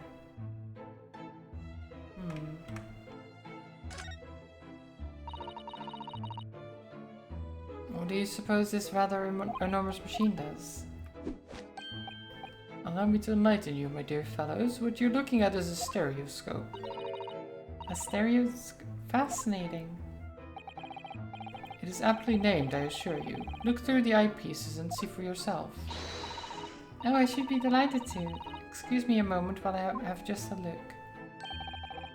Just before you do, there is something I should point out. My dear fellows, in order to see the image properly, stereoscopically as it were, you will need to be cross-eyed. However, if that's beyond you, it is of little consequence today. Alright then, I'm going to try it.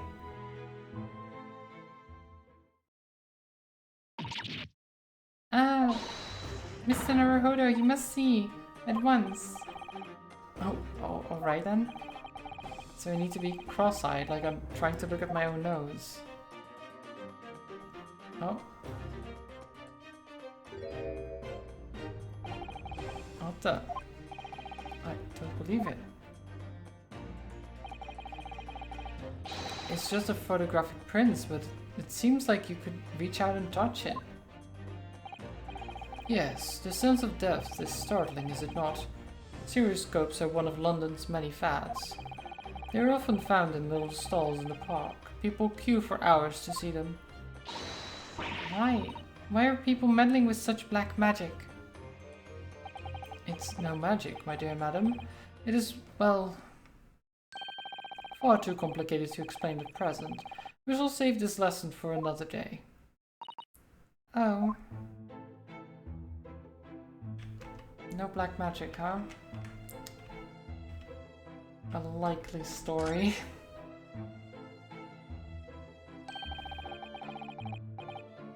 That's not a calendar you could easily miss, is it? 15th of April, today's date. Yes, that's not for sale, I must point out. It's an Eastern-style page-a-day calendar. Every night at midnight, I tear off the front page to reveal the following day's date. The perfect calendar for a tearaway fellow such as yourself, Mr. Winterbank. And who was it who walked out of here with the wrong violin before? Well, when the agreed storage period has passed without repayments, articles are forfeited, you see. So we have to keep a close eye on the date. It's something of a pawnbroker's obsession, you might say. Oh yes, I can see you're very dedicated to your job. What? Only tuppence for it? That ain't fair, you know it. The article's barely worth a penny, miss. I cannot afford more. What? Sounds like there's an argument brewing over by the counter. Come on, that can't be right. Have you even had a proper butcher's at it? I've seen all I need to see, young girl. Oh wait, it's her. Wait, don't we know? I'm sure I recognize her. Oh yes, it's the young lady from Mr. McGilded's trial 2 months ago. Gina Lestrade. Pickpocket.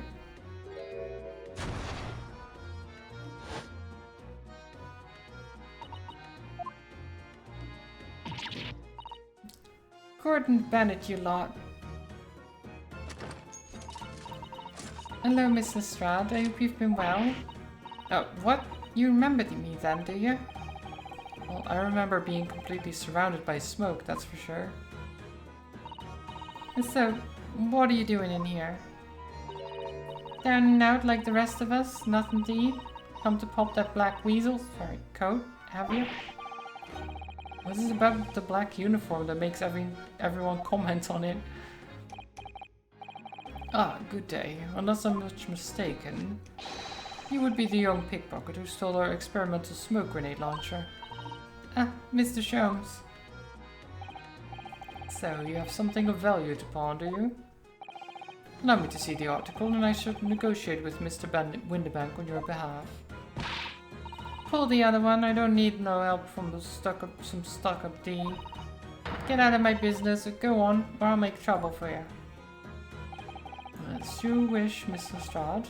I will happily remove myself from your presence. He's really done it. He's gone. I'm sorry, but as I said, there's really no room for negotiation here. What's that thing he has in his hand? Some kind of metal disc? And you, go on, leave me alone. Oh, Miss Lestrade, just pretend we aren't here. We shan't be offended in the slightest. Susanna's son can really stand her ground when she wants to. All that for a bike phone? It's a music box disc, I'm pretty sure. Whatever.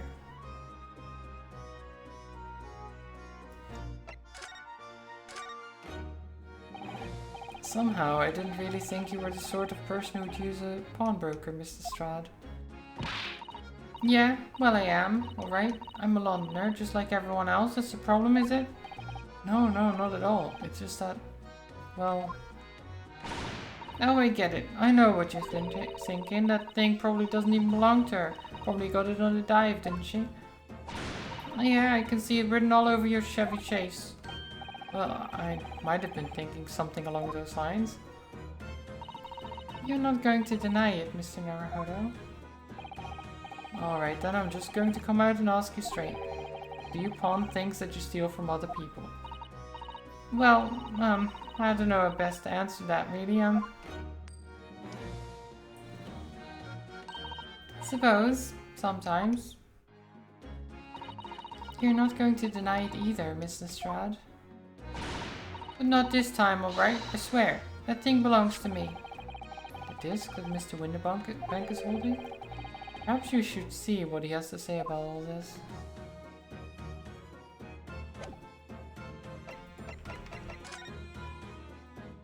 Okay.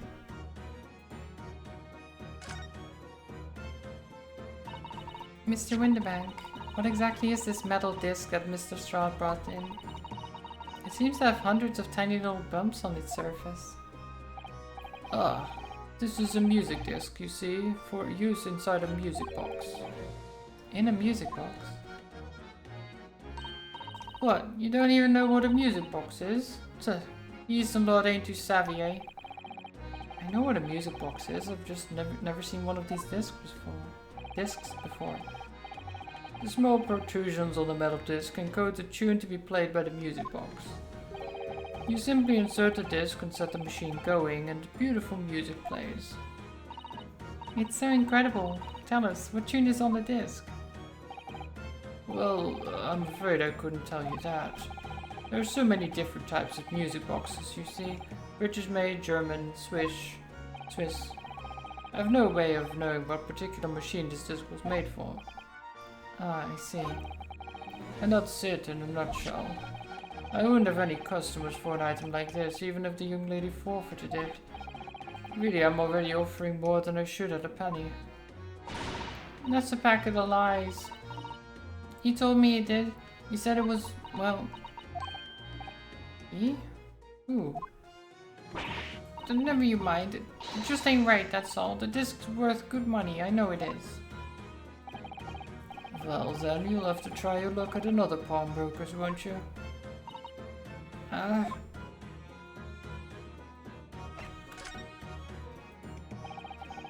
She's been in before, of course, this little tatterdemalion. What? Tatterdemalion? I see. I brought some dubious article or other with her every single time, I might add. Dubious? What are you trying to say? I'm an honest customer, me? So, is there something dubious about the disc she brought in today? Well, if only it were that simple. Sorry, what do you mean? What she actually brought in was a storage ticket. Ah, a storage ticket, so... Mrs. Strahd's actually come to redeem an article from you today, is that right? Yeah, that's right. A girl like me has a lot of stuff what needs storing. Alright, yes, that's definitely dubious. The article in question would have been forfeited at midnight tonight. But as she gave me the ticket for it and repaid both the loan and the interest, I was obliged to return the article to her. But what was the article? Do tell us, Mr. Winterbank. The little scamp is wearing it, ma'am. It's the overcoat that she redeemed. Oh. What? What's wrong with that? It fits, don't it? I mean, it's mine, so of course it does. So, what about the disc then? How does that come into all this? Ah, the disc is something else. A new article to pawn, if the girl and I can agree a price.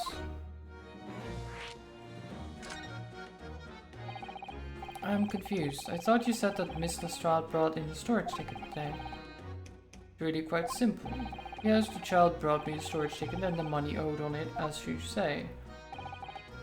For this heavy black coat, which you returned to her care, as I had understood it. That's right, yes. And rather unsurprisingly, as soon as the little ragamuffin put the thing on, she went rifling through the pockets. Oh, you mean...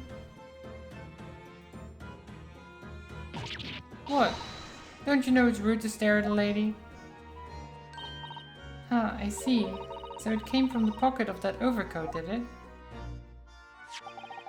If you mean this disc, then yes, exactly, ma'am. And she immediately tried to pawn it.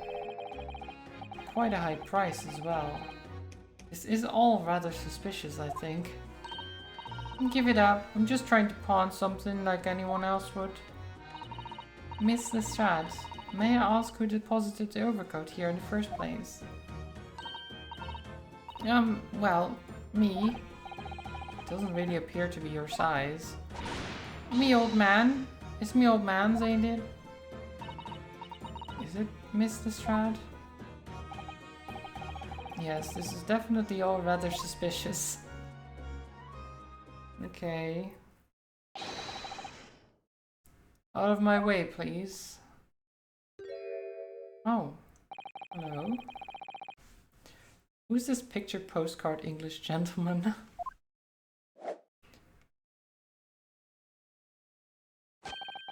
Good day to you, ladies, gentlemen.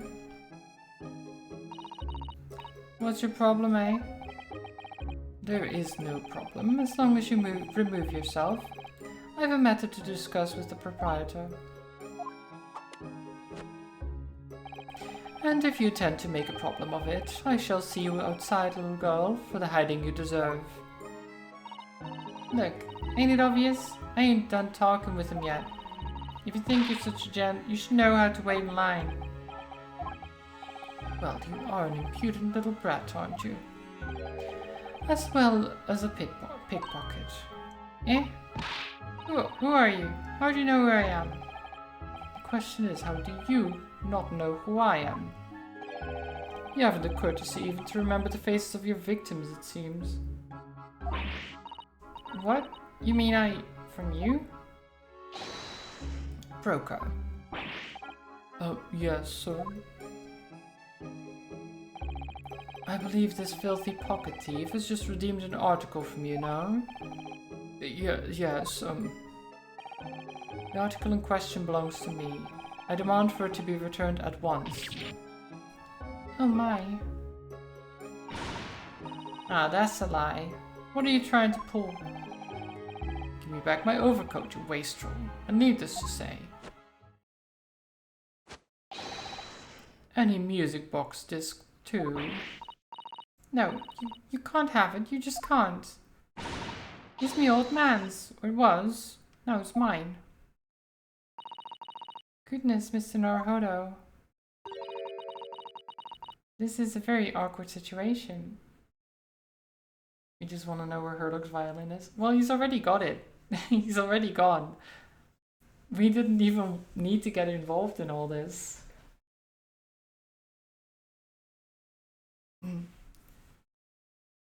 This is a very awkward situation. Yes, I think perhaps we should hear both sides of the story in a little more detail. Oh god.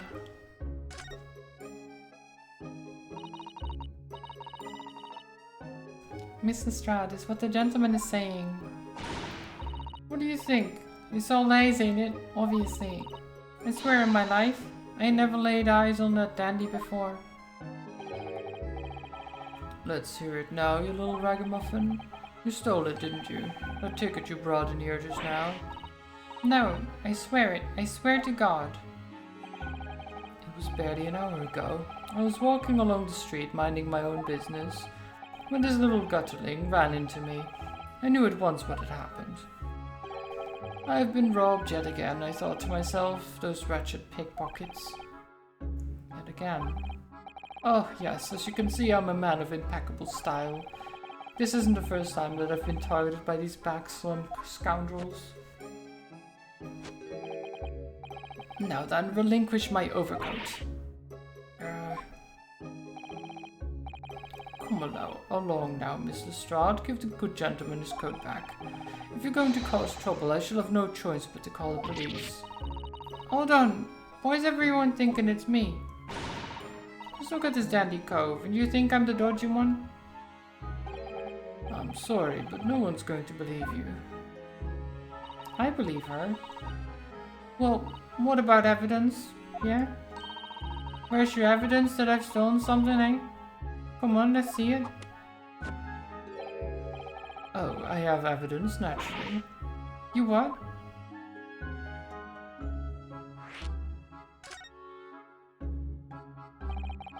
Evidence that the article Mr. Lestrade redeemed actually belongs to this gentleman. Of course, we need only consult Mr. Windybank's ledger to know the truth. We'll be able to look up the name of the person who deposited the article in the first place. Yes, brilliant. I'm very sorry, but I'm afraid that won't be possible. Oh. I never ask customers' names. That's a strict policy of mine. But why not? Well now, as you can imagine, some of my customers have circumstances to consider. A great many of them prefer to maintain their anonymity. Yes, I see. But then how can you know if an article belongs to the person asking to redeem it? Oh, it's quite simple. Good sir, might I trouble you for the watchword associated with the article in question? Of course. It's Professor. Yes, that's right. And all the evidence we need. This gentleman is the rightful owner of the article, without doubt. A watchword? Interesting. Okay. So, about these watchwords, Mr. Windybank. As I just explained, I never ask customers' names when they deposit items with me. There are many reasons why certain customers would like to keep their activities secret. That wasn't exactly a subtle glance at Mr. Sholmes now, was it? Great detectives have no dark secrets, none at all. Yes, well, anyway, that's why I always ask for a watchword whenever I accept a new article. In many ways, it's like the secret combination of numbers used to unlock a vault. The date of deposit, a description, and a watchword to uniquely identify each item. And of course, then I give the storage ticket to the customer. When somebody comes to redeem something, I ask for the ticket and the watchword. And if that someone tells you the correct watchword, you return the article. That's right, so yes. Just as soon as the requisite fee is paid. And I have supplied you with the information you require already. But for the avoidance of doubt, the article in question is an overcoat, deposited 2 months ago on the 15th of February. With a watchword of Professor. All perfectly correct information, sir. But how? Really, this is beyond a joke now. There's no further room for doubt. Ugh. What the heck? I don't trust this man at all.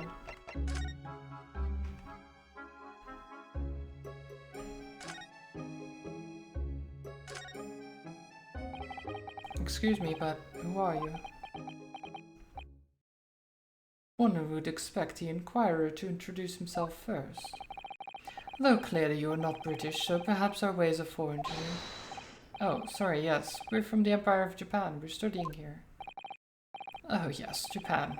I've heard talk of the place. Oh, what was that dance? Its inhabitants live on some fiery brown-colored soup, dressed up with exotic spices. You might be thinking of somewhere else. And what was that theatrical gesticulation about? Perhaps. Anyway, if you are a gentleman, sir, you offer your own name first, before inquiring after the name of another. Of course, yes. I'm Ryunosuke Naruhodo. I'm a lawyer. Well, student of law, really. My name is Susato Mikotoba. I am Mr. Naruhodo's assistant.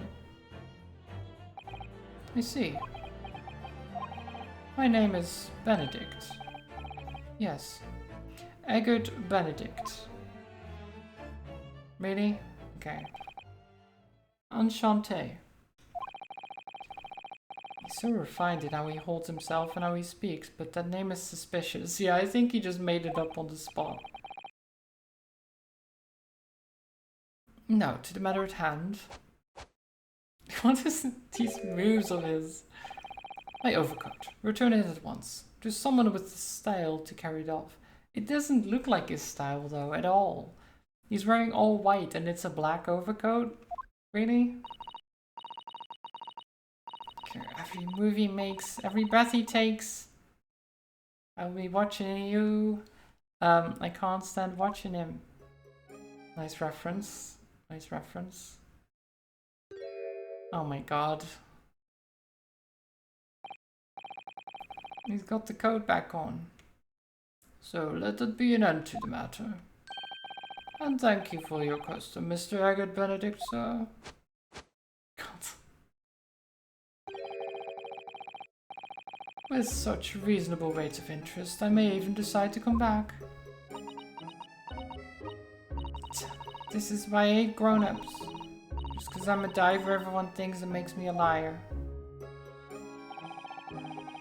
And the contents of the coat pockets, if you please, broker.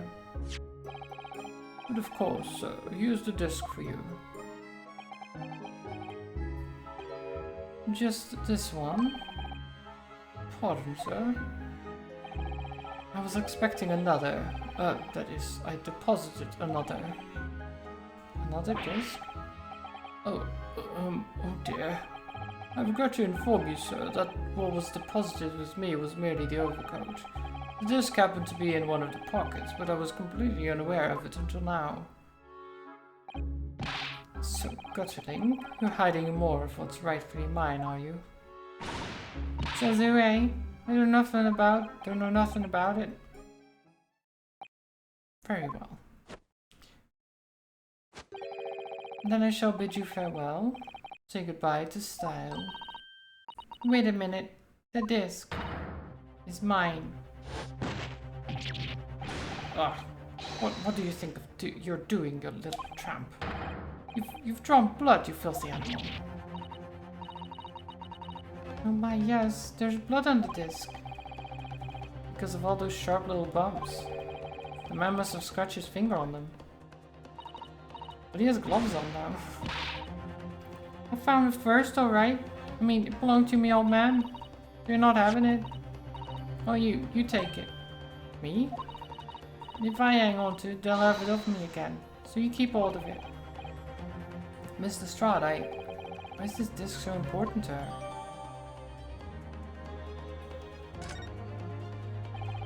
You there, in the black livery. Hand that disc to me at once, please. No, don't. He's lying. Grown-ups are all liars. Okay, well, let me examine this thing. There's blood here. The protrusions are called pins, and they plug the teeth of the comb to make notes. And just on the edge there's a small amount of blood. The blood of this mysterious Mr. Eggert Benedict. When Miss Lestrade tried to grab the disc from him, the pin scratched his fingers, it seems. Like when you're grating some daikon radish and accidentally catch your finger. Ouch, just thinking about it hurts and puts me off eating radish. Have a good rest of the lurk, Zelda. Thank you for being around, as always. Okay. Oh. Mr. McGilded, huh? Okay. There's a little scrap of paper stuck onto the reverse side of the disc, look. And a scribbled word or two. It looks like somebody's name. Or McGilded. But McGilded? It couldn't be. But it is, Mr. Naruhodo. A name I shall never forget, for as long as I live. But why? Why is his name on this?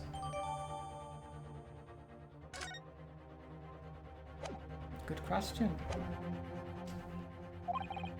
Ugh, what do I do now? How am I going to resolve this?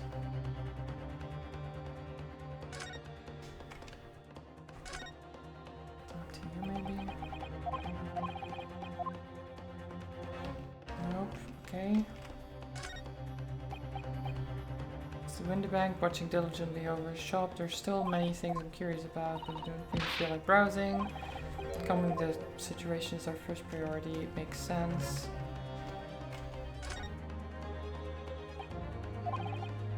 Look at those piercing eyes. He's clearly in no mood to talk.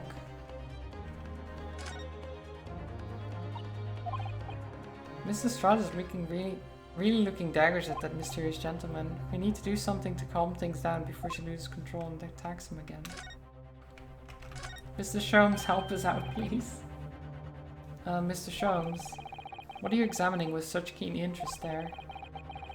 As you enjoy a bar of caramel, I see.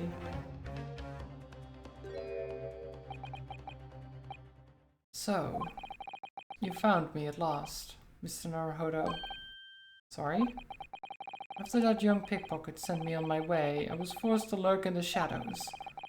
Cruelly ostracized as the rest of you partook in the jovial atmosphere of fellowship. I don't think it was that jovial, but sure.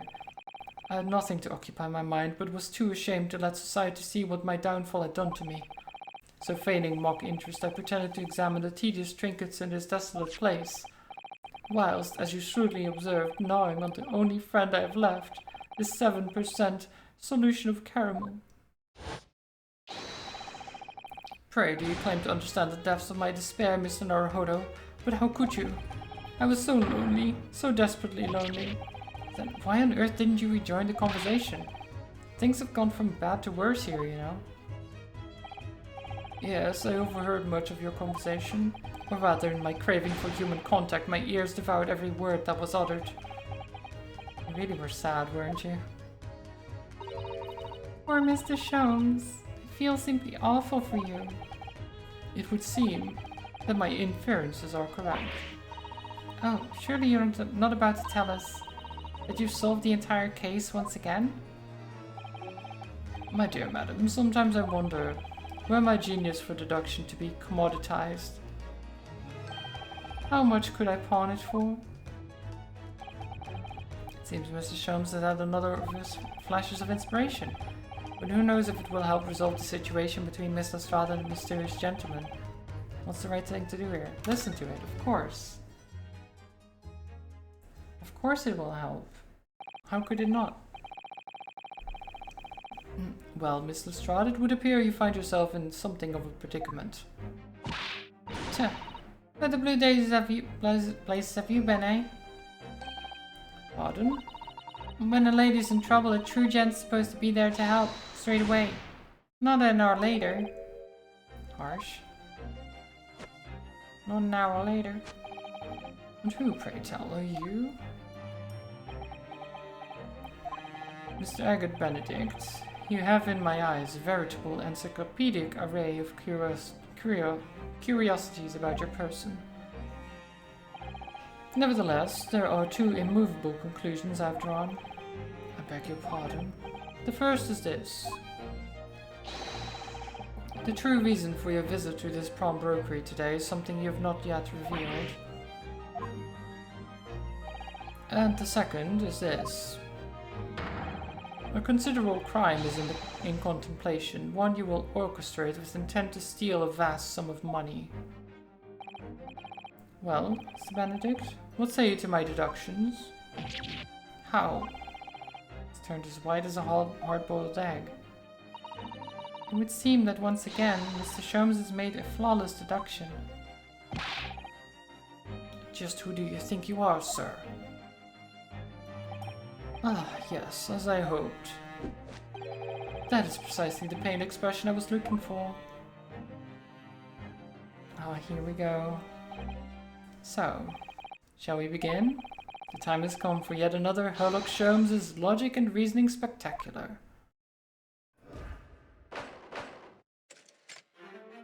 Ah, it's been a while. The mystery man's aim. First of all, we must ask ourselves on what business you ventured to this pawnbrokery today. You claim to have followed this pickpocket here, having had the redemption ticket stolen from you on the street. But that is most certainly a lie. The real truth is something quite different.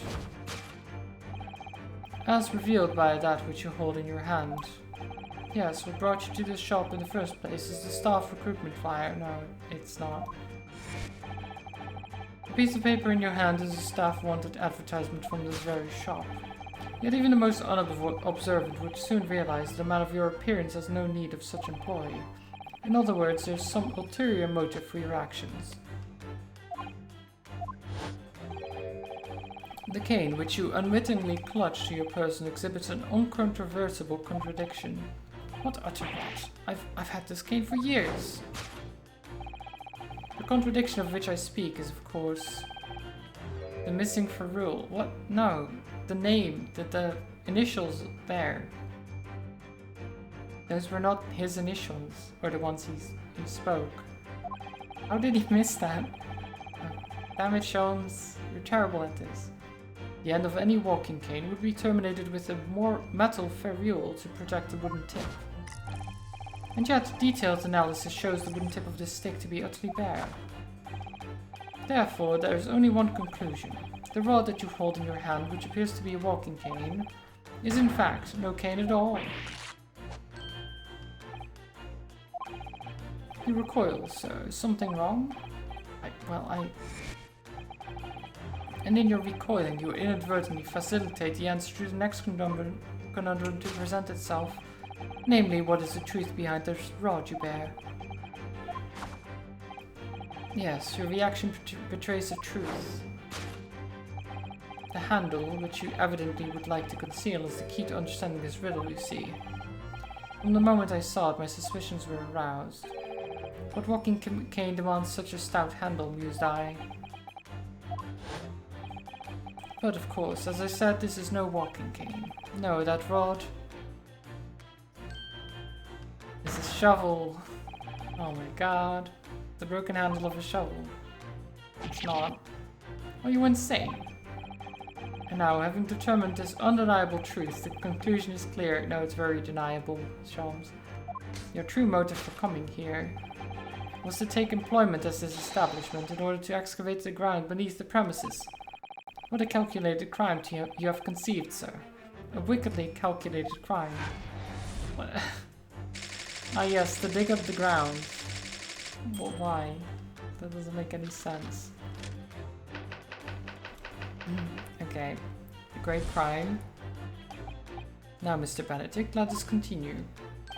For we must expose the details of this elaborate crime you have in the planning. This is utterly absurd. You suggest that I, a gentleman, intend to excavate the ground beneath this pawnbrokery with a broken shovel? What on earth do you propose I could expect to find there? Some long-forgotten treasure, I suppose?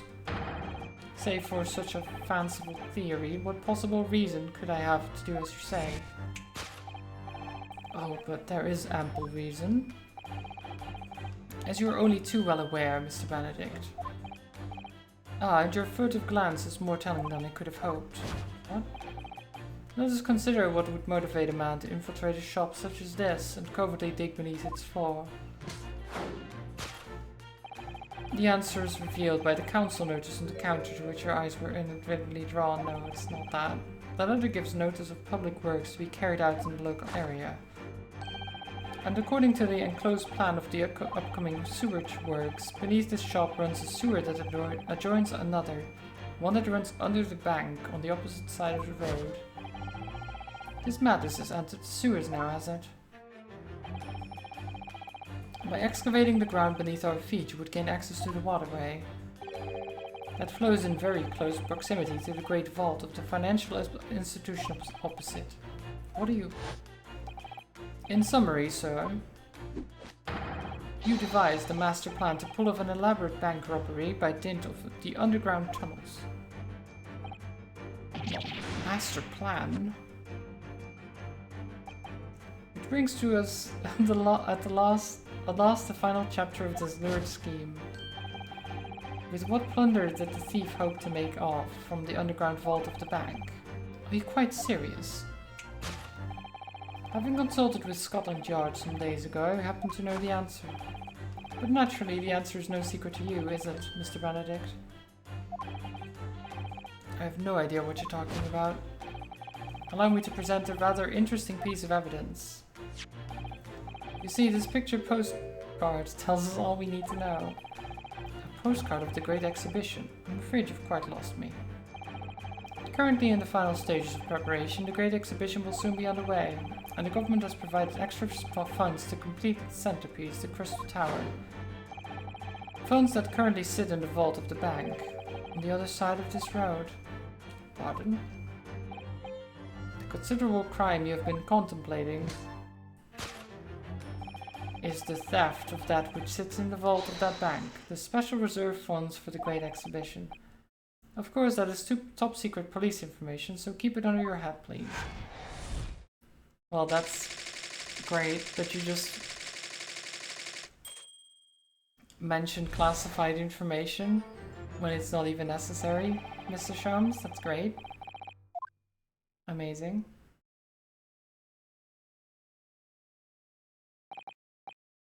Mr. Sholmes.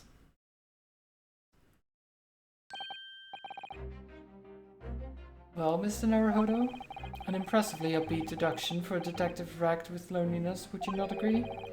Was it true what you said about the bank over the road and what it has in its vault? Indeed, though few know of its existence, it is one of the government's most closely guarded secrets. Gregson told me in the strictest confidence. But you just announced it to everyone here, rather loudly in fact. Ah. And if it's such a big secret, how would Mr. Benedict have come to find out about it? There can be but one explanation for that. Clearly it is because the man is a criminal.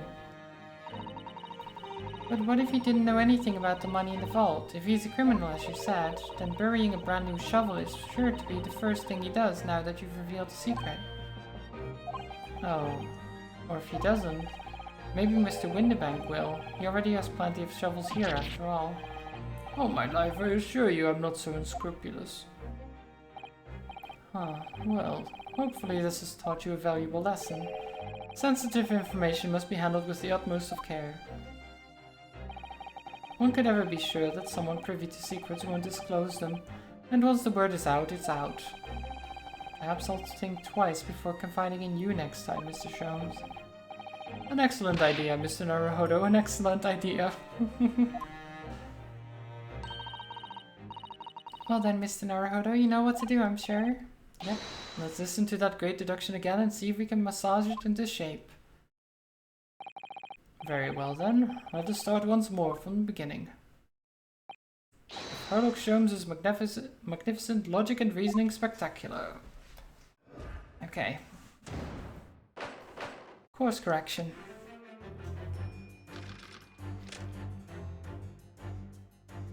Let's see what we can do with this.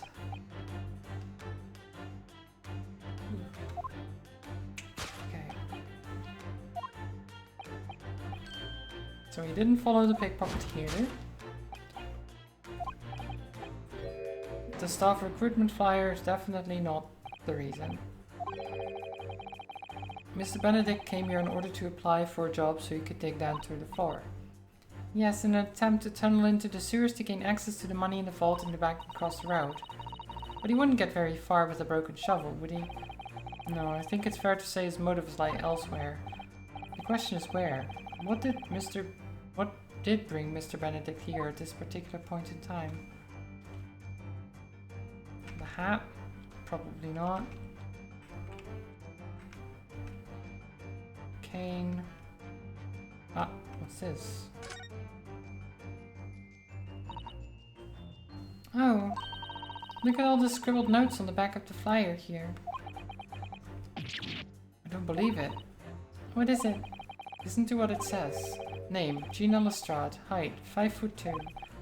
Green cap, scruffy waistcoat, grubby white shirt, blue satchel, ragged. It's a detailed description of Miss Lestrade. Goodness. There's even a sketch of her head and all. Although if he showed it to her, she'd fire that smoke grenade launcher in his face for sure.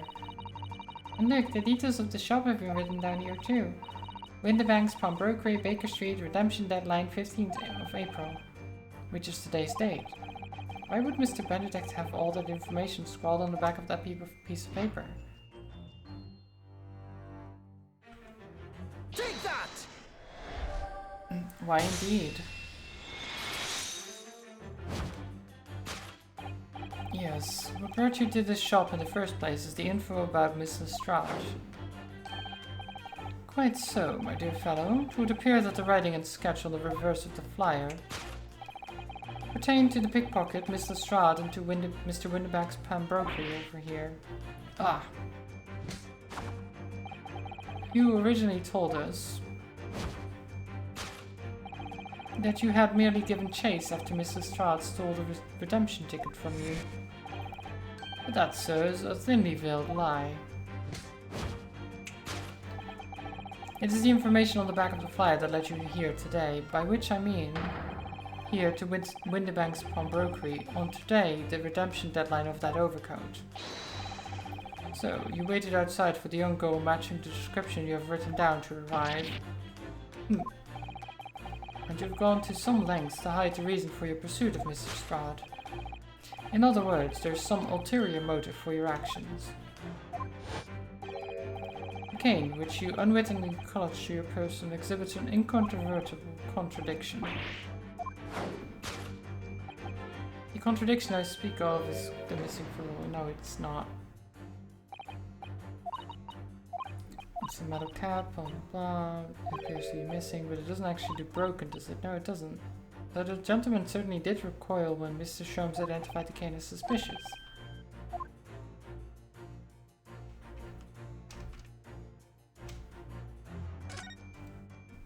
The initialing.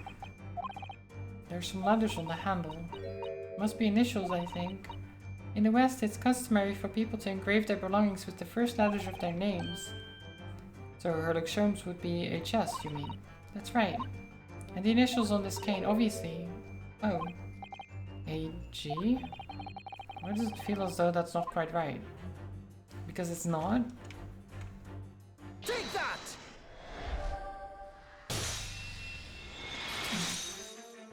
I already said it earlier. The contradiction of which I speak is, of course, the initialing. Almost a astute observation, wouldn't you say, Mr. Agate Benedict? We are led to believe, sir, that your initials are EB. Yet in the most possessive manner you have in your grasp a cane bearing the initials AG. An incontrovertible contradiction indeed, would you not agree? No, you're wrong. The cane isn't. You said before that you'd had that cane for years. Yes. So don't try to tell us that you just borrowed it from a friend or found it in the park. In short, though you hold yourself to be a gentleman, you have withheld your true name. You recoil, sir. Is something wrong? And in your recoiling, you would inadvertently facilitate the answer of the next conundrum to present itself. Namely, what is the truth behind this rod you bear? Your reaction betrays the truth. The handle which you evidently would like to conceal is the key to understanding this riddle. Which it's not. Let's consider the bare bones of what happened here. Mr. Lestrade redeemed that fine-looking overcoat, and now a mysterious man has appeared, introducing himself with a fake name and claiming that the overcoat belongs to him. But we know that he actually identified Mr. Lestrade from a written description, which suggests that everything else he told us is untrue. So what we need to do here is somehow prove that the overcoat cannot possibly belong to him.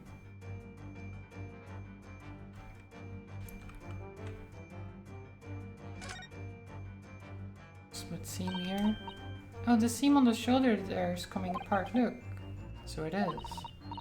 Do you know, a moment ago when Mr. Benedict was surprised by something that was said, I thought I heard him make a rather strange noise. It sounded a bit like a tiny growl. Now I think it was probably the sound of the seam ripping open. If you look closely, it does seem like a very tight fit. The sleeves are stretching to bursting, and he wouldn't have a hope of fastening it at the front. If you were to run around in it, I'm sure the whole thing would fall apart. That I'd like to see. Sorry? So how can we make Mr. Benedict run around? Should really giving this some thought. No, okay, so it's not his, because... Take that! Like it ripped, it's not his size. The split seam, which you evidently would like to conceal, is the key to understanding this riddle, you see. Ah. Yes, because the overcoat is rather obviously a poor fit. Having forced it over your broad shoulders, the seam is already breaking apart. My suspicions were aroused from the outset. When you so boldly lied about your name and so boldly waylaid this pickpocket. This catalogue of untruths has all been for one very specific purpose. To steal the article that the young girl redeemed from Mr. Windybank. Ah. But what really irks me is this. The considerable crime I initially imagined has been considerably curtailed.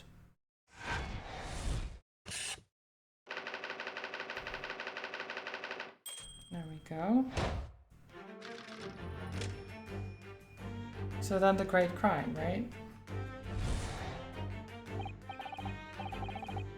Now, Mr. Benedict, let us continue. For we must expose the details of this elaborate crime you have been planning. This is utterly absurd. You suggest that I, a gentleman, designed a wheeze to filch some tawdry article of pawnage. Have you forgotten that I redeemed the article in the proper manner using the watchword?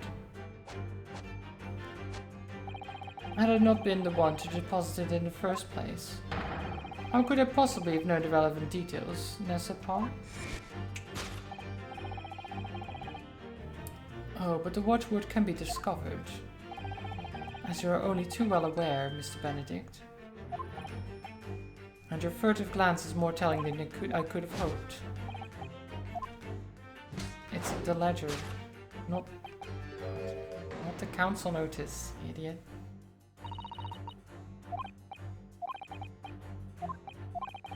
You can't deny that this mysterious gentleman did know the watchword. Yes, Professor. If you didn't know that word, Mr. Windybank would never allow you to redeem the article. Or looking at it another way, if you did know that word, Mr. Windybank would allow you to redeem the article whether it was yours or not.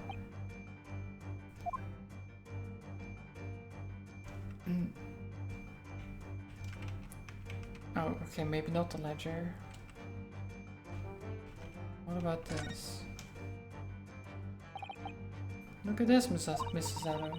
It appears to be a memo that Mr. Windybank has scribbled to himself. Let's see, what does it say? Professor. Mr. Winterbank must have taken note of the watchword his customers give him right before their eyes. And in alarmingly clear script as well. Oh dear, I don't know where to look. Who knows what other secrets I might see. Take that! Yeah, it annoys me that Mr. Winterbank was so easily being like... Because he had already been told the secret word by the missus herself, right? By the thief. Well, I don't want to call her a thief really, but... So why would you then doubt her when another guy shows up and is like, oh, but actually, I am the one. She stole the thing from me, but happens to know the freaking watchword. What does that mean? Like, if she just stole it, how would she know the watchword? And he was so quick to turn around and give it to the gentleman, which shows just that people are stupid and are so drawn to appearance. So likely to believe someone who's just dressed finely and carries themselves well. And it's kind of annoying a lot of the time, but you know, it happens. The method is revealed by the notelet on the counter to which your eyes were inadvertently drawn. Yes, the broker here follows the same procedure whenever a customer comes to redeem an article. He asks the customer for the watchword and notes down the response uttered on the notelet he has at hand. Then he consults his ledger and confirms whether or not the watchword matches that of the article in question. I would expect nothing less of a diligent pawnbroker. But his diligence clearly has its disadvantages. What are you talking about? It is increasingly apparent that you were present in this shop before your accusation against Miss Lestrade. In all likelihood, you followed her inside and then observed her talking to Mr. Winterbank. When the diligent broker made note of the watchword as is his common practice, you observed him writing the word professor on the notelet besides the ledger. And that, sir, was the master plan you devised to steal the pawned article from the young Miss Lestrade. Master plan? Which brings us to at last to the final chapter of this lurid scheme. Why would you go to such lengths to redeem that particular article from this pawnbroker? Oh, he's quite serious. For an ill-fitting overcoat hardly seems to justify the effort, much less a worthless music box disc. But naturally you had a very good reason to make them yours, didn't you, Mr. Benedict? I have no idea what you're talking about. Allow me to present a rather interesting piece of evidence, which... that's the picture postcard, it's nothing at all to do with it. The articles we're talking about are the overcoat and the music box disc that was in one of the pockets, which according to Mr. Winterbank isn't even worth a penny, and yet this man went to such lengths to steal them. Why? I wonder if perhaps we already have the evidence we need to explain it. I mean, yeah, we have two pieces of evidence. I wonder which one it is. Take that!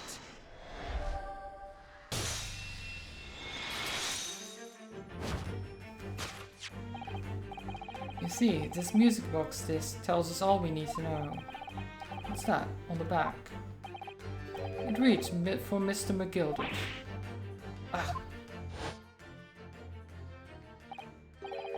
Mr. Magnus McGilded.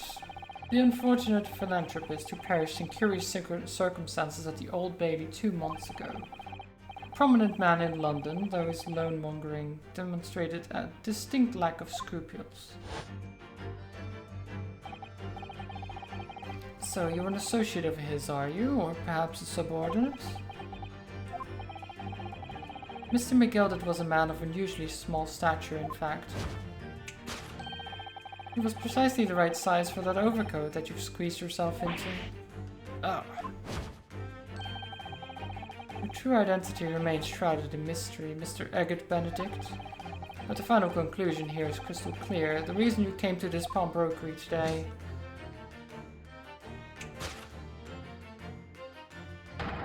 was to retrieve an article left behind by the late Magnus McGilded. Ah.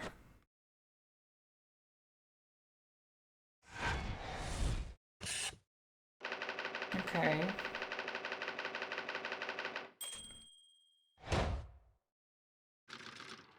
But that gives us a lot more questions as well.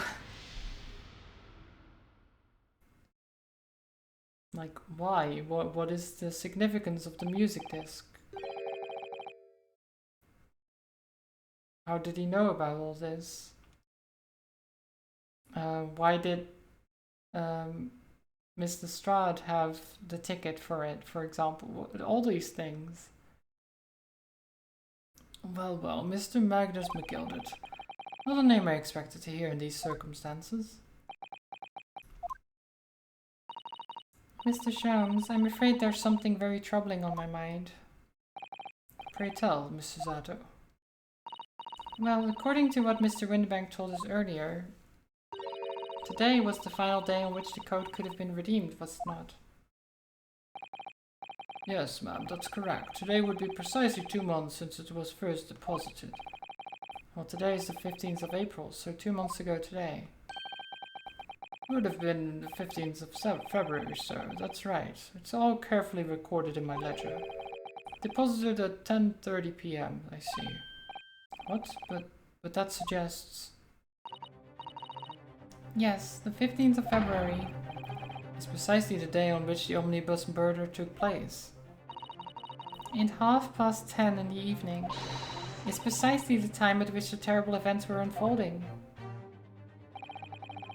Suggestive is not the word. It would seem the matter is entirely beyond coincidence.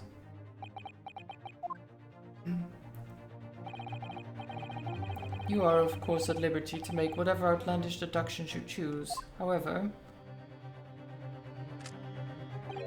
I must insist you hand over the music box disc now. I don't like a gun being pointed at me, sir. It would be a terrible shame for you to return to your native land in a box. What do I do? Hand it over, I guess. I need to give in, but what other choice do I really have here? Mr. Windibank. This is my shop.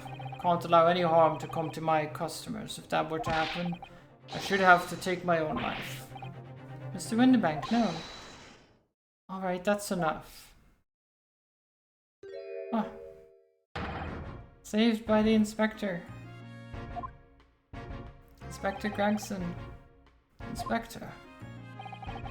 That's right, Sunshine. The alarm was raised on one of our dedicated emergency lines. So we got here as far as we could. Now what's all this about, eh? Oh, praise be, you're here at last. I was moments away from forfeiting my own life in my very own establishment.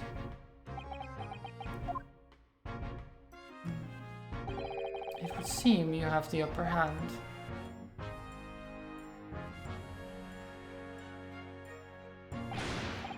Right. You lot have got some explaining to do. I don't appreciate being bothered with some petty argy-bargy. Petty? Mr. Windibank very nearly met with his end. Yeah, by his own gun, as far as I can tell. Oh dear. And the whole of Britain could meet with its end if I don't get to the bottom of this case I'm supposed to be working on. What on earth is the case, Inspector? Spare no detail, Gregson. I might have said a little too much. No matter, it's nothing to do with you lot. Anyway, sir, you're going to have to come with me down to the station. But of course, Inspector. Ah! He's getting away! Get after him, lads. Whistle the beat, Officer 2. Sir. Well, he ran off.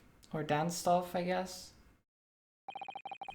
There's been a spate of thefts at pawn shops around here recently. So we fitted emergency buttons underneath the counters for brokers to let us know when there's trouble.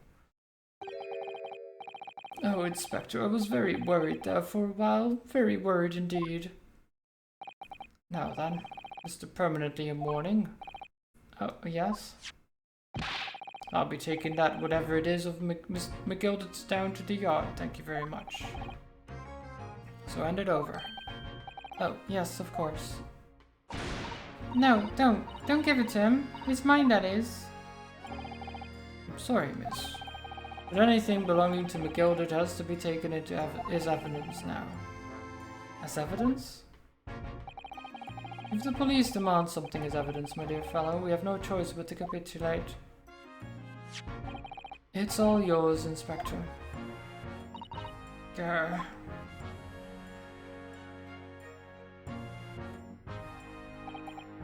And so we handed Mr. McGilded's disc over to Inspector Gregson, and were summarily turfed out of the shop and onto the street.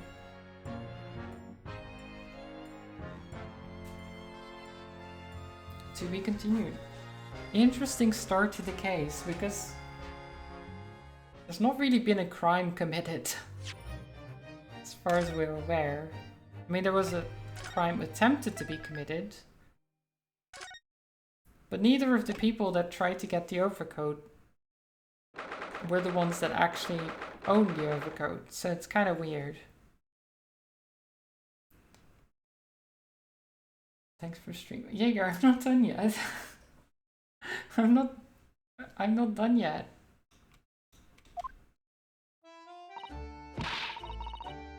I mean, I'll probably end soon, to be honest, because it is getting late.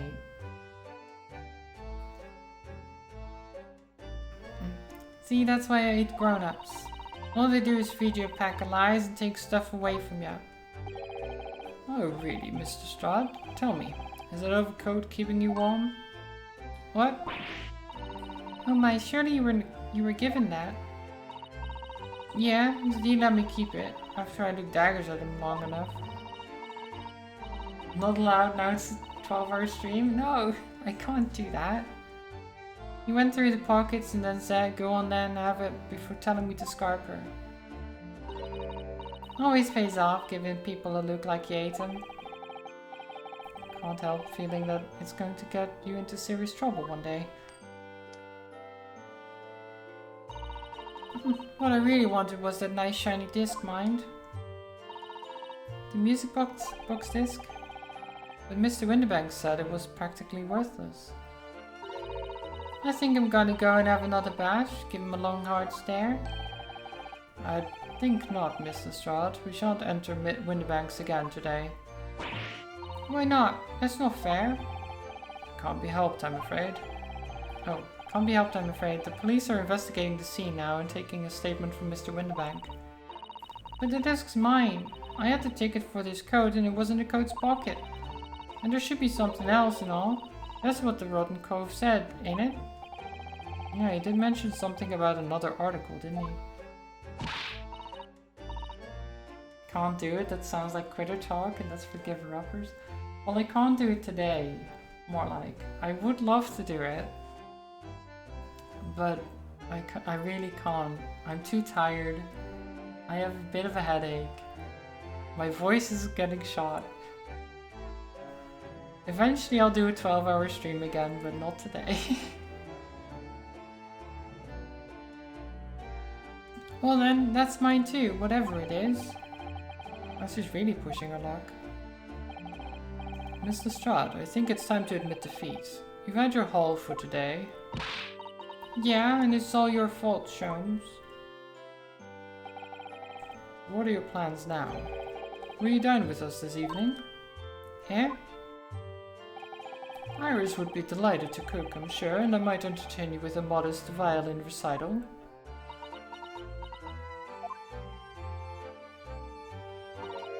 No, sir. Oh. Why would you come around your place, eh? Have you all lost your head or something? Oh, she's gone. Oh dear, she's gone. Having reviled on me quite unnecessarily, I might add. I can't help wondering if perhaps she might turn up anyway. Interesting. Once she's had a chance to calm down, I think there's a good chance she'll decide to come. Very well then. I'll inform Iris to set a place for our potential guest at the dining table this evening. And one more thing. I should be glad of your company later too. Sorry? I believe I will have a rather splendid surprise to show you. Oh, how exciting! What is it? You shall have to wait and see, Mrs. Otto. Until later then. Okay, well... Now I'm going to save and quit. Jaeger, you were a little bit early. Just a little bit though. I was waiting for a moment where we can move and stuff again. But yeah. There we go. Save twice just to make sure. And then that's it for today. Must go on 3 more chapters? No. Also there's... Oh god. I don't think there is 3 more chapters. I'm pretty sure it's just... I mean, I guess I don't know how many chapters are in this investigation. How many parts there are.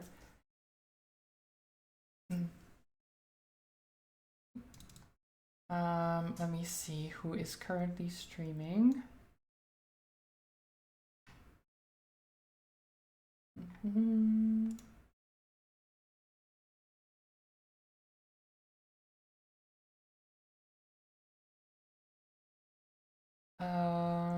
Okay, I can send you over to Lime.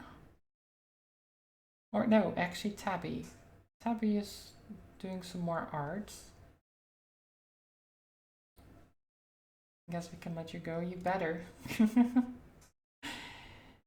I mean, even if you don't let me, I have the last laugh here because I'm the streamer. I can end whenever I want. You don't have any power over me.